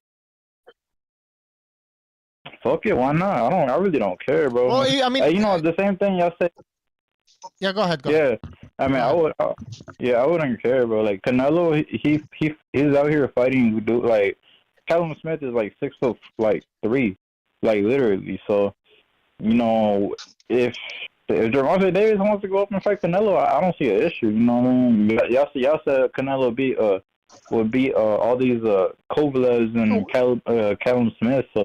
And he did, so you never know. I don't see the issue. You know what I'm saying? If Crawford could go up and do it, the term weight bully, the term weight bully came in the 80s when they changed from the same day weigh-in, when they changed to the night before, because people started manipulating it. So they started. I remember the first time I heard that weight bully it was all of a sudden because it was, I think Jim Lampley said it was kind of a weight bully because 2 years ago he was like, a lot of guys all of a sudden dropped down in weight. When they got rid of the same day weigh-in, a lot of guys were able to drop down in weight, and they were the ones considered a weight bully because they were manipulated the day before weigh-in, and so that's where the term actually generates from.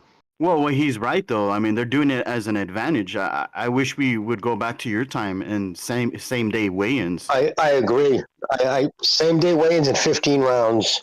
15 rounds for championship fights, because then that's what separates it. Now it's 10 and 12 rounds. 15 rounds. 15 rounds. 15 rounds is abuse. That's abuse. I think 15 rounds is too much because it's already hard enough to keep people's attention for 12 rounds.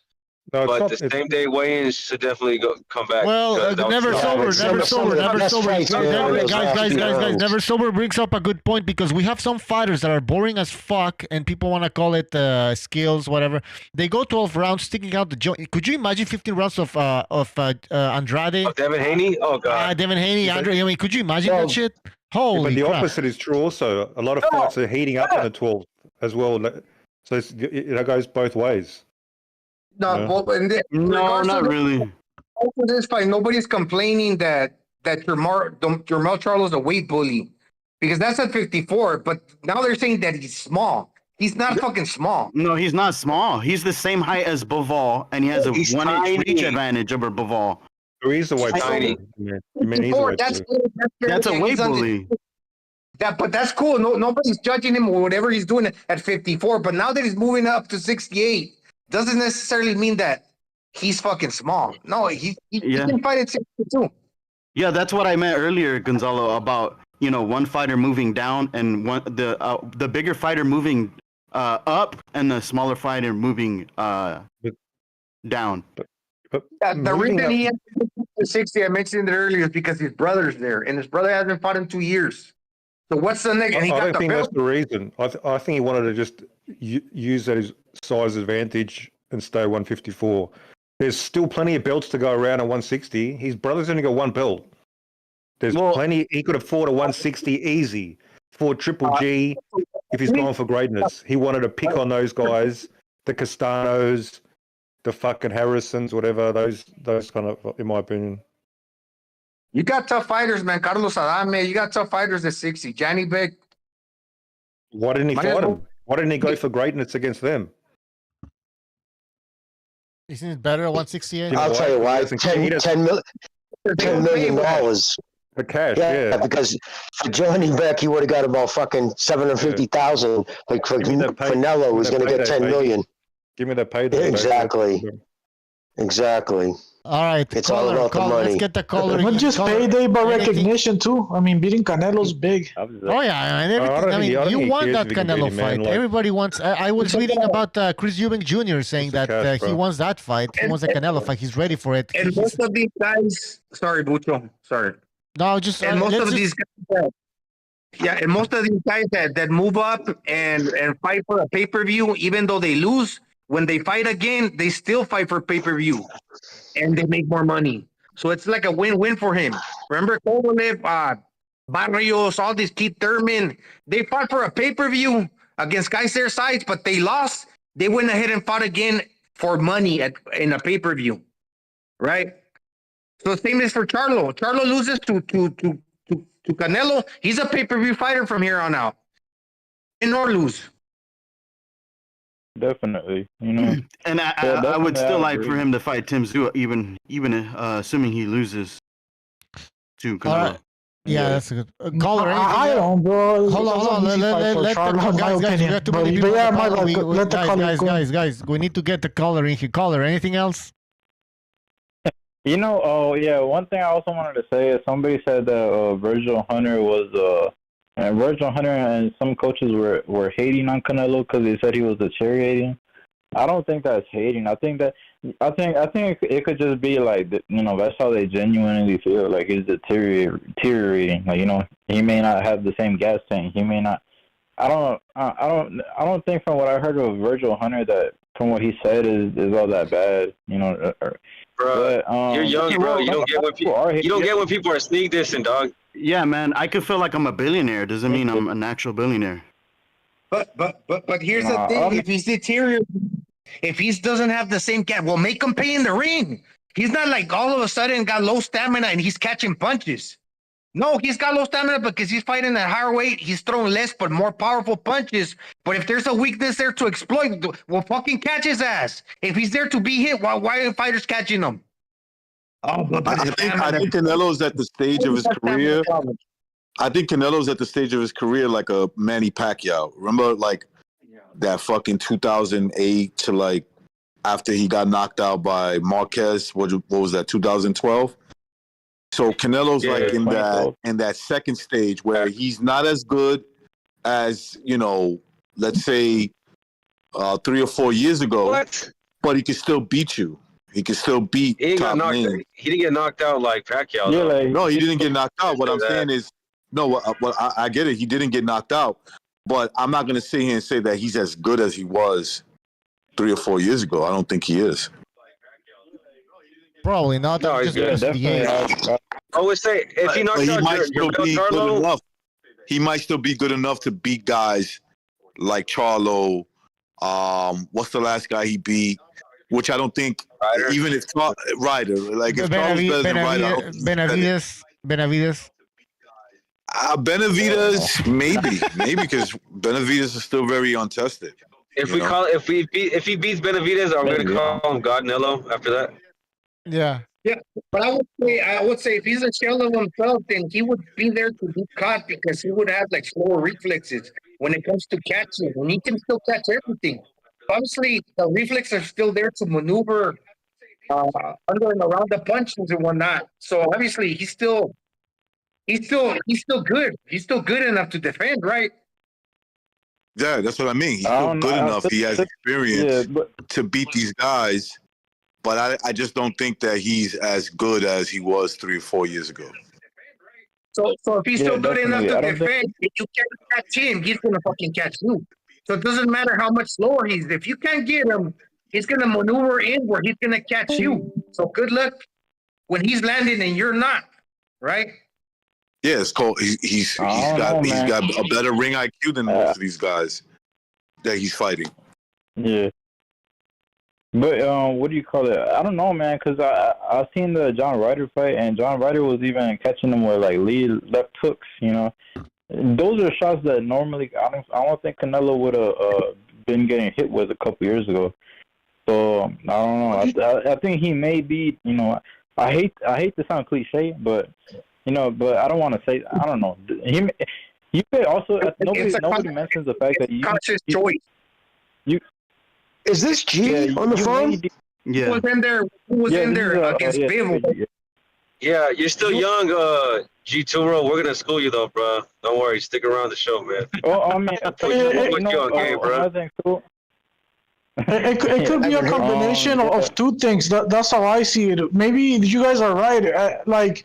Yeah, Canelo's he turned 33. Maybe he is declining gradually, right? Slowly. You don't fucking age from one day to another, right? I mean, that's obvious. Is he past his prime? His physical prime? Probably, bro. But at the same time, don't you think he didn't take the Ryder fight that serious, or the training camp wasn't as good as the training camp he's having today over there in Lake Tahoe, training on high elevation, fucking hitting the punching bag with force now? It could be a combination of both. You know what it is, Wayne? I think Canelo had to still learn a lesson about his power, bro. Because he didn't learn it with Bivol. You can't blast to everybody. And so he couldn't blast through Bivol because he couldn't land. And now, he learned that. And now he learned, he couldn't blast through Ryder because he was just too tough. So he's going to have to be, he's going to come different against Charlo, bro. He was landing against Bivol, but he was wasting a lot of the punches to the arm, and against a bigger mass, against a bigger body dude, he couldn't hurt him the same because that's more size. So if he would have thrown more shots instead to the shoulder where they didn't count to the head, he probably would have missed more, but he would have landed more. But with John Ryder, a guy being close to his physical size, but I believe John Ryder was actually stronger than Canelo. Get this, that's why they call him the gorilla. He was willing to go in there and take two. He wasn't going to go in there and try to be all defensively I'm gonna dodge all your punches in order to land mine. No, I'm gonna take 2-3, but I'm gonna be in position to put a stamp on my punch to blast you out of there. That's the approach I think he took with Canelo. A correction with Bivol, because against Bivol, he showed that he could still move the waist very good and slip a lot of the shots if he wants to take that approach. Yep. So it's all a matter of what he wants to do. Because there's a game plan for every fight. In this fight, he might decide to do it in a different way. We just don't know. All right. And remember, Bivol was surprised by the power of Canelo. He wasn't expecting him to punch as hard as he did. He said his arms were fucking sore for weeks. All right, caller. Yeah, we're going to move on. Caller, thanks for calling, all right? Take care. G, nice talking to you, kid. By the way, in the chat, King KO says John Ryder would beat up Jermell Charlo. Interesting. I agree with that, bro. And one more thing. For real. Hadouken! Yeah, it's possible. Yeah, it's possible. We don't know. I mean, he was losing to Castano. Yeah, and, I would say that. This is why I would say that I think John Ryder would have a chance, because Danny Jacobs lost to him. Whether you want to say it was controversial, close, whoop-de-whoop, he lost to him, right? Because the fight was that close. And this guy Daniel Jacobs, he walked up to both of them. Charlo, I think it might have been Jamal, but he punked them out. You know, so they didn't want us no smoke with Danny Jacobs. He wanted to fight them. They didn't want it. They didn't want it. Good point. Yeah, I usually bring that up every now and then, but yeah. All right. He fought him at 175. So he's gonna be a little quicker against Charlo than he was against Bivol. Guys, let's take He's a gonna phone be call quicker. here. Yeah, for sure. 386. You're on the air. Yo, what's up, fellas? Action Jackson. Boxing. Yeah, Boots, gone. Yo, Action Jackson. What's up, fellas? All we need is Stu, and we'd have the whole fucking crew. It was fucking good, boys. Excellent show as always, man. You know, I would donate tonight if I was, you know, more sober. But I mean, nobody listens to this show sober, right? I'm drinking. I'm fucking drinking. But go ahead, Action Jackson. Oh, my man. What are your thoughts on... Dude, after the Loma fucking Bill Haney fight, I don't watch boxing anymore. I just watch this show because my fucking boys. And, you know, is there a fight? Well, Action Jackson, what are your thoughts on Freddie Roach saying that Jermell is gonna knock out Canelo Alvarez? He might. I always thought Canelo was not that fucking good, dude. Like Bucho and I know, and I'm being, you know, facetious. But you got to back your people with Canelo. But I never thought Canelo was that good. Like I thought Jamel. You give Jamel. I think Jamel has a good shot, bro. All right.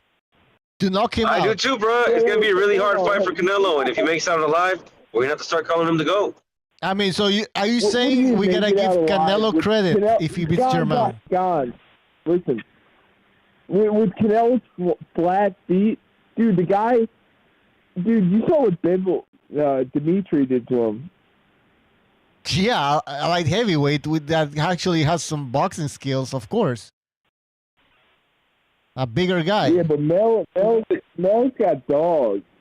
All right. I don't know if you're trolling here, fuck. I think you're trolling. No, Bruce. No, you're fucking trolling here. If I were a betting man, like, I don't think Canelo, like, and I know you guys are kind of like fans of Canelo, but I like Julio Cesar Chavez, like, or Salvador Sanchez. If I'm talking like Mexican boxers, I'm not like that high on Canelo. That's okay. Yeah, bro. We know those names, bro. Everyone knows those names, dude. Yeah. They're good too. Give me a name. Yeah, but listen. Canelo, Ruben Olivares. Ooh. I don't think Canelo belongs to Canelo's the same height as these guys, bro. Canelo's the same height as these guys. And he would break them all in half. No, I don't think he's not bigger than them. I don't think he's there with like Barrera, Morales, I think Marquez is a much higher. I hold Marquez higher than Mayweather. Canelo has better defense. I think Canelo has better defense than Barrera. Morales maybe. He definitely got a better chin. Better chin. Dog. I mean, dog. Better power. Man, come on, dog. More titles. Barrera had that left hook and the jab, and Marquez. Yo, what does Canelo do now? Bucho, I got to bounce. I just want to say good night to everybody. I didn't want to just hang up. So good night, guys. All right, be safe. Jimmy, don't worry, Jimmy. All right, take care. All right, Jimmy. All right. All right, guys. Have a good one, man. Peace. Take care, Jimmy. The only guy that from as far as Latinos that would stack up to Canelo from back in the day is Roberto Duran, because he's the only guy who was a lightweight who jumped up all the way to 160, 168 and captured titles there. Not 168, but 160 fought Iran Barkley. And he fought Hagler. That's the only guy who would stack up to the shit that Canelo's doing today, bro. Duran was a Mexican, by the way. Mexican. He was Chicano. He was Mexican descent. People forget about that. Well, we'll see. So, Action Jackson. I don't think that. Okay, so you think Charlo has a good chance of beating Canelo? I mean, all right. Well, we'll see what happens, man. But I agree, bro. This is going to be a crazy fight. Hold up. Canelo's the A side. Let's get that straight. But, like, Jermell. Go ahead, my man. My bad. No, go ahead. Well, first of all, I don't think Canelo Canelita, whatever, can stack up to these people. I think there's been a lot of great Mexican fighters, and I don't think he's there. I think he's always been the A side. Like, when you're the economic powerhouse of any, sovereign country, which is Mexico, but like, he's not Julio Cesar Chavez. Like, Chavez was great, and Canelo, he might have bounced up a couple weight classes, but he's not Manny Pacquiao. Like, let's take the breaks. Yeah, well, I mean, I mean, that's not the point of the debate right now. I mean, we're just talking about the Charlo versus Canelo fight. Is it competitive? Is Charlo like really that small? You know what I mean? I don't think he's that small. I think it's a competitive fight. Jermell Charlo is an undisputed champion. Everybody's now talking about how Crawford is undisputed in 2 weight divisions. Okay, Charlo's undisputed, so he's a very good boxer. He's not that small. He's moving up to fight Canelo Alvarez. I think it's a good fight, man. I think people are shitting too much on this fight. No, I get your argument, but I'm just talking about like Mexican Hall of Fame fighters. We'll see. I mean, we'll see. Didn't Sugar Ray Leonard fight for light heavyweight title too? Yeah, he against Lalonde or some shit. Yeah, it was like a catch weight. I wanted to bring something up because you brought up a good point, Never Sobers. You remember when Rigo fought Lomachenko and he was moving up? And people thought that was a good fight? Yeah. Well, the thing is, Jermell's the naturally bigger fighter, and he's going up. How come it's not a good fight when there's 2 undisputed fighters? Because it's Canelo, bro. I don't know. But no, guys, what I'm saying is Canelo is getting complacent. Like when he fought Danny Jacobs, he'd be in and out, flipping, diving. Now he kind of just walks forward, plots, and loads up. What I'm saying is, like, I think Bibble exposed how Canelo fights, if you know what I'm saying. So I think if it's like a fair economic split, then Jermell should be able to land some good punches on him, and we'll see what happens. You know what I'm saying?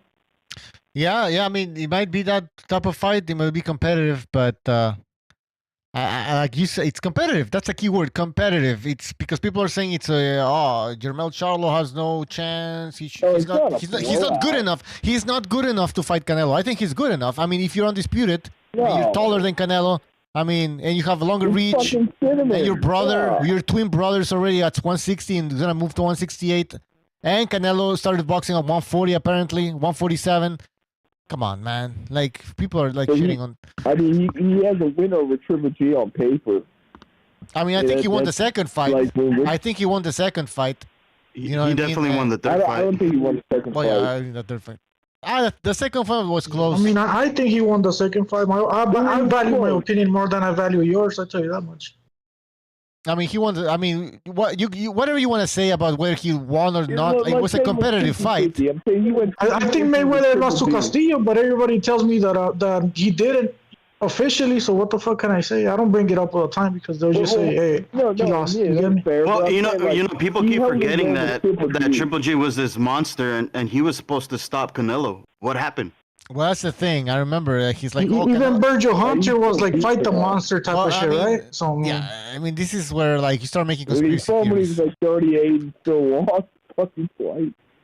Well, I remember people saying Canelo was a weight bully at 154, and once he moved up to 160, he was gonna fight guys his own size, and he was gonna get exposed. But he managed to stay in there with Golovkin. He was competing, and I think he beat him in the second fight. But he didn't win that second fight. Well, I mean, he wasn't. But action. Jackson, because you say so. I mean, but action. I don't. I think your opinion is wrong. But hey, when it comes to fucking Charlo and Canelo, I agree with you, bro. Charlo's gonna be a difficult fight for Canelo, in my opinion. And plus, if people say he's sleeping, he's not really older. Wouldn't that make it easier, more competitive? If Canelo's sleeping, then it's more competitive. If that's what people are saying, it should be. I mean, if the narrative is actually correct, then yeah. I don't know. 90 seconds. Actually, Jackson, the phone lines are gonna close. Actually, Jackson, we're gonna move on, but thanks for calling. All right. But yeah, the second Triple G Canelo fight, fuck it. In many ways, it could have gone either way. Triple G did land more jabs, but at the same time, he only landed like 8 fucking body shots. While Canelo landed like 48. You get me? Yeah, but he was supposed to win. But here's the thing: everybody wants to talk about the controversial decision. How come those same fans never talk about when Chenko got robbed against Triple G? Because Shenko doesn't have a lot of haters like Canelo. That's why. I thought Chenko won that one. Thought GGG edged Canelo on the second one, but it could have gone either way. He beat him in the third, obviously. Yeah, but you know, when Triple G is one of my favorite fighters, but when Triple G actually started slipping, he was slow on the trigger and he started catching a lot of punches. He started freezing up. Canelo, that's not happening to him right now. If you got to pick something, obviously you're gonna say the stamina, because everything else he's very solid. Defense, punching, chin. So he's pretty solid. So obviously you're gonna say it's the stamina if you have to pick something. But our fighters making him pay when he makes, according to some, quote unquote, slowing down. So obviously that could be characterized as a mistake. If he's there to be hit, why are fighters picking him apart? Because he's pretty solid and he's gonna make you pay. If he's slow, try to get him. See if not, he's gonna get you first. Yeah. Yeah, you're right, man. By the way, the phones are closed, people. The phone lines are closed. Posted the link in the chat. Let's see who jumps in. If you want to still talk about this fight, let's make it controversial. Yeah, going back to what. Yeah, go ahead. Go ahead. He's a runner. So I'm excited for him to sit down and exchange with Canelo. In episodes, obviously he's a counterpuncher, but I want to see that. Maybe when the fighters throw a lot of punches and they ain't cracking, like what's the dude that just fought this weekend against Ronaldo Lopez? That's not exciting. It's like two chicks fighting. Sometimes a lot of people, some people want to, why ain't he throwing that much punches? But at the higher weights, these motherfuckers hit hard. But if you ain't throwing a lot, you're kind of on the edge of your seat, expecting to, when an exchange does break out, that it's going to be a significant exchange. That's what's going to keep me on the edge of my seat in this fight, right? Yeah, exactly. Yep. But do you think Jermell Charlo is going to be punching with Canelo? Yeah, I think it's his style, but it's what's going to get him hurt. He has to. Because if you punch before, let's say you punch before and Canelo got the tough chin, then you punch yourself out, then Canelo's going to push you back because you're going to be tired. If you punch after, then you're going to be off balance because Canelo went first. Now you ain't got your balance because Canelo probably pushed you back. So what you do is you punch with Canelo, but obviously you try to land first to disrupt his rhythm. Right? If you disrupt his rhythm and you punch, then all of a sudden you land a hard shot, then throw two pity pats after that, then fucking scapegoat out of the exchange, like out of the pocket, hightail it out of there, then you won the exchange. And that's what you want to continue doing if you're Charlo. You want to get froggy with them. Punch with Canelo, but try to land first, because obviously he's probably going to be the quicker dude. I'm thinking. Mm-hmm. Well, he has to try it. I mean, he has to do that and try and see, because or else he's just gonna freeze up, which is my concern here. That Charlo feels the power, he freezes up, he doesn't want to punch with Canelo, and he just survives, and says, "Well, I moved up in weight, I got a payday, and I fought a bigger guy." Like Charlo has nothing to lose in a way. What do you guys think? I don't think if Charlo goes in full retreat mode, I don't think he has the feet to stay away long enough from Canelo to make it 12 rounds. I think he has a lot to lose. People who are real fans should be paying attention. A big skill fighter should be a small skill fighter. How good is Charlo in the clinch? Like, can he time it properly? Is he one of those fighters that can survive? Like with clinching, I don't know. Well, he's been hurt before, right? So when he got hurt by Castaño, how did he react? He covered up well, and he got out of there. So he knows how to. Yeah. He's not a he's not a stranger to danger, you could say. Didn't he get hurt by Harrison as well? Yeah, he got kind of a little, stutter stepped. So he's been there. Yeah, what worries me for Canelo on this one, well, if I have to pick something, it'll probably be obviously the dimensions that Charlo has. He's taller, he has the reach.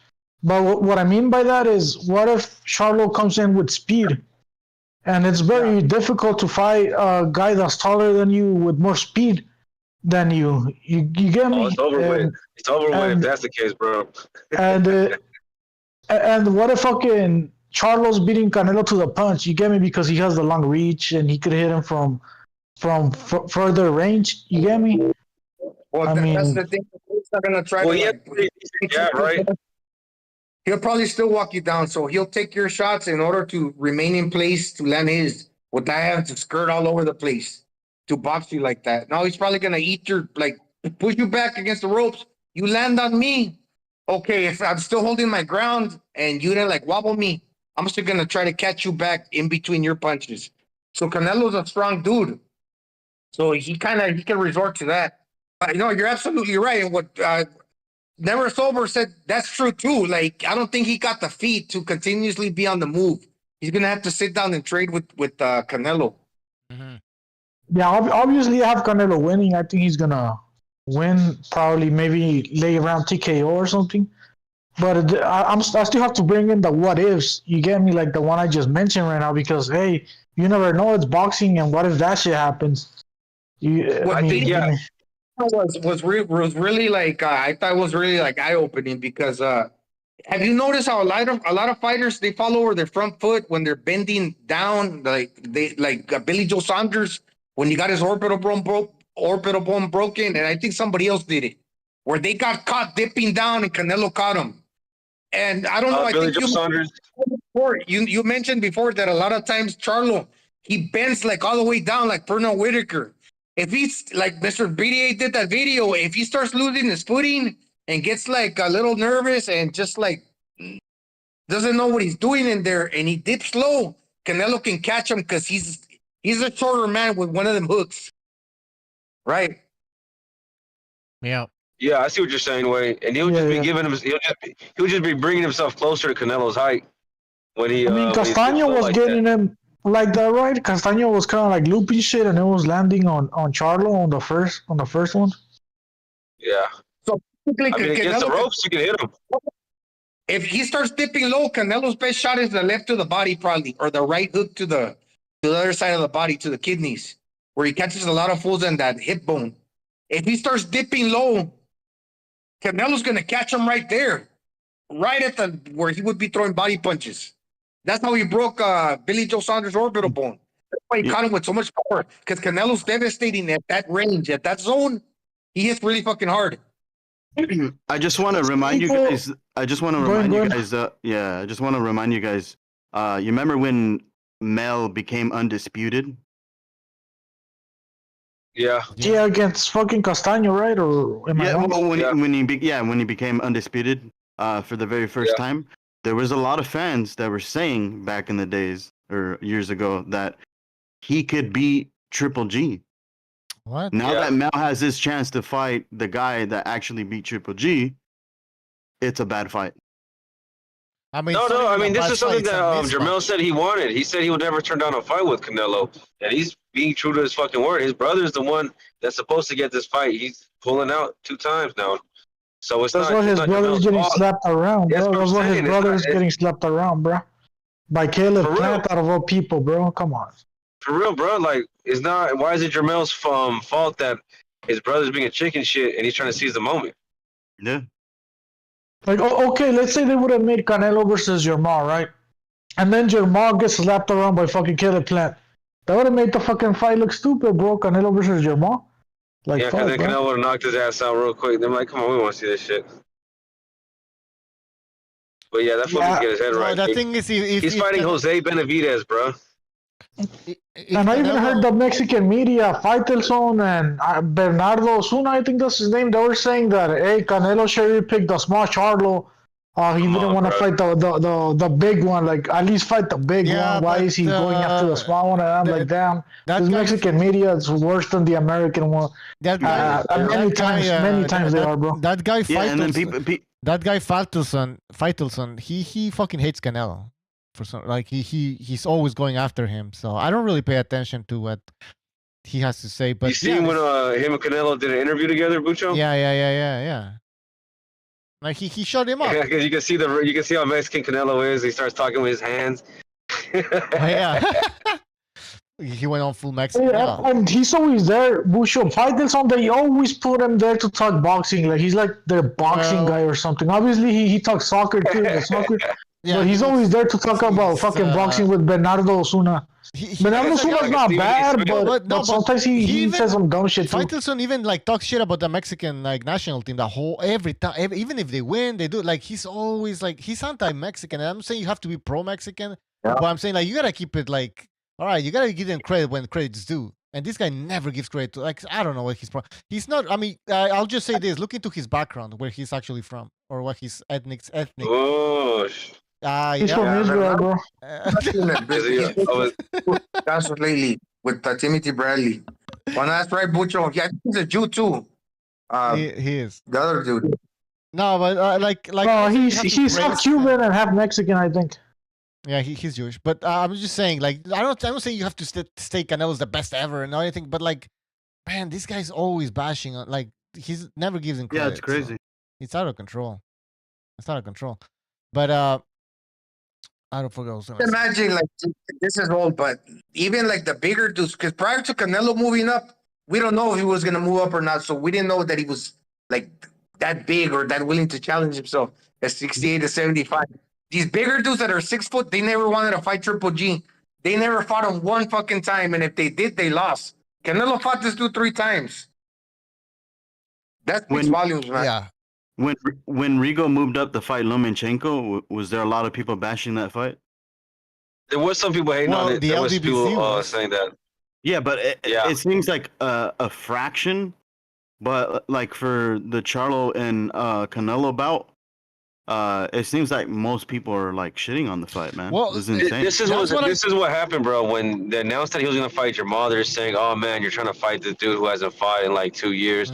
And whoop-de-whoop, you should fight the littler one because he's actually better. He'd actually whoop your ass, but you're gonna cherry pick the bigger one off inactivity. Actually, Jamal pulls out, and now Jamal's stepping up. Hey man, you're gonna fight that little that tiny fighter from 154. What a coward, man! You're not even gonna fight the bigger brother. It's like they jump back and forth between the narrative. Like, there's an excuse for everything, bro. That's a, no. When that's he's a good giving you point. exactly what you wanted, like exactly what you asked for. They're jumping from narrative to narrative, and it's true because at the beginning when they announced this fight a few months ago, it was like a mismatch, and all of a sudden now that we are approaching the day of the fight, we're seeing a new narrative where Jermell Charlo is gonna win. Not only he's gonna win by stoppage, but after the fight, he's gonna obliterate Canelo. Yeah, he's gonna. But after the fight, when Canelo wins, I'm telling you, we're gonna go back to the first narrative where it was a mismatch all along. If he was gonna fight the big brother, but then we know that the big brothers had issues for the last 2 years. He hasn't defended the title at 160. But if you were he's fighting with his girlfriend, bro. That's his problem. He's fighting with his girlfriend. Everybody does that. But if you're the brother, aren't you happy that your little brother got the fight? And that's what Al Heyman's probably doing, looking out for the welfare of the 2 brothers, where they can spread the wealth, right? So that's what they're doing basically here, man. It's not like Canelo went in there and he told me, give me him, give me that, and give me the other guy. Al Heyman said, okay, this big brother's not available. Yeah, exactly. We're going to give you the little brother to help out the family. I'm just thinking, man. Yeah, give him a payday. All right, we got somebody else in here. Go ahead, new guy. Oh no, I was calling earlier to the show, bro, but you guys put the link up. Yeah, go. Anything you want to say? What was I gonna bring up? Oh, did you guys hear about David's brother being in the same undercard and possibly Ma fighting Jose Benavidez at 68 or 60, bro. I believe? He's fighting a pirate, bro. Yeah, they're both disabled. He's got physical issues, and the other guy's the pig league. So yeah, it's a special needs type of fight.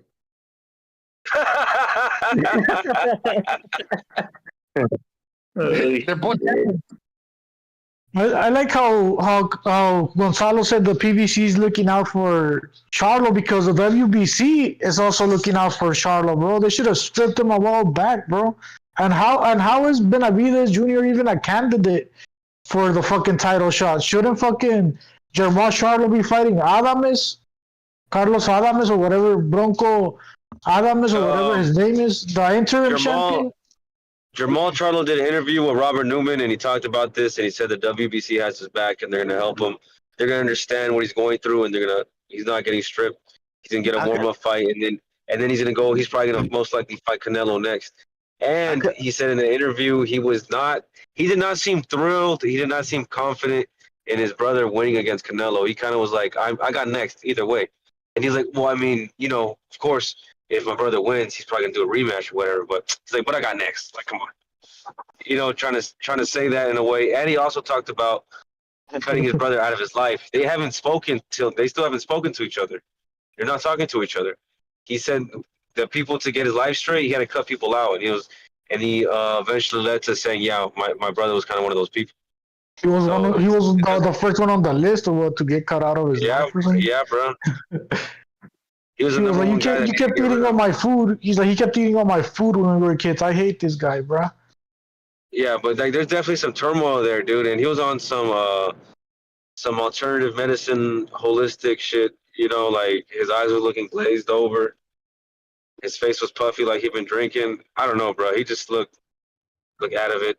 Hey, didn't their wives get in a fight? Charlo's wife, Jamal versus Jamal, Charlo's wife. I don't think it was Jamal's wife that got beat up. Did you guys catch that Venado fight? What was it, like 2 weeks ago?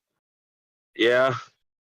I didn't watch it, but I heard Timothy Bradley was making fun of Venado for the way he was fighting. I guess he was getting his ass beat. Yo, that guy. He wasn't getting his ass beat, but on Monday the fight was closer than people anticipated. Yeah, on Monday I was watching another boxing channel, it was a Spanish one, and they had Ferco on there, where he was saying that Venado only had 4 weeks of camp, and during the fight, the man had diarrhea, and that was one of the reasons he wasn't putting his hands up. And I was like, God damn. It's funny, bro. Man. We gotta see another fight. I mean, it might be one off night or something like that, because I mean, the fight previous to that one, he fucking knocked out that guy, Irish guy, Conlan. Imagine, bro, trying not to shit your pants in the ring while this dude's throwing combinations at you. Yeah, because I think he said he had 4 weeks because his wife was having issues with the pregnancy or something like that. Pregnancy, yeah, he did have a kid recently. But me personally, I gave Joet round 8 and round 11. But I mean, I'm pretty biased because fucking Benavides from my area. However, the fucking Spanish commentator who was commentating it in Spanish, because I was seeing the Spanish commentator, he only gave Joet 1 round, and it was round 12. And I took a picture, I screenshotted it, and I posted it on the homies Discord so other people could see it, that I'm not bullshitting. But it seems to me that everybody's scorecard is all over the place, bro. Like I said, the Spanish commentator only gave fucking Joet 1 round. I gave Joet 2 rounds. Frigo had Venado fucking losing. I don't know how. Some people had it 7-5. Others have it 8-4. I don't know, bro. Yeah, I think the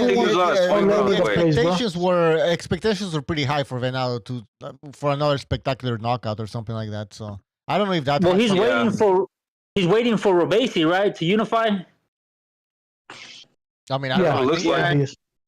This was Joet's 3rd try, so Mark Kriegel, he's playing on some sympathy stuff, like some sympathy shit. Yeah, could be. Look, Venado petitioned the IBF yesterday that they let him fight against Robesi to unify, bro. So Venado's already looking into that fight, and Robesi has a fight coming up against a fighter that ranks number 47. I don't know what the fuck he's doing fighting, defending the title against a fighter that ranks number 47, but hey, that's his fucking cherry pick fucking fight. And after that, I hope he fights Venado. Let's see what happens. Well, they were saying in that same show that Venado was supposed to fight Robesi, but they threw in Joet to try to protect Robesi. And then now watching Robesi fight that dude that's pretty much a nobody in the sport makes kind of sense. I mean, I don't know how was Yoet supposed? I mean, how is Robesi in line to fight fucking Benado when they're both world champions? And you got Yeah, a that's pretty what much petition with the sanctioning body that they allow you to unify. You get me? Yeah. By the way, in the Nah, chat, bro, this is just people that are trying to fucking defend Robesi for fighting a fighter that ranks number 47. Let's keep it real. yeah, I mean 47. What the fuck? By the way, Hurricane Hank says Top Rank has the worst commentators. Do you guys agree with that? Top Rank, yeah. Timothy Bradley's he's becoming worse, and he's taking Bernardo with him. Yeah, he's getting pretty bad. Are they as bad I as didn't have the any DAZN issues with that guy, but commentators? what's that? The zone commentators to me are they're horrible, bro. What's his I think name it's again? funny when that guy makes fun of Sergio getting knocked out and shit. That's just. Oh man, yeah, they're always fighting. Manix? No, is it Manix? Yeah, they always yeah. they always throwing like real jabs at each other. Like when someone falls on the ground, he's like, "Hey, Sergio, that's kind of how you looked, right?" Like, and it's like, Yo, I don't think I don't think they like each other for real. Like, which is kind of weird. Nah. Because, like they're supposed to. You know be, who I wouldn't mind commentating again? I don't like the motherfucker, but he does a great job as Paulie, bro. I like how Paulie commentates fights. He was better than this guy, so for sure. Sure. Yeah. He talks real fast sometimes too. He's fucking Yeah, he was annoying on too. cocaine. But I don't know. He knew his shit though. But he was pretty smart in the thing. He's like, you could tell this guy was saying that like he was breaking down the fight. He knows his boxing. Yeah, he knows. I his like boxing. Oscar commentating. Oscar de la Hoya when he was commentating, that shit was hilarious, bro. The USSR, the USSR. USSA baby, USSA baby, or some shit. Yeah, with him and Snoop Dogg. Let's have De La Hoya and Snoop Dogg commentate. Fuck it. Oh yeah, there we go. That'd be entertainment. And then he's like, I'm just a dog living in Snoop Dogg's world or some shit because he was stoned and shit. Yeah, what the fuck? That shit was fucking funny, bro. I respect Timothy Bradley's boxing knowledge. He does have great takes. He does know his boxing. Woo! Especially since he was in the punch, so he sees it in different. Yeah, he's fucking like. Yeah, he's pro black, honestly, like big time bias. I enjoy no, the but check it Mexican out. one It's when, messed up for. It's messed up with him, dude. Because Timothy Bradley, because anytime he's not extremely pro-black, like he gets dogged out. Like I thought he was being overly nice to Devin Haney when he was fighting Lomachenko. But then the next day, there's these dudes that work for Showtime. That guy was what's that dude? I can't. That basketball player. He's saying that this dude Timothy Bradley's a company man. He was talking shit about Haney, hating on him. And I'm like, damn, I thought he was being very lenient towards Haney and biased for him. So, like, he still couldn't do enough. I agree with you 100%. Yeah, they get bullied, man. Yeah, that's wild, bro. That is wrong. Yeah, the HBO commentary was the best. Obviously, the TV Azteca commentary Supposedly, is the him best. laughing the Canelo fight. Oh, that'd be badass. Yo, you remember when Jim? What was he when Manny Pacquiao fought the African dude, Joshua Clottey? Yeah. And he was like, "Here I come, bang, bam! You're gonna throw some time, bang, bang, bang." Oh man, I used to have that He the was sound. like crazy with that shit. Shit, I used to have the sound on my soundboard. I don't know where it is. Bam, bam. That's so funny, bro. Yeah. Hey, Chavez Senior had fucking Benado winning too.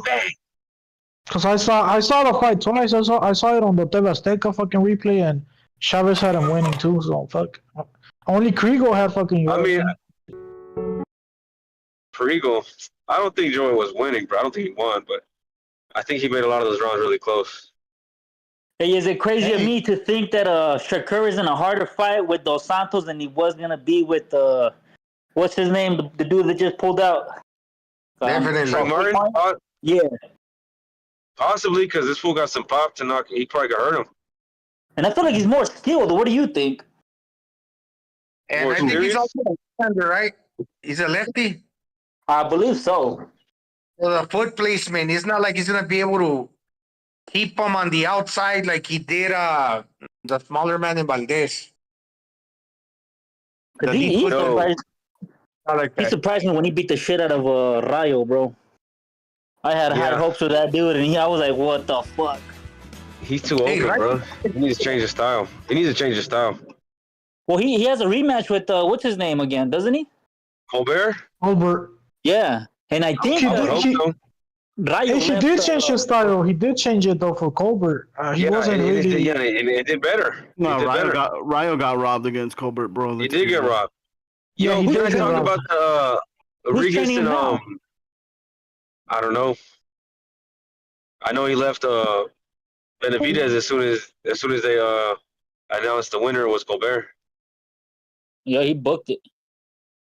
What was I gonna say though? I wanted to talk about that Devin Haney and Prograis fight. I'm not sure if anyone has brought this up yet. I was listening to you guys talking about the other day. Haney seems to have trouble with southpaws, doesn't he? He just got his ass whooped by a southpaw. Mm-hmm. And Lomachenko, and he could have. Yeah, what? Devin Haney? No, isn't Jojo Diaz a southpaw? Or am I tripping? Oh yeah, no, I was gonna bring him up too. I was gonna say though, so he couldn't stop Lomachenko's left hands, right? But the slower, fatter, predatory Jojo Diaz was barreling through Haney's weak shots and landing his left hands, right? So I can see Prograis barreling through Haney's weak shots and cracking his ass with the left hand. That's what I think is gonna happen. Well, the thing is, Prograis, he always has his hand down, and then his guard is really unorthodox. I could see Haney's jab touching his face a lot. Well, he's got to make a fight out of it. He can't just hang his head to the side, getting all cute, I'm gonna box you. Because that's the thing with him. He can punch, but since he's a late starter, he's trying to show the world I can box also. But it's not time to experiment. Go in there, close the distance, and hit him to the body. Because he hit hard as fuck. He need to do that. No time for playing around. And Haney's one of the best Muay Thai fighters in boxing right now. Oh yeah, No, I do think he needs to hang his head to the side. He just needs to lean over and throw that left hand. And he needs to keep doing that. Hey, I have a question for you. The time he was hitting his head on the side against El Chon Cepeda, just waiting to counter punch. If you're gonna have that like Cambosos, just waiting to counter punch and basically look for openings or try to box the boxer, you're gonna lose. You gotta take the initiative. Right. That's what I'm saying.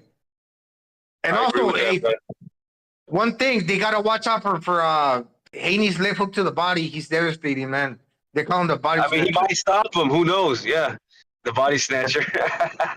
Yo, if Haney stops Regis, bro, the fucking Haneyacks are gonna come out the woodwork, talk mad shit. You can stop him with the body shot. That'd be insane, bro. They're gonna be like, I told you he has power. He just needed to move up and weight. I don't see that. I think Regis is gonna knock his ass out, bro. I hope Regis. I hope so. I don't know, man. Haney lost to a beige boy. You know, I all those fools, I rated them like it's like I feel like everyone's shitting on Regis. I feel like everyone's shitting on Regis after that Zorrilla performance, but I think that Regis felt that power. I think Regis felt that power, and that's why he fought that way against him. He didn't want to get too overzealous like he was against Josh Taylor, where maybe he didn't feel like he had that power, and he could go slug it out with him. But getting dropped in the first round against Zorrilla must have put some fear in him. That's what I think. Yeah, and Devin Haney, he's not bringing shit. Regis got some good wins. Josh Taylor had some good wins. Chon Cepeda, I thought was a good fighter, but all of a sudden, all these 140 pounders that I just mentioned started losing to guys that they shouldn't have lost to. So all of a sudden, I started doing triangle theory in reverse.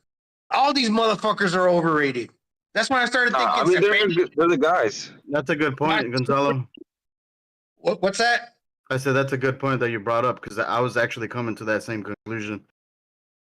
That's why I don't think Devin Haney's gonna beat these guys, bro. I want to see Haney and Teo, bro. I want to see that too. I think Teofimo would whoop all the young crop of his little generation with Shakur and Ryan, and Davis is older than them, but I guess we'll call him a kid still, even though he's about 30. And what's the other one? Devin Haney. I think Teofimo is the best out of that young crop. Well, now they're targeting Teofimo versus Ryan Garcia for November, I believe. And I can see that happening because I mentioned, remember, Sober, that I told you he might be fighting Duarte, but I think that De La Hoya understands that this will. So they might as well fucking like get him against a tough fighter, a Super Bowl weekend, I think, and make money off of this dude. Yeah. Right?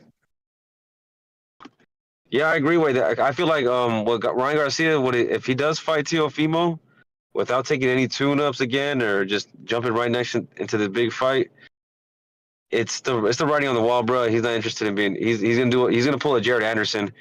I'm gonna be done by the time I'm 27. I'm just trying to make as much money as I can. Oh, yeah, we know that. I don't care about winning or losing. I'm gonna be out of here. You know. But I thought Ryan had a fight before Teo. I forgot who the fuck he was supposed to fight, bro. But Oscar had mentioned it. I just can't recall the name, and he said, if it's Duarte, he might not get out of that one. He might not make it out of that one, bro. If it's Duarte.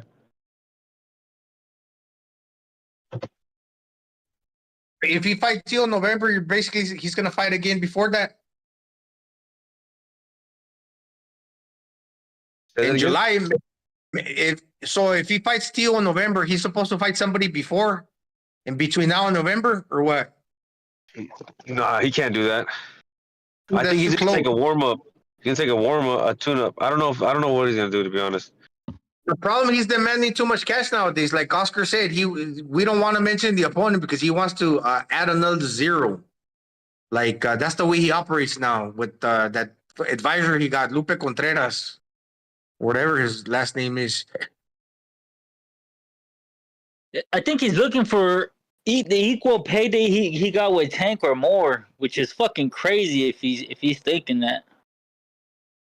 Well, that's the thing, that like Ryan's really like emotionally like unstable, and the people that are around him are also like money hungry. So they'll pull the trigger on something maybe that like they did against Tank. Basically, they're not looking out for him when they say they really are. They're not. So yeah, they can fumble that one too. Fuck it, let's have him face another big name, and he might take another. Just imagine Ryan catching another L, two L's in a row. That's it. He's one L and one more bad tattoo away from becoming a fucking the next Panchito Bojado, the hype job of this generation. Right? One more fucking bad tattoo. He'd be looking like Animal Planet. Yeah, bro. For real, dude. Another lion. Get another lion, bro. What do you guys think? Put a gorilla on his back because he got the depression, the 800-pound gorilla. He got the cobra. He got that monkey on his back. You know what other fight I'm looking forward, and it's under the Canelo fucking card, is Ugas and Barrios, bro. I think that's gonna be a barn burner. Yeah, it's gonna be a good fight.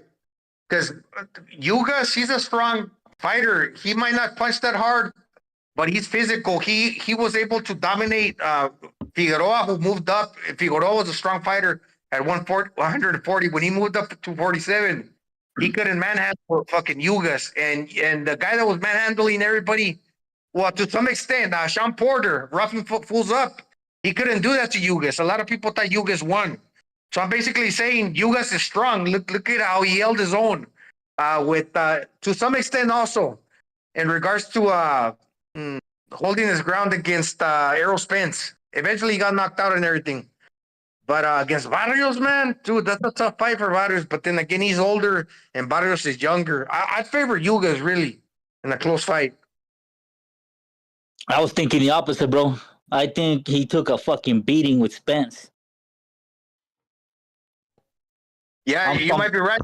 I might be a little biased because I've been following Barrios' career for a very, very long time, bro. But I think he might pull it off, being the younger dude. And then that last war that Ugas had, bro, that shit was brutal. I don't know, man. I still think a shot Ugas would give more problems to Crawford than Spence. And people forget that Ugas was robbed against Porter. So I'm picking Ugas. On top of that, didn't he beat Manny? Yeah, he beat Manny. So I don't know, man. Oh yeah, he beat Manny, and a lot of, like I said, people thought he beat what's his name? Jesus, Sean Porter. Sean Porter, yeah, I brought that up. Yeah, he beat Sean Porter. He got robbed. He's strong, man. He's got. Yeah, you see his biceps? He got one bicep bigger than the other. Yeah. He's got left. It looks deformed. You know, he's old, dude. He's old. The Cubans, they got nowhere to go, man. I was gonna say banana boat by accident. No, they got nowhere to go. But once they made it out from Cuba and they're here, they're kind of stuck. But at the same time, I don't know if he got papers or not. But what else is he gonna do in life? Maybe work in the gym. But if he wants to keep making that money, he's probably old, but he wants to stay relevant. He need to win. Plus, he got that pretty girl he got to maintain, no? Yeah. For sure, definitely. And Barrios, his best win is that guy that got robbed against AB. What was it? Santos or Santiago or what was his name? Any of you guys remember? Jackson Marines or Santiago, the dude that got robbed against Adrian Broner. He was Santos or Santiago. Santiago. That's Mario Barrios' best win, or at least I think. So him, I don't know, man. I'm picking Ugas. I think it's a 50-50 fight because you would think that Ugas should beat him because he's just bigger and he's faced better competition. But he's an older dude and he's kind of stationary now, so maybe that could be enough for a younger guy to outbox him. Are we really comparing Mario Barrios to fucking Spence, bro? Like, and I think that's but I'm saying, but he might be able to catch him on the downslide of him, coming out the door. He's an older guy. He's about 38. You gotta remember, I don't know, bro. man. You gotta double the age with the Cubans. It's 50-50 for me, bro. People look like a gay Power Ranger, bro. I think they both fucking suck, bro. You want me to be honest with you? But that's what I'm saying. It's 50 fight. That's the fight that they're having, I don't know. It could go either way, bro. Maybe Ugas. I was watching. I seen a poll fool, and that's the most anticipated fight on the undercard. Yo, it's Cody's on the undercard. There's another good fight on the undercard. I think it was one better than that fight. There's a card better than that fight on the undercard. Yeah, the Mexican dude. What's his name? Fuck. The loser, he ain't getting no more big fights. That's pretty much the end of the road. That's true, right? The loser. Isn't Alexis Rocha fighting in that card? Mono Ramos versus Ramos is fighting Erickson Lubin. Yeah, that's a better fight, bro. That's the co-main. That one's better, bro. That one's better, actually. Lubin versus. He tuned his ass up. That's a good fight, bro. I think that's on that day, no? Yeah, it's on the undercard. Yeah, it's the co-main. That card is bomb, dog. I'm gonna drink a few beers. I think that day. Fell asleep, bro. Man, doesn't that say the Canelo's still the cash cow? I mean, he's got all these fucking pretty no names on his card when you go compare it to the tank cards. Hadouken! It's all right, man. We'll have a 12-hour stream. Yeah, we've been here for like 5 hours. Nah, it's fine, man. So we have 7 more hours. 5 hours. 7 more hours to go, Bucho. What are we talking about now? Hey, Bucho just took a bunch of pistol shots right now. Yeah. Fucking whiskey. You're drinking whiskey, some fucking red label. Oh no, I made some. He's on that Polvo Blanco, that white magic. Oh shit. No, I'm just kidding. I'm just joking. It's pretty. You got the dog in him then. Nah, Bucho's already hyped for the Canelo fight, man. So he's gonna do a marathon. Listen, I am because people are talking about shit. People are talking shit. All of a sudden, like Jermel is gonna win. I want them to keep the same energy. That's the thing, though. If you wanna, I don't care if you pick. Like you can pick whoever you want. Just I hate hypocrites. I hate liars. And this is what's gonna happen, man. After the fight, you go, oh no, it was a mismatch. Oh, he was too small. Blah blah blah. But right now they're talking all this shit. Even Freddie Roach, James Stone, everyone, bro. Virgil Hunter. I couldn't believe to be at it, bro. I was like, for real, dude. But didn't Freddie Roach undisputed, baby? Undisputed versus undisputed. baby. Keep the There you go. Yeah, undisputed. And then guys, the Regal. Just quickly, remember when Crawford beat Indongo, the great Indongo, to become the undisputed 140? Oh, the legend Indongo, Yeah, the legendary Indongo. to become Wakanda junior warrior. to become the The undisputed living legend. Yeah, the undisputed junior welterweight champion. Everyone's like, "Oh, undisputed! You gotta give him credit for that." You know, you gotta. Then Jermel is undisputed, and it's like it's nothing. Why? Because he's fighting Canelo. You know what I mean? Like now, all of a sudden, let's make Jermel look like a piece of shit. But that was before. Like it's fucking crazy. They're flipping from narrative to narrative. Like they were on this narrative where Jermel is gonna lose. Now they're like on the Jermel's gonna win fucking narrative. So it's fucking interesting. I've never seen this before.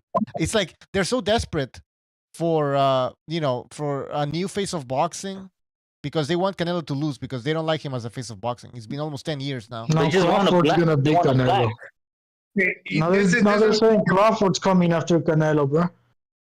I was thinking there's gonna be another open workout prior to the fight, but then the weigh-in is happening obviously. But this is why it's important. If Charlo shows up on the scale, and I'm just gonna be facetious here, if he's looking like Mikey Garcia, then you know he's a small fighter. But I don't think he's gonna be looking like that with the extra tire on the, around the torso. He's gonna be looking strong as fuck. I bet he ain't gonna be looking all flabby like he be eating a lot of tortillas, for example. Yeah, I don't think so. If he shows look up better, bro. then we're gonna say, oh well, maybe, but that's not gonna be the case. He's gonna look cut up. Watch. cut. No, he's gonna be. Yo, the narrative of them saying he's gonna be way faster. Every time I hear that, I was like, how fast can he be? Because I thought Plant was a fast dude. If you ask me, is he gonna be faster than that? It might be. Shit, you never know because maybe he'll be coming from 154. Yeah, but maybe not durable enough. I mean, I don't know. I've never seen. Hey, Mr. BDA, he asked me like, he sent me a message. He's like, what's the biggest puncher that Jermel has fought? And I was thinking, a puncher, and I was like, damn, because Castaño's not a Lubin. Exactly, that's what I said. I said Lubin. But it could have been, but the fight only lasted like 1 or 2 rounds. It was a firefight. Exactly. He didn't manage to get enough rounds to actually like test Jermel's chin. So actually, Jermel hasn't fought a big puncher in a long time. You don't think Austin Stroud is as big puncher as Lubin? You was shocked though. Who? He's not a puncher though. He's not a puncher at all. Castaño? No, he's a volume puncher. Austin Trout. Austin Trout? No. Come on, man. No. Austin Trout. No, there's nobody. Like he's like he could get fucking decked. And look, Canelo's to me. I say he's a puncher, not because I think he's the hardest hitter, but he will go in there and continue with that approach. He'll keep trying to sit on the shot, continue doing that. He won't take no for an answer because he got that tough chin, so he's willing to get inside. He believes in himself, so he's constantly throwing heavy punches. I think for Charlo to knock out Canelo, he has to hit significantly harder than the Crusher. Because one of the interviews, they asked him who was the hardest hitting person you fought, and he mentioned the Crusher. He said that motherfucker hits hard. Kovalev?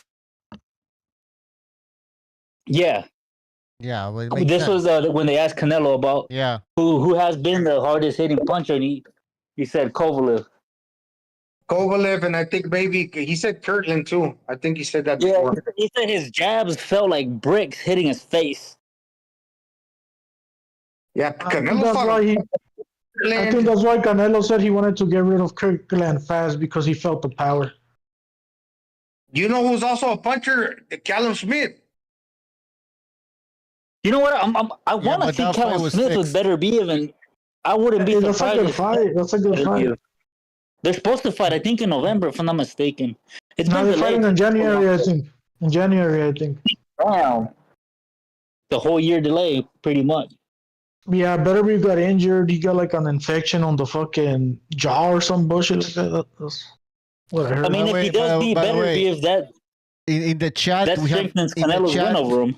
in the chat we have Bentley Sports who says you hate liars, and he says look at these clowns who all said Ryan will stop Ryan Garcia knowing of the hydration clause. When Ryan lost, oh yeah, he was dehydrated. Well, he was dehydrated. And by the way, Yeah, I he was wasn't even dehydrated. impressed by Tank Davis. I'm still not impressed with Tank Davis. Like I think he will get exposed. You saw. I mean, his biggest win is Ryan Garcia, the guy you just criticizing. He says, bro, Ryan never beat Tank. I don't care if they fight at 150. Well, I mean, I don't care what you have to say. The fact is that Tank is like he's not a he sucks, to be honest. Like that's why I thought Ryan Garcia was gonna beat him. But then again, then you think about it. Tank Davis had to put in a rehydration clause because he wasn't even that sure that he could beat Ryan Garcia. You know, that just tells you how good Tank Davis is. And don't forget it was the catch weight, the rematch clause, and then the bunch of stuff. rehydration clause. It's ridiculous. And I feel like he had a hurt rib. He basically did what in the Gladiator movie, the dude that stabbed him. Right. Gladiator. What about the mole in the cap? The mole in the cap. That Asian dude that was telling Gervante's team all his weaknesses. Are we not gonna forget about that either? Yeah. The late day weigh-ins. What the fuck? And by the way, I thought Ryan Ryan lost. I think I'm gonna the address, coach, man, that you're a good coach. Just because you were a great coach before doesn't mean that that's always going to be true. Bentley said fake news. Honestly, I thought Bivol was gonna get robbed against Canelo. Yeah, that's what BDA said. That's what BDA is saying. He said he actually a lot of people picked Bivol or said it was gonna be a good close fight or something. So I don't know. These guys, this isn't the LDBC, man. Like. He's got those narratives, those LGBTQ plus narratives. Yeah, no. I thought Ryan Garcia lost his credibility when he got dropped by was it Luke Campbell? Nah, he came back and beat him. But I'm but no. After that fight, I dropped him off my list as being an actually good contender and an actual future star in the boxing world. Well, to me, he was. Oh yeah, when he got knocked down, he would get up and fight more aggressively. Even Tito Trinidad, and he showed grit in that fight. But in this other one against St. Davis, man, he couldn't take a punch. Maybe because of the dehydration. He needs to eat. But I don't know. Maybe he's chinny. Fuck, I don't know. I think it's probably both, bro. I think it's both. He's kind of chinny, and the rehydration fucking affected his punch resistance.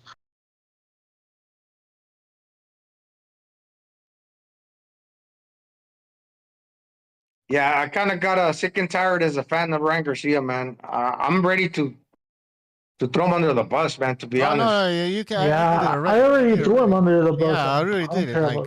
I don't know. I was never that fixated about him. And well, nobody really was. I mean, it's just that Tank Davis is not that good. That's why I thought like he was gonna lose. But a very long time ago, bro. I don't know if you guys remember that fucking trend with the Drake with that one Drake song where they would dance and the fucking car would move or something like that. They were trying to promote Ryan Garcia as a Mexican, bro. And I wrote in the comments that motherfucker didn't even know how to say no in Spanish. Bro, his dad got so mad and he went into my DMs trying to talk shit, bro. I thought that shit was hilarious. That is hilarious. No, and he's not interested in representing Mexico, and that's fine, man. That's fine. It doesn't make to some extent he's still Mexican. Just because he doesn't rep it as hard, like he loses a lot of points, people can still see that he's from that second or third generation Mexican. Because a lot of times when fighters try extra hard to rip it, that fucking gets on my nerves, man. Yeah, exactly. Yeah, that's annoying as fuck. I mean, it's not the I don't care about the Mexican shit. I don't care about the Mexican. I don't care about that. It's just. It doesn't seem like he's taking the sport seriously at some point. Like I don't know what's happening in his training camp. You know what I mean? So I made a prediction based on what I thought about Tank Davis, to be honest. But now I'm saying that now seeing that Ryan Garcia is not taking it seriously. I mean, he's changing trainer. He's talking about a mole in the camp and all this. I was like, this guy's a fucking joke, man. Yeah, man. He had all these factors and variables on his side, and we're just gonna ignore it because someone's blatantly biased for fucking Tank. Come on now. Yeah. Nah. And what's his name? Joe Goosen, like he was like mesmerized by Ryan's popularity. Yeah. From the outside looking in, he couldn't tell. I'm not telling this dude anything. In other words, he knows what he's doing. It's fucking weird. Yeah, but Gonzalo, I actually thought, you know, I mean, like I said, like I don't know what's going on in the fucking training camp, but I thought, you know, Joe Goosen, he's like a legit guy. He's maybe telling the truth. So I was like, all right, maybe there's something here, but I mean, I think a guy was fucking lying. Like, someone that we got scammed, bro. I can't trust somebody that wears nothing but denim jackets and jeans, bro. Yeah. And Lupe Contreras, his word is more valuable than the actual promoters and Eric Gomez and Oscar De La Hoya. They can't tell him anything because he gets his panties in a bunch. He gets his fucking ruffles feathered, his feathers ruffled all the time over stupid shit. Right? Yo, no, and there's perfect going on. If the fucking cameras ain't rolling and my hair's not combed to the side, and like I got the look to where I could be filming a fucking video, I'm not that excited to train. Yeah, So the dude's not even work, dude. All right, we got LT here. What's up, man? ¿Qué onda, cabrones? ¿De qué hablan? Saludos a toda la raza. Estamos hablando de que Canelo le va a partir la madre a Charlo, bro. Hey, bro, that's hey, man. When's gonna end? How's it gonna end, bro? If Charlo, not gonna lie, bro. If Charlo goes in there, bro, and just fights his ass off, goes in with a big fucking iron heart, you know what I mean? Like, you know, he fights with heart, and he leaves everything in the ring, regardless whether he loses or he wins, bro. He gains fans. He gains. How long does the fight go if he goes in there and fights with all his heart and he tries to go toe to toe with Canelo? How long does it go? I mean, all your heart. I mean, this isn't necessarily fighting dumb, bro. You know what I mean? Yeah, you know what I mean. Like, there's points where like you're not gonna give up. You know, fighting's hard. Like you're not gonna take the. You know, when you're being out school, like outboxed. Let's say when Shakur versus Oscar Valdez. Oscar Valdez, he just didn't show the heart, bro. He didn't go all out. He didn't sell out. You know, it's not like he was gonna get an ass whooping. You know what I mean? It's just that nomás. He just going like, you know, like just not giving up, bro. You know what I mean? Always trying to find an answer, working there, man. That's a big win for Charlo. If whether win or lose, bro. You know what I mean? If he gives a fucking fight of his life, but that's basically what we want to see, bro. You know what I mean? We want to see a great fucking fight, man. You call the pound for pound. You've been calling him out in the face of boxing. You know, you want to be inside the ring. Just show us why you want to be there. Show us that what you want to show the world, win or lose. You know what I mean? And that's what I want to see on that fight. From Charlo. Man, Canelo better be on his A's and Q's, bro. He's here to prove something, you know. He has to prove something that he's not on the decline. That the last performances were just, you know, fuck ups, you know what I mean? But that's not his new him. You know what I mean? That Canelo's back. Canelo showing that he's back in track, he would give us a knockout. A couple of knockouts. I don't want to say like KOs him totally, but he'll give us a couple of knockouts because I don't know if Charlo would go down that easy. Would he? I don't know. I think he's taking a nap, bro. Who? Yeah, hopefully, man. Hopefully, because we want to see some shit like that too. I think he's been tired for 18 months, and you know, Canelo's gonna sing him a lullaby and put him to sleep. In the chat, for sure. In the chat, we have the Awaken says Canelo needs to win this fight. Charlo doesn't. If he loses, he can just say he moved up in weight. Exactly, that's what I was saying. He's just fucking. Yeah, but he's the bigger fighter though. He's the naturally bigger fighter. That's the funny part that people keep leaving out. But like somebody brought some interesting points earlier that he doesn't throw a lot of punches because he's also a counter puncher, but he's throwing this equal amount of punches as Canelo, but at 54. When he moves up, he's probably gonna throw even less, if not the same.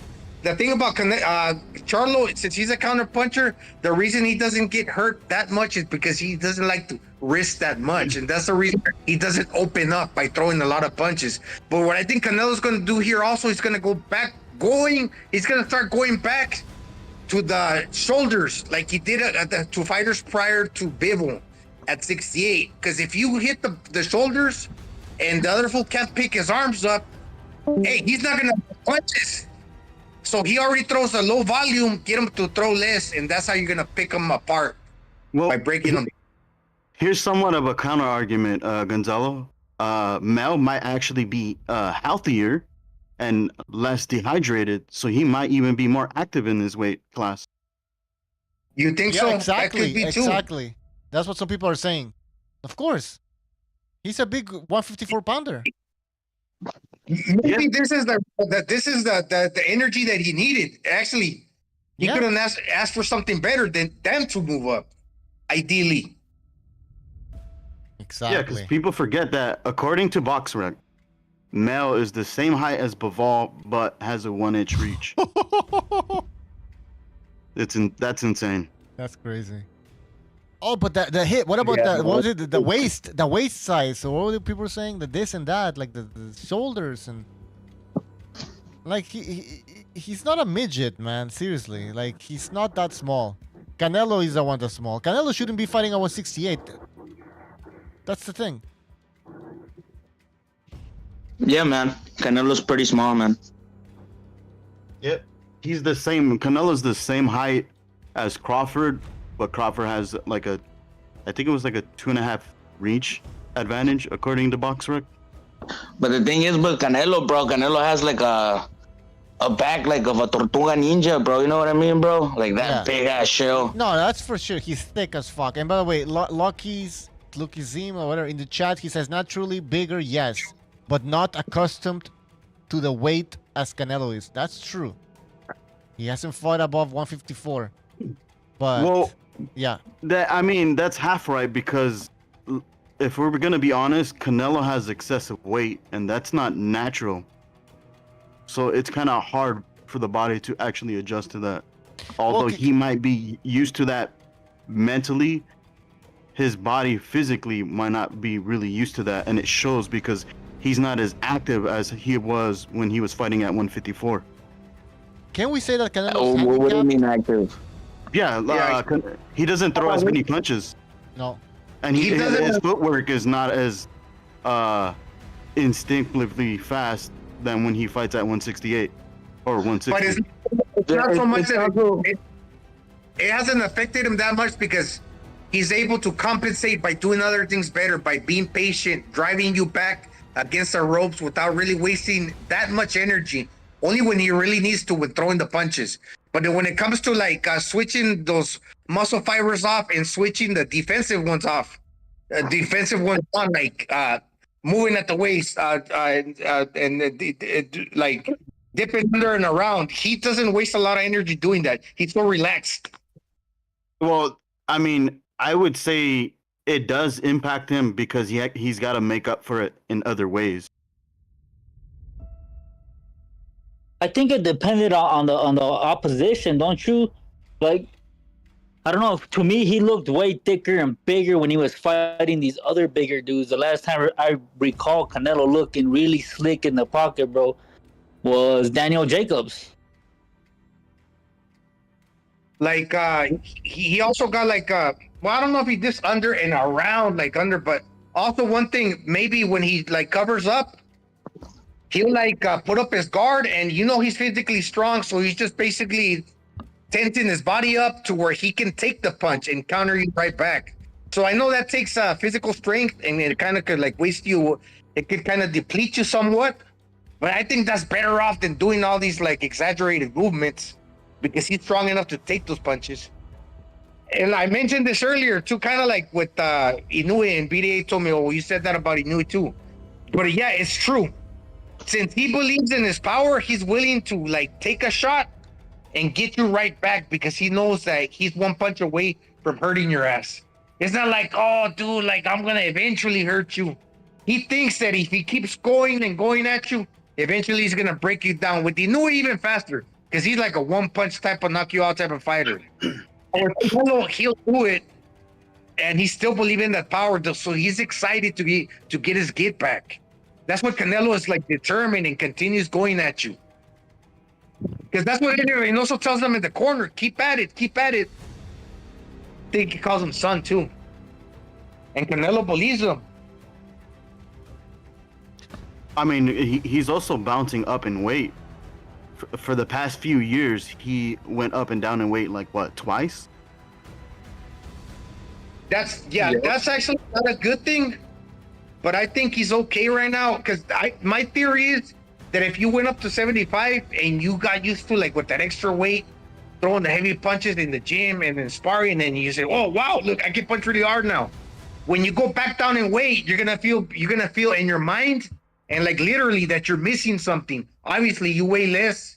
You're not hitting as hard as you were at 75 because you got less weight behind your punch. So that psychologically could affect you because you're gonna try to throw with that much power and land that much harder, but you're not weighing the same. So mentally, you might be like, dude, I'm gonna try to go like this, and it might not be giving you the same result. That it's gonna like leave you a little bit more weaker when it comes time to catching, because you're trying to throw as hard as you were when you were fighting at a higher weight. But now that link is missing, it's actually taking something out of you. Because I've been dropping weight, and that's what I feel in my body. Dude, yeah, but like the difference though, Gonzalo, is that he has excessive weight, and not only does he have excessive weight, he's bouncing up and down with the excessive weight, and that's actually bad for the body. What do you think happens there? I'm asking. I'm not sure. Well, I mean, it could affect his sleeping patterns. There's a lot of other factors and variables that can be dictated because of it. Hey, this will be his third straight 68. Yeah, go ahead. I was saying that this is his third 68-pound fight, right? Because right after Bivol was what, Triple G, Ryder, and now Charlo. Yeah. I don't know. There's pros and cons to both sides. Besides that, he also like became undisputed, like those. So Canelo's been fighting at this weight kind of like 2-3 years, man. Yeah. How much credit are you gonna give Canelo if he beats Charlo? Well, Charlo is the naturally bigger fighter. Yeah, exactly. No, it's true. I can say he's not a midget, man. But yeah. So I mean, he's. I mean, I would give him the same credit that I gave Bivol for beating Canelo, the smaller fighter, going up. Interesting.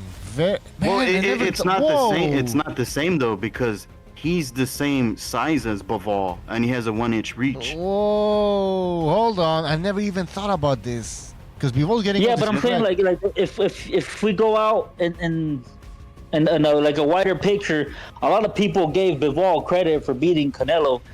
So I mean, why wouldn't I give Canelo credit for beating the undisputed, not just the one belt holder? And naturally bigger fighter. Yeah, I see your point now. Yeah, that's a good point. That's a good point. I mean, but that's how it is, though. It's like, I don't know. Boxing to me is very racial, bro. Very fucking racial driven. Find about one of the most racial driven sports. Oh yeah, I didn't even know about this until I started following the YTBC, the YouTube boxing community. I started like noticing all. I used to listen to like some of these LTBC channels. I didn't even fucking know. Or what I was like, oh, this channel, they're just talking boxing. I'm gonna listen to these guys. And then I started like, what the fuck are these guys saying? Like, and yeah, I realized. Yeah, because a lot of the criticism when they want to call Canelo's flat-footed, no skills, and I'm like, well, what the fuck are you guys watching? Is it just because he's Mexican? I mean, because if you go look at Tank, Tank modeled his game after Canelo pretty much. Sometimes I look at him like you basically look like Canelo in that fucking ring. Yeah. Waiting to counter and hit that big ass punch. And people, they switch narratives, man. Like they're not happy that Charlo, the brother, he's getting a lot of these African American fans that he's getting the fight. Because remember with who fought who, that they said, well, at least he getting paid. He getting paid. Well, this motherfucker's getting paid too. That's what you guys wanted too. That's what a lot of fans wanted for the Charlos. He's happy to be there. Why aren't you guys? What's wrong with giving him an opportunity? What's wrong with giving an African American an opportunity at greatness? I don't understand. I think that's racist, man. You know, I think everybody should have an opportunity to achieve greatness, and Charlo has this opportunity, and let him enjoy it. Yeah, bro. What's your thoughts on Terence Crawford calling out Canelo? I like it as a name. If you're looking at the weight the names hold, bro, is nice. But going up 3 divisions, 36, 37 years old, trying to fight Canelo, I think it's a bad idea because I don't know. I think we're feeding a lot into Bud's ass whooping on Spence. But I mean, if they would have fought 5 years ago, I think Spence would have fucked him up even worse. I don't think he's in his prime. I just never thought highly of Spence. To me, that's an actual flat-footed fighter, bro. Oh man, you fucking yes. Here's 100%. The thing. He has according to BoxRec, Crawford has a 3.5-inch reach advantage over Canelo, and they're the same height. Yeah. And it's crazy. There's a lot of LDBC fans talking about Canelo is not gonna fight Bud because he's gonna duck him because Bud is a slick black fighter. This, and that. And I'm like, what the fuck? That shit is wild as fuck to me. I mean, he was gonna move up to fight Charlo, the guy that's fighting Canelo, and that was a 50-50 because he would actually be going up to higher division to fight a bigger dude. But basically what Crawford wants is what Charlo has right now. What people are complaining about Charlo, that's what Crawford wants. He wants that payday. So, but you're saying Crawford could beat him, but Charlo can't? In other words? Yeah, that's pretty much what they're saying. And then I actually thought Porter was beating him prior to getting stopped. And then after the fight, finding out that he already had 1 foot out the door, I'm like, fuck, what the fuck? I thought he was beating him up until the point where Spence had to keep blowing him in order to start winning the fight. Was it like to round 6? Somewhere around there. Yeah, because I thought Porter was doing great. Yeah, he's gotta be. He probably trained with the Shaolin monks or something, man, because he's getting blowed a lot in that fight. But yeah, it's funny though. When these fans call Canelo flat-footed and no skills and no this and that, and I'm like, and then they turn around and praise Errol Spence, the guy that was supposed to fucking stop Canelo once he moved up in weight. Oh yeah, or they also praise Boots. I like Boots, bro. I like Boots, but I don't praise him that much. Yeah, I do too. But like the problem is, he's flat-footed. Let's be real. Let's call a spade a spade. I wouldn't mind seeing him and Cody Crowley in a match. That's a good fight. No, but he can't make 47 anymore. Spence probably not healthy, because that was his problem. No punch resistance, and even worse, you think you have punch resistance when you don't. So you're not even getting on the back foot and going there to survive. You're actually coming forward, thinking you're the Terminator when you're totally the opposite. You can't think your chin is broken, and now his will, and people know that, so they're gonna press him even further now, knowing that it's already broke. That shit was sad to watch, bro. I was so disappointed. I was like, fuck. I was more disappointed in this fight than the Manny Pacquiao Mayweather fight. Yo, Bucho. Yeah. You mind showing these pictures? Because I noticed a few people in the chat saying I was lying about the the Charlo has similar dimensions to Bivol. All right. Give me 2 seconds. Thanks. All right. Crawford? Yeah, but the tricky part about Crawford is that since he's the same height as Canelo, Canelo's gonna be thinking, oh, okay, well, his arms aren't that long, so that could be kind of like deceptive. A false sense of distance. Maybe he can't catch me from there because he's too far, but then all of a sudden he stretches out his arms like that fucking one dude in the Street Fighter, the arcade, like Dawson. Oh man. Yeah. He can actually, so it gives you a false sense of distance like Navarrete, right? Because he's kind of short, equal to you. Then bam, he's catching you with the long arms. All right, I'm showing. Yeah, that's what gives Crawford that extra space when he takes that step back and he windmill that fucking bolo hook. He could take a step back and actually clip you coming in. Would you say Canelo would be the most skilled fighter Crawford has ever faced? Say again? Yeah. Would you say if Crawford fights Canelo, would you say Canelo is the more skilled fighter that Crawford's ever come across? By far, yeah. All right, I got the stats there. So we see that when it comes to height, Bivol is 6 feet tall. Jermell Charlo is 6 feet tall. Reach, Bivol 72-inch reach, and Jermell 73. Holy shit. Yeah, that's why I kept saying it, and people thought I was like lying about it. What the fuck? Yep. So, big boy, you don't remember how Jamal looked next to Bivol? He made him look small, bro. Yeah, he did. Yeah, there's a picture, and that's the smaller brother. The smaller brother, by the way.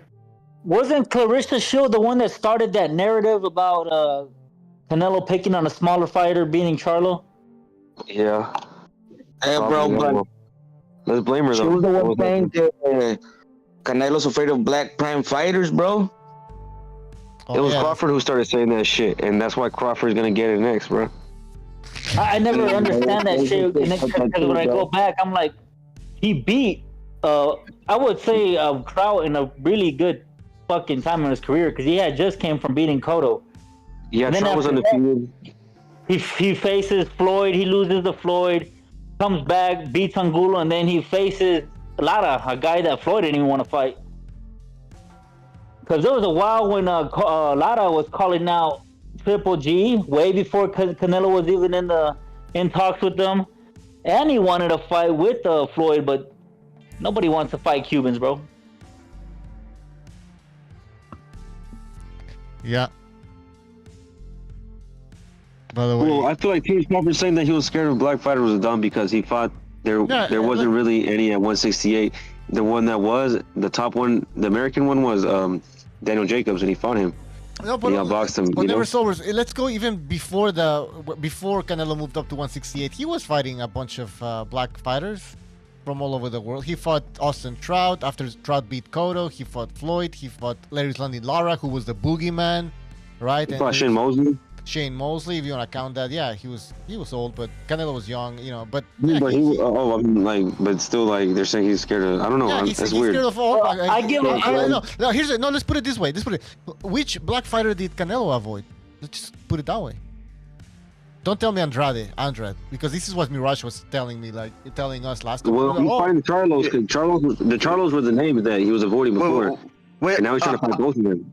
We're talking about Andrade, the dude that ducked Zach Parker and Johnny Beck. Who's ducked everybody, basically. The same dude that went life and death with Vanez and what was that other guy's name? Jack Coquet? That guy? The Polish Kirkland. guy? He bodied Kirkland. That was fun to watch. I just want to say, though, if you guys give Haney credit for beating Jorge Linares, then you got to give Canelo credit for beating Mosley. That's true. You know, but yeah, I was talking about Jermell next to I was talking about Jermell standing next to Bivol, not I'm talking about Jermall, not Jermell, the bigger one. But Jermell's hardly smaller than his brother. I posted the newer pictures, Canelo and Crawford. By the way, Bucho. Yeah, I'm gonna post them.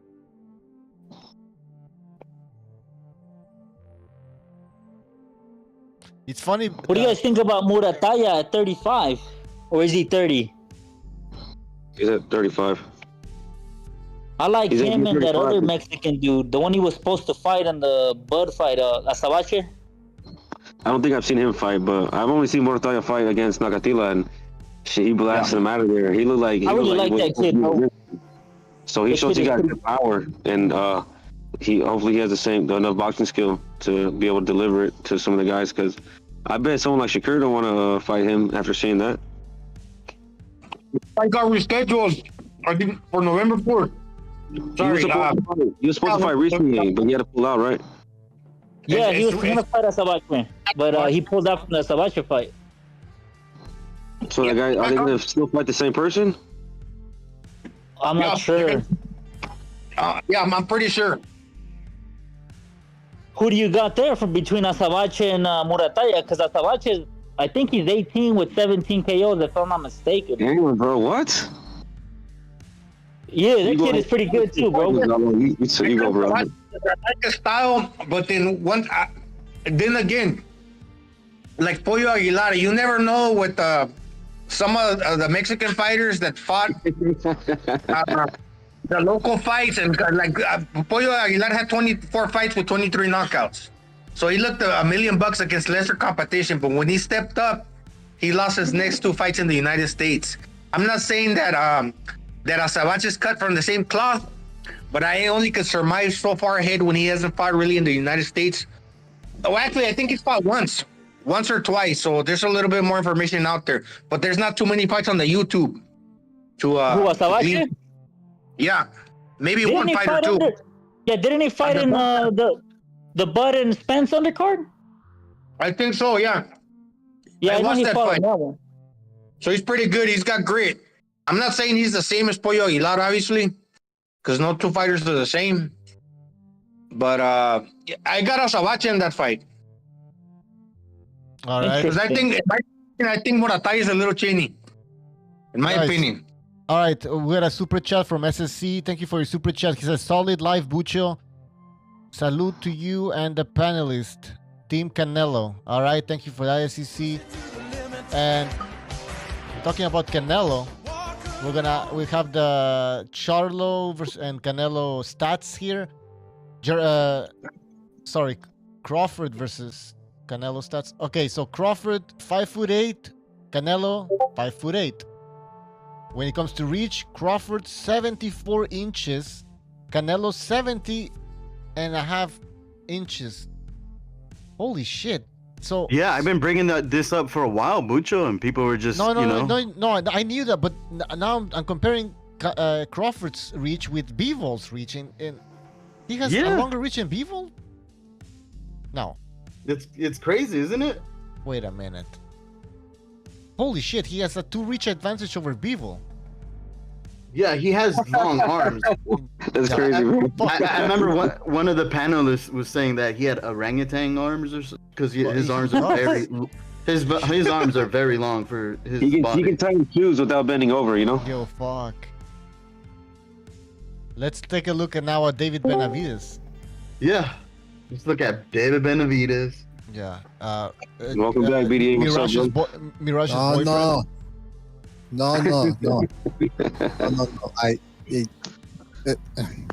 I'm okay. I'm a little drunk. Oh shit! I'm okay. What you been sipping on, bro? I'm kidding. Oh yeah, Bucho. Excuse me. Gonzalo was talking about Azabache versus Murataya. We were talking about that fight. And you mean ceviche, bro? What's that? You mean ceviche? Not ceviche. Fucking LT. I knew he was gonna say something like that. But listen, Azabache has got a very good punching power. He reminds me a little bit of Cesar Bazan. Look that guy up if you don't remember him. He beat Stevie Johnson, and they fought twice. But yeah, Murataya, man, I don't know what to make of the dude. You gotta be, Mexicans say this all the time too, by the way, the people from Mexico. in the United States, they have all these strength and conditioning coaches. They have all these supplements. Not to say that in Mexico they don't, but it's just they seem to be more advanced.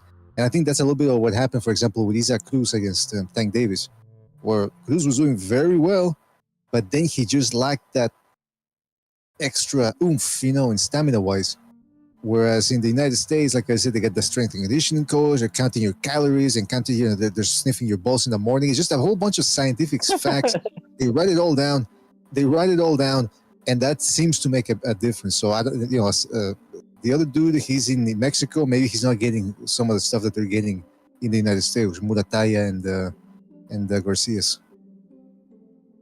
Vaquero spoke about that. I think he got a strength and conditioning coach for Valdez for the first time, and he said he felt good, and he said it might have helped, might have not helped. I don't know, but I felt good during the fight. God, man, Vaquero beat the shit out of Valdez so bad. He made me crow, bro. Now, who is this, by the way? Oh, this is Abraham, bro. Oh, Abraham, what's up, man? Yeah, What man. up, bro? I mean, listen. I understood why people picked Valdez. I mean, he had a chance to win. It's a fight. But there were other people, not talking about you, but other people that were just completely discrediting him.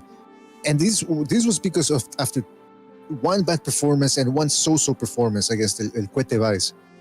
Other than that, I mean, fucking the way he beat. I mean, I've said it before, but the way he beat up certain fighters and other guys have failed to beat those guys the same way he did. It's not just one; it's one after the other that he's beaten up, stopped, bloody pulp, and still he didn't get his credit. I thought that was an affront to Navarrete. I didn't take it personally, but I almost did. I think personally, you know how they were trying to push that fight as the next Barrera Morales style of fight or legacy fight or whatever.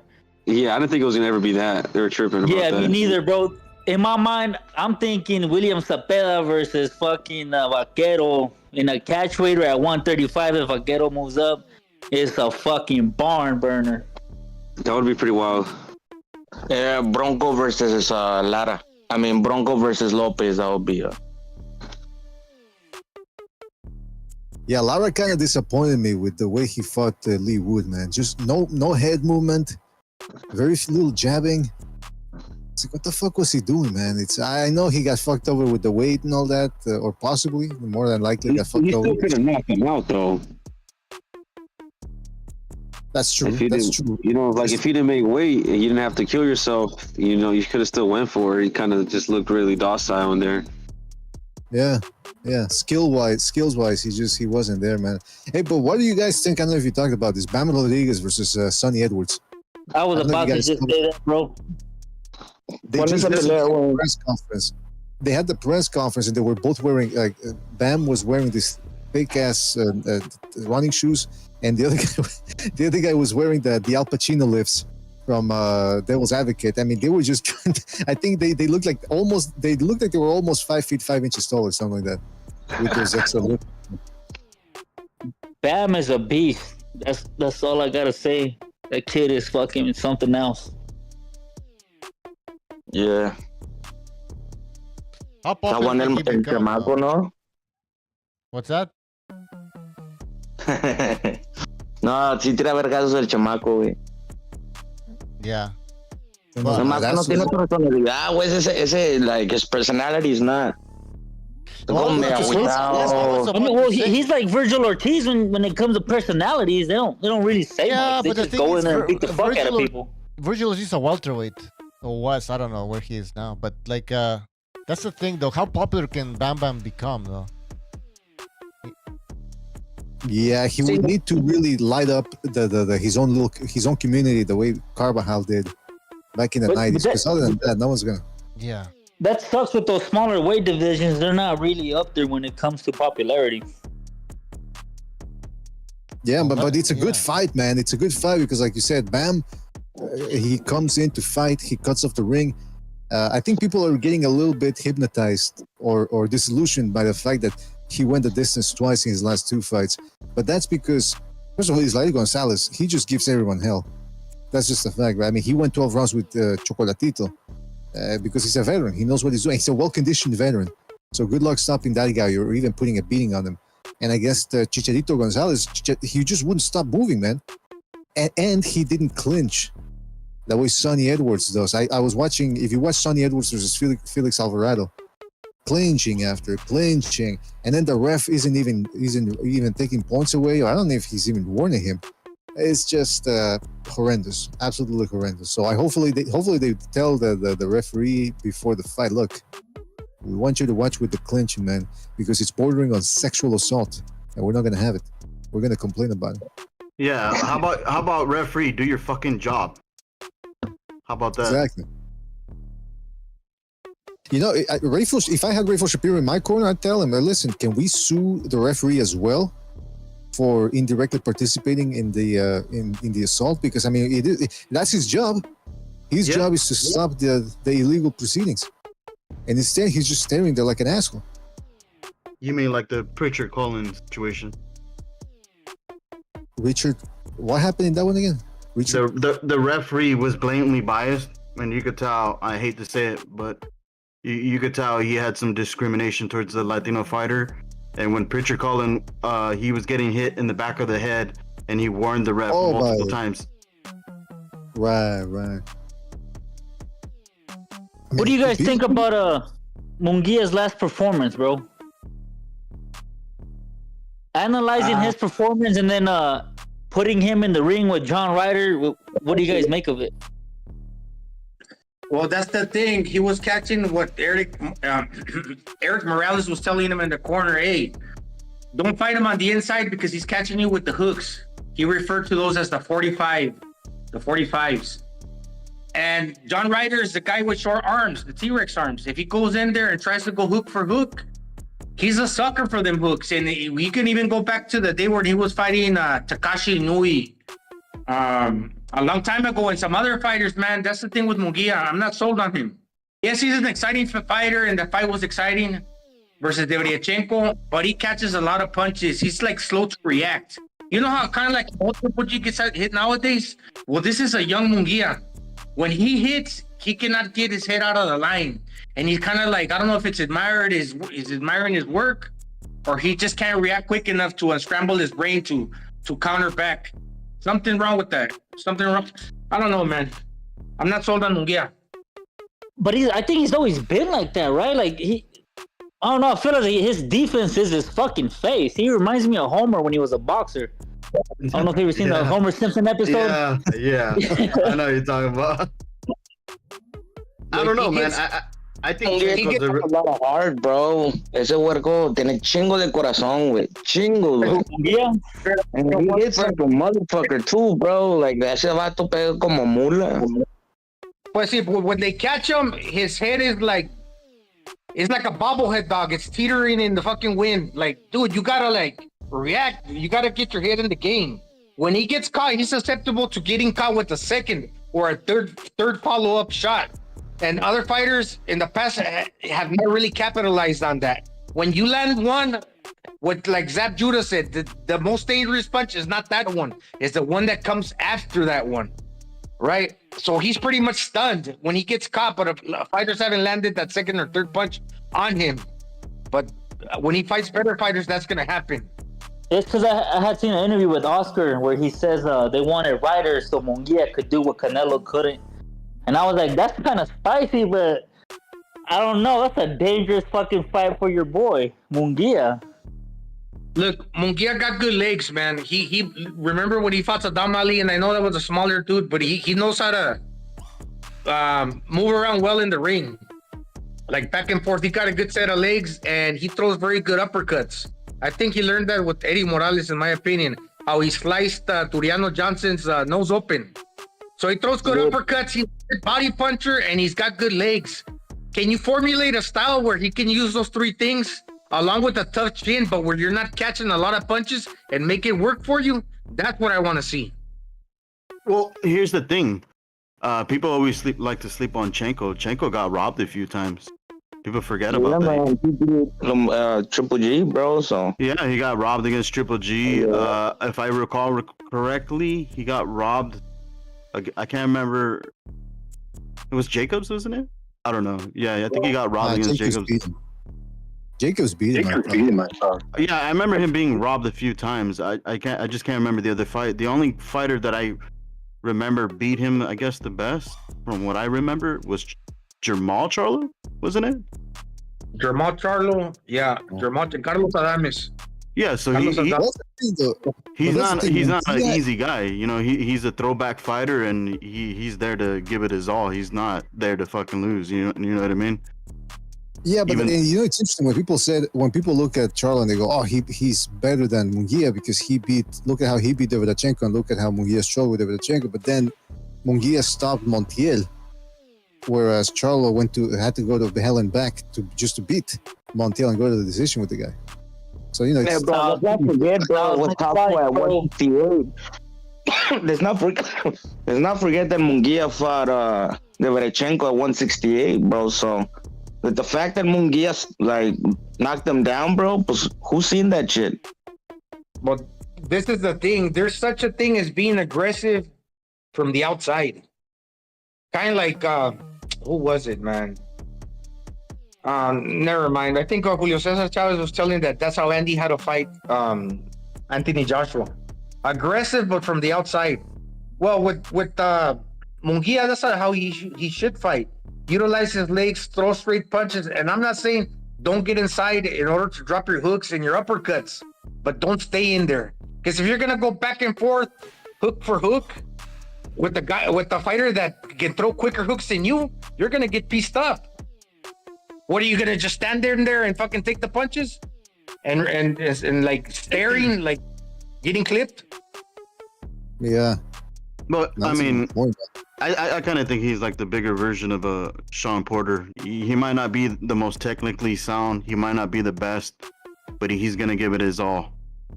And he's entertaining to watch. So I don't know. I can't really downplay his entertainment value, I guess you can say.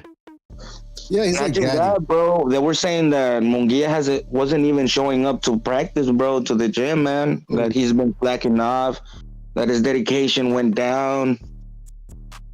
So he's not that they've been playing too much games with his career, bro. I think the kid is just losing interest. That's the sad part. And that's Morales is a bad trainer.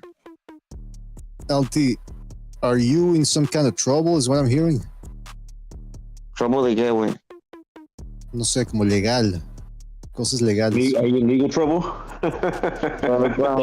Güey, que me quieren demandar, güey, la chingada, güey. Le echaron la migra. Yeah, güey. You're a citizen. Y la corte, güey. You got U.S. citizenship, right? Yes. Tengo oaxaqueño citizenship, right? Tú sabes, güey, ese pedo, güey. No, of course I do, bro. Of course I do. Okay. Dual citizenship. Oh, so you could actually. What are the extradition laws in Mexico? They can't. If you move over there, you're safe, right? You're insulated. Yeah, bro, I'm safe anywhere, bro. Tú sabes, güey. All right, I'm just saying, man. I'm just saying. If you need, by the way, if you need representation, Rafael Shapiro would be. I mean, he's got a full caseload right now, but he could refer you to a colleague of his. Yeah, bro. Like the dude is trying to sue people for what was it? For roasting his ass. What was it, bro? Porque se aventó chingo de mamada, güey. Defamation, bro. So fuck it, bro. If I'm gonna go to court, bro, I'm bringing a bunch of motherfuckers down with me. You know what I mean, bro? Vete todo encargado, cuernos y chivos pa que sepan.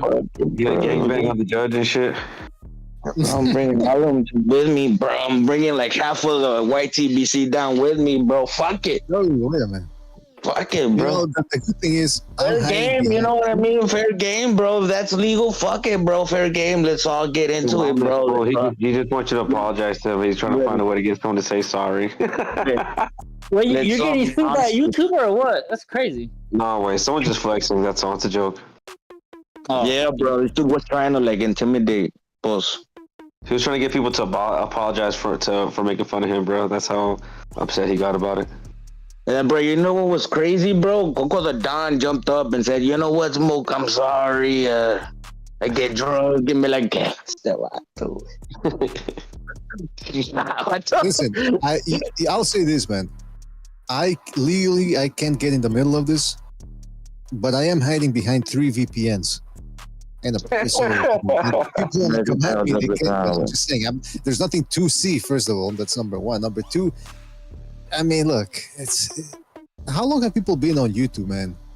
Where they come in here and they take things personal. That's what I want to know. And I mean, look, listen, hey, if somebody wants to take it personal, we're all different. I'm not gonna tell somebody not to take something personal if that's how they feel. But at the end of the day, shouldn't you enter this world knowing that the internet is a wild place? I mean, the amount of things I've been called on here, but in the 6 years that I've been here, I haven't really thought about taking any type of legal action. Now, if they decide to go after Jesus Christ, something like that, then oh yeah, you bet you're right. Well, even then, I don't really need to do much because he'll take care of it by himself. But here's the thing, though, BDA. Some people be e-banging on YouTube, bro. It's pretty fucking cringe.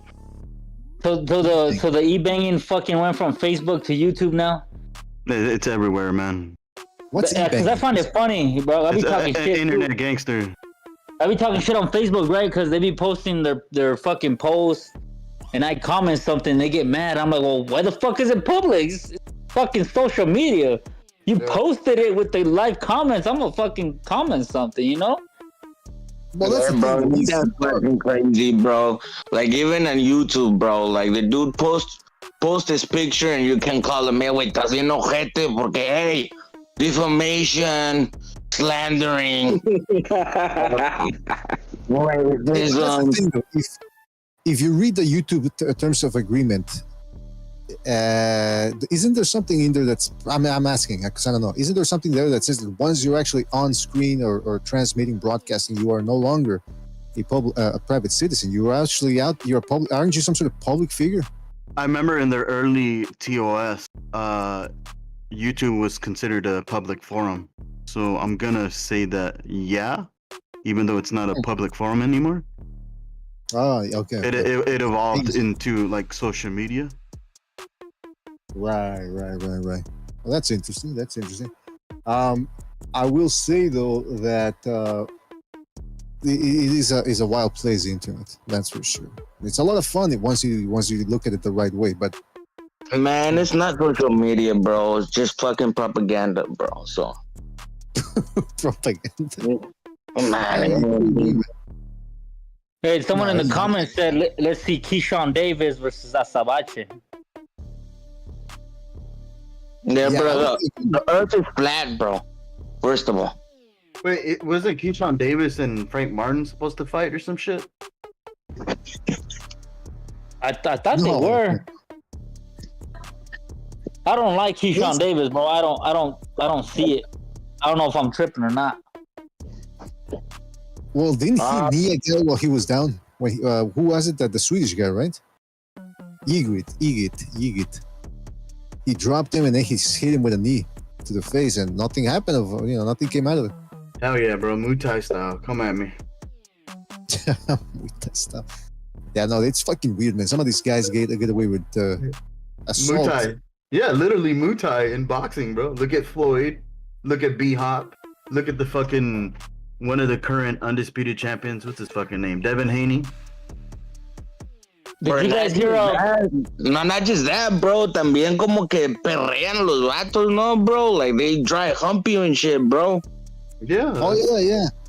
At least in Muay Thai, when you're clinching, you can knock people out. You can throw a knee to the liver, or you can do a flying knee. But it's just in boxing when they clinch, it's just so boring. It's so fucking boring.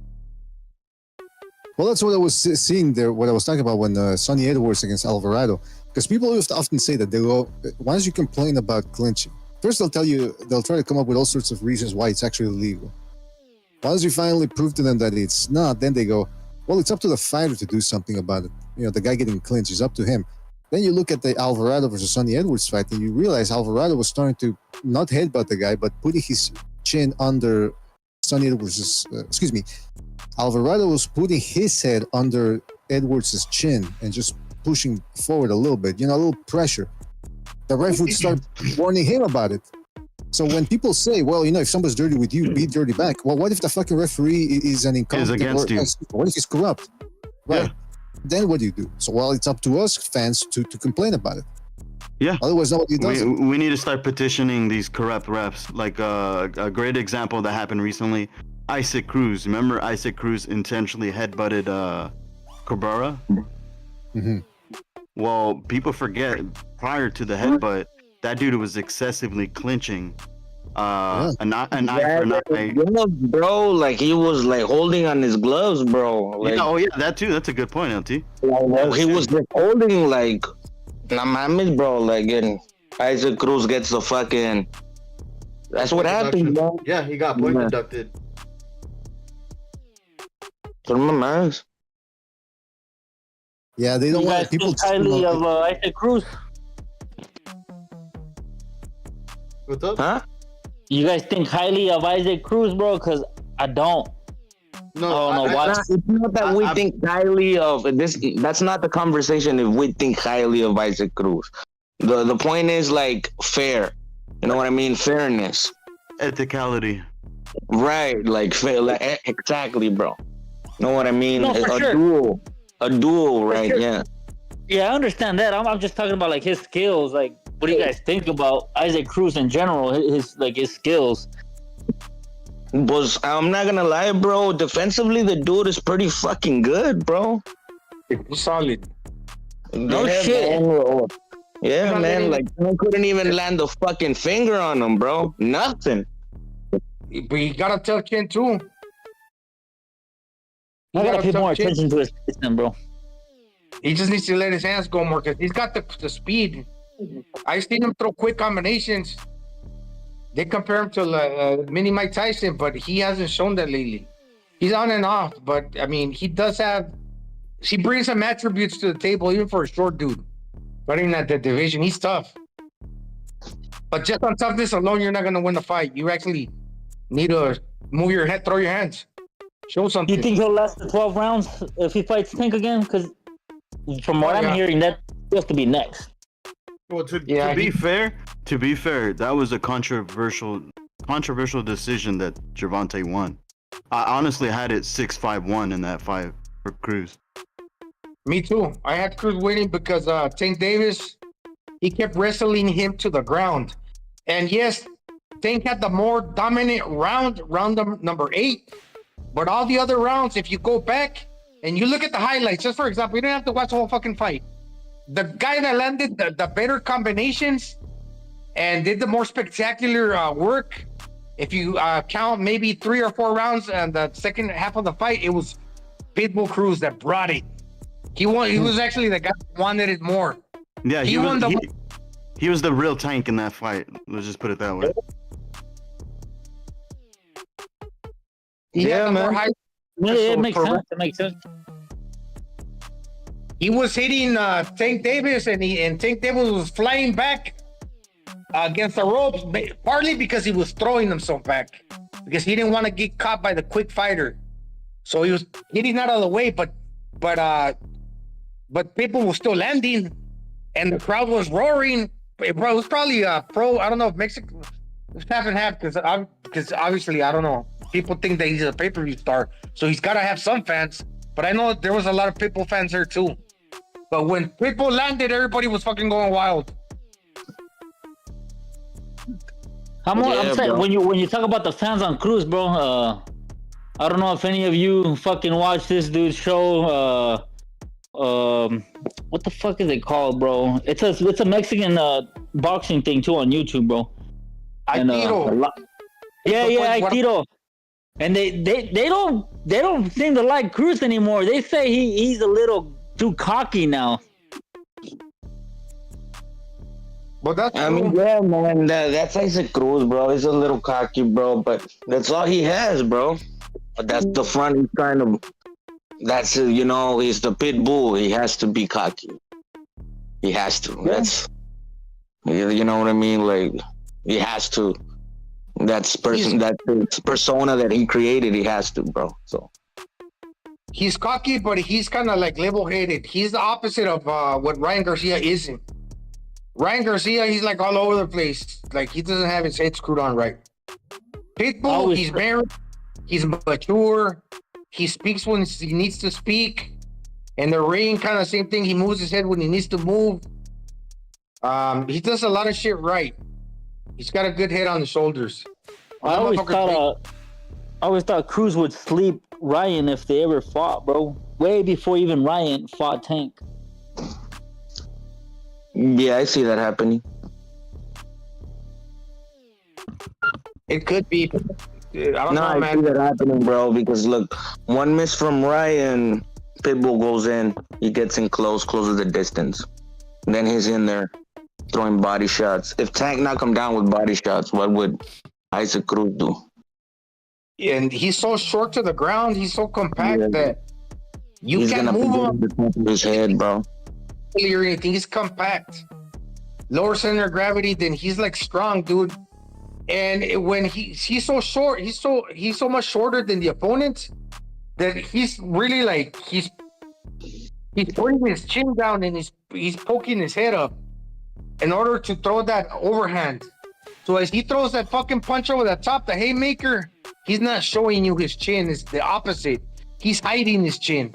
And what he's basically showing you the top of his head. And for to catch a Mexican dude from the capital of Mexico, a Chilango like him, dude, they're fucking strong, dude. But isn't that how Tank supposedly hurt his hand by hitting the top of his head?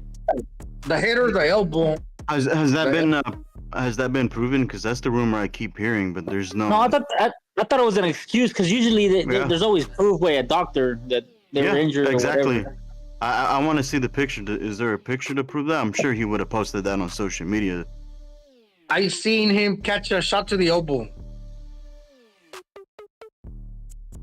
But at first, I think they said it was broken, right? Or fractured or something like that. Because after that, I never saw anything where they said he had actually broken or fractured his hand. Well, that's hearsay because there's no proof. Well, that could certainly be the case if your hands are sore just because a bunch of fighters, they come into a fight not at 100%. But what will add stress to that already kind of like semi-injured hand is the fact that you're hitting the head of somebody like Pitbull Cruz or a guy that keeps his elbows tucked to the side. He's very defensively responsible. So that's kind of your bad. Because if Pitbull Cruz wasn't so defensively responsible, maybe instead of hitting the elbow, he hits the ribs and he fucks up Pitbull. But since Pitbull was doing his job, he hit the elbow. So you can't knock the fighter that's protecting himself for catching that shot on the elbow and hurting the other guy's hand. That kind of comes with the territory. You hurt your fucking hand because you hit a dude that was covering up very soundly. That's your bad. You hit a dude like Pitbull on the top of the head. His head is harder than probably most fighters, and he's shorter, and he's not showing you his chin. That's your bad. Well, so let's say Pitbull, Tank Davis got pretty strong hands, but there's other fighters that already got weak hands and brittle, like a Shakur. Even though Shakur might not really come in with injured hands, the fact that they're brittle, if he hits Pitbull on the top of the head, he's gonna get injured too. A lot of fighters are. Well, I heard the rumor that Canelo hurt his hand against Bivol. Is that true, Gonzalo? No, that was way before. That was way before. That was in the Caleb Plant. That was in the Caleb Plant fight. He couldn't punch her in the fight, so it's kind of the same thing. It is what it is. He was already injured by that. He was already injured. See, that's what people don't feel. Like Shakur, he's got permanently injured hands. That's why Javier Capetillo, not Javier, but his nephew. What's the other dude's name? LT, the fat dude, el jefe de la amenaza. ¿No se llama Jose? No, I can't remember his name, but he said that, man, that he's. Es el trainer. Yeah. Capetillo? Sí, nomás lo conozco como Capatillo. I don't know his. That's not Eduardo Capetillo or something like that. Yeah, that's what Pounce is saying in the chat. Yo, guys, I gotta bounce. I'm gonna pass out. So. Oh no. Yeah. Just one more hour. Before you leave, who you got between Brian Mendoza and Tim Zoo? Tim Zoo. What about it? He's gonna win. You didn't even hear my question. No, I didn't hear your question. I just heard Tim Zoo. I just heard Tim Zoo. I'm like, Tim Zoo wins. All right. See you guys. Thanks for joining the show. All right. Really appreciate it. Thanks. All right. Guys on YouTube, thank you for being on the show. We've been on for 6 hours and 19 minutes. I don't even think I'm gonna post this on Spotify. But yeah, we'll see you I guess on Sunday post-fight show. Have a good night.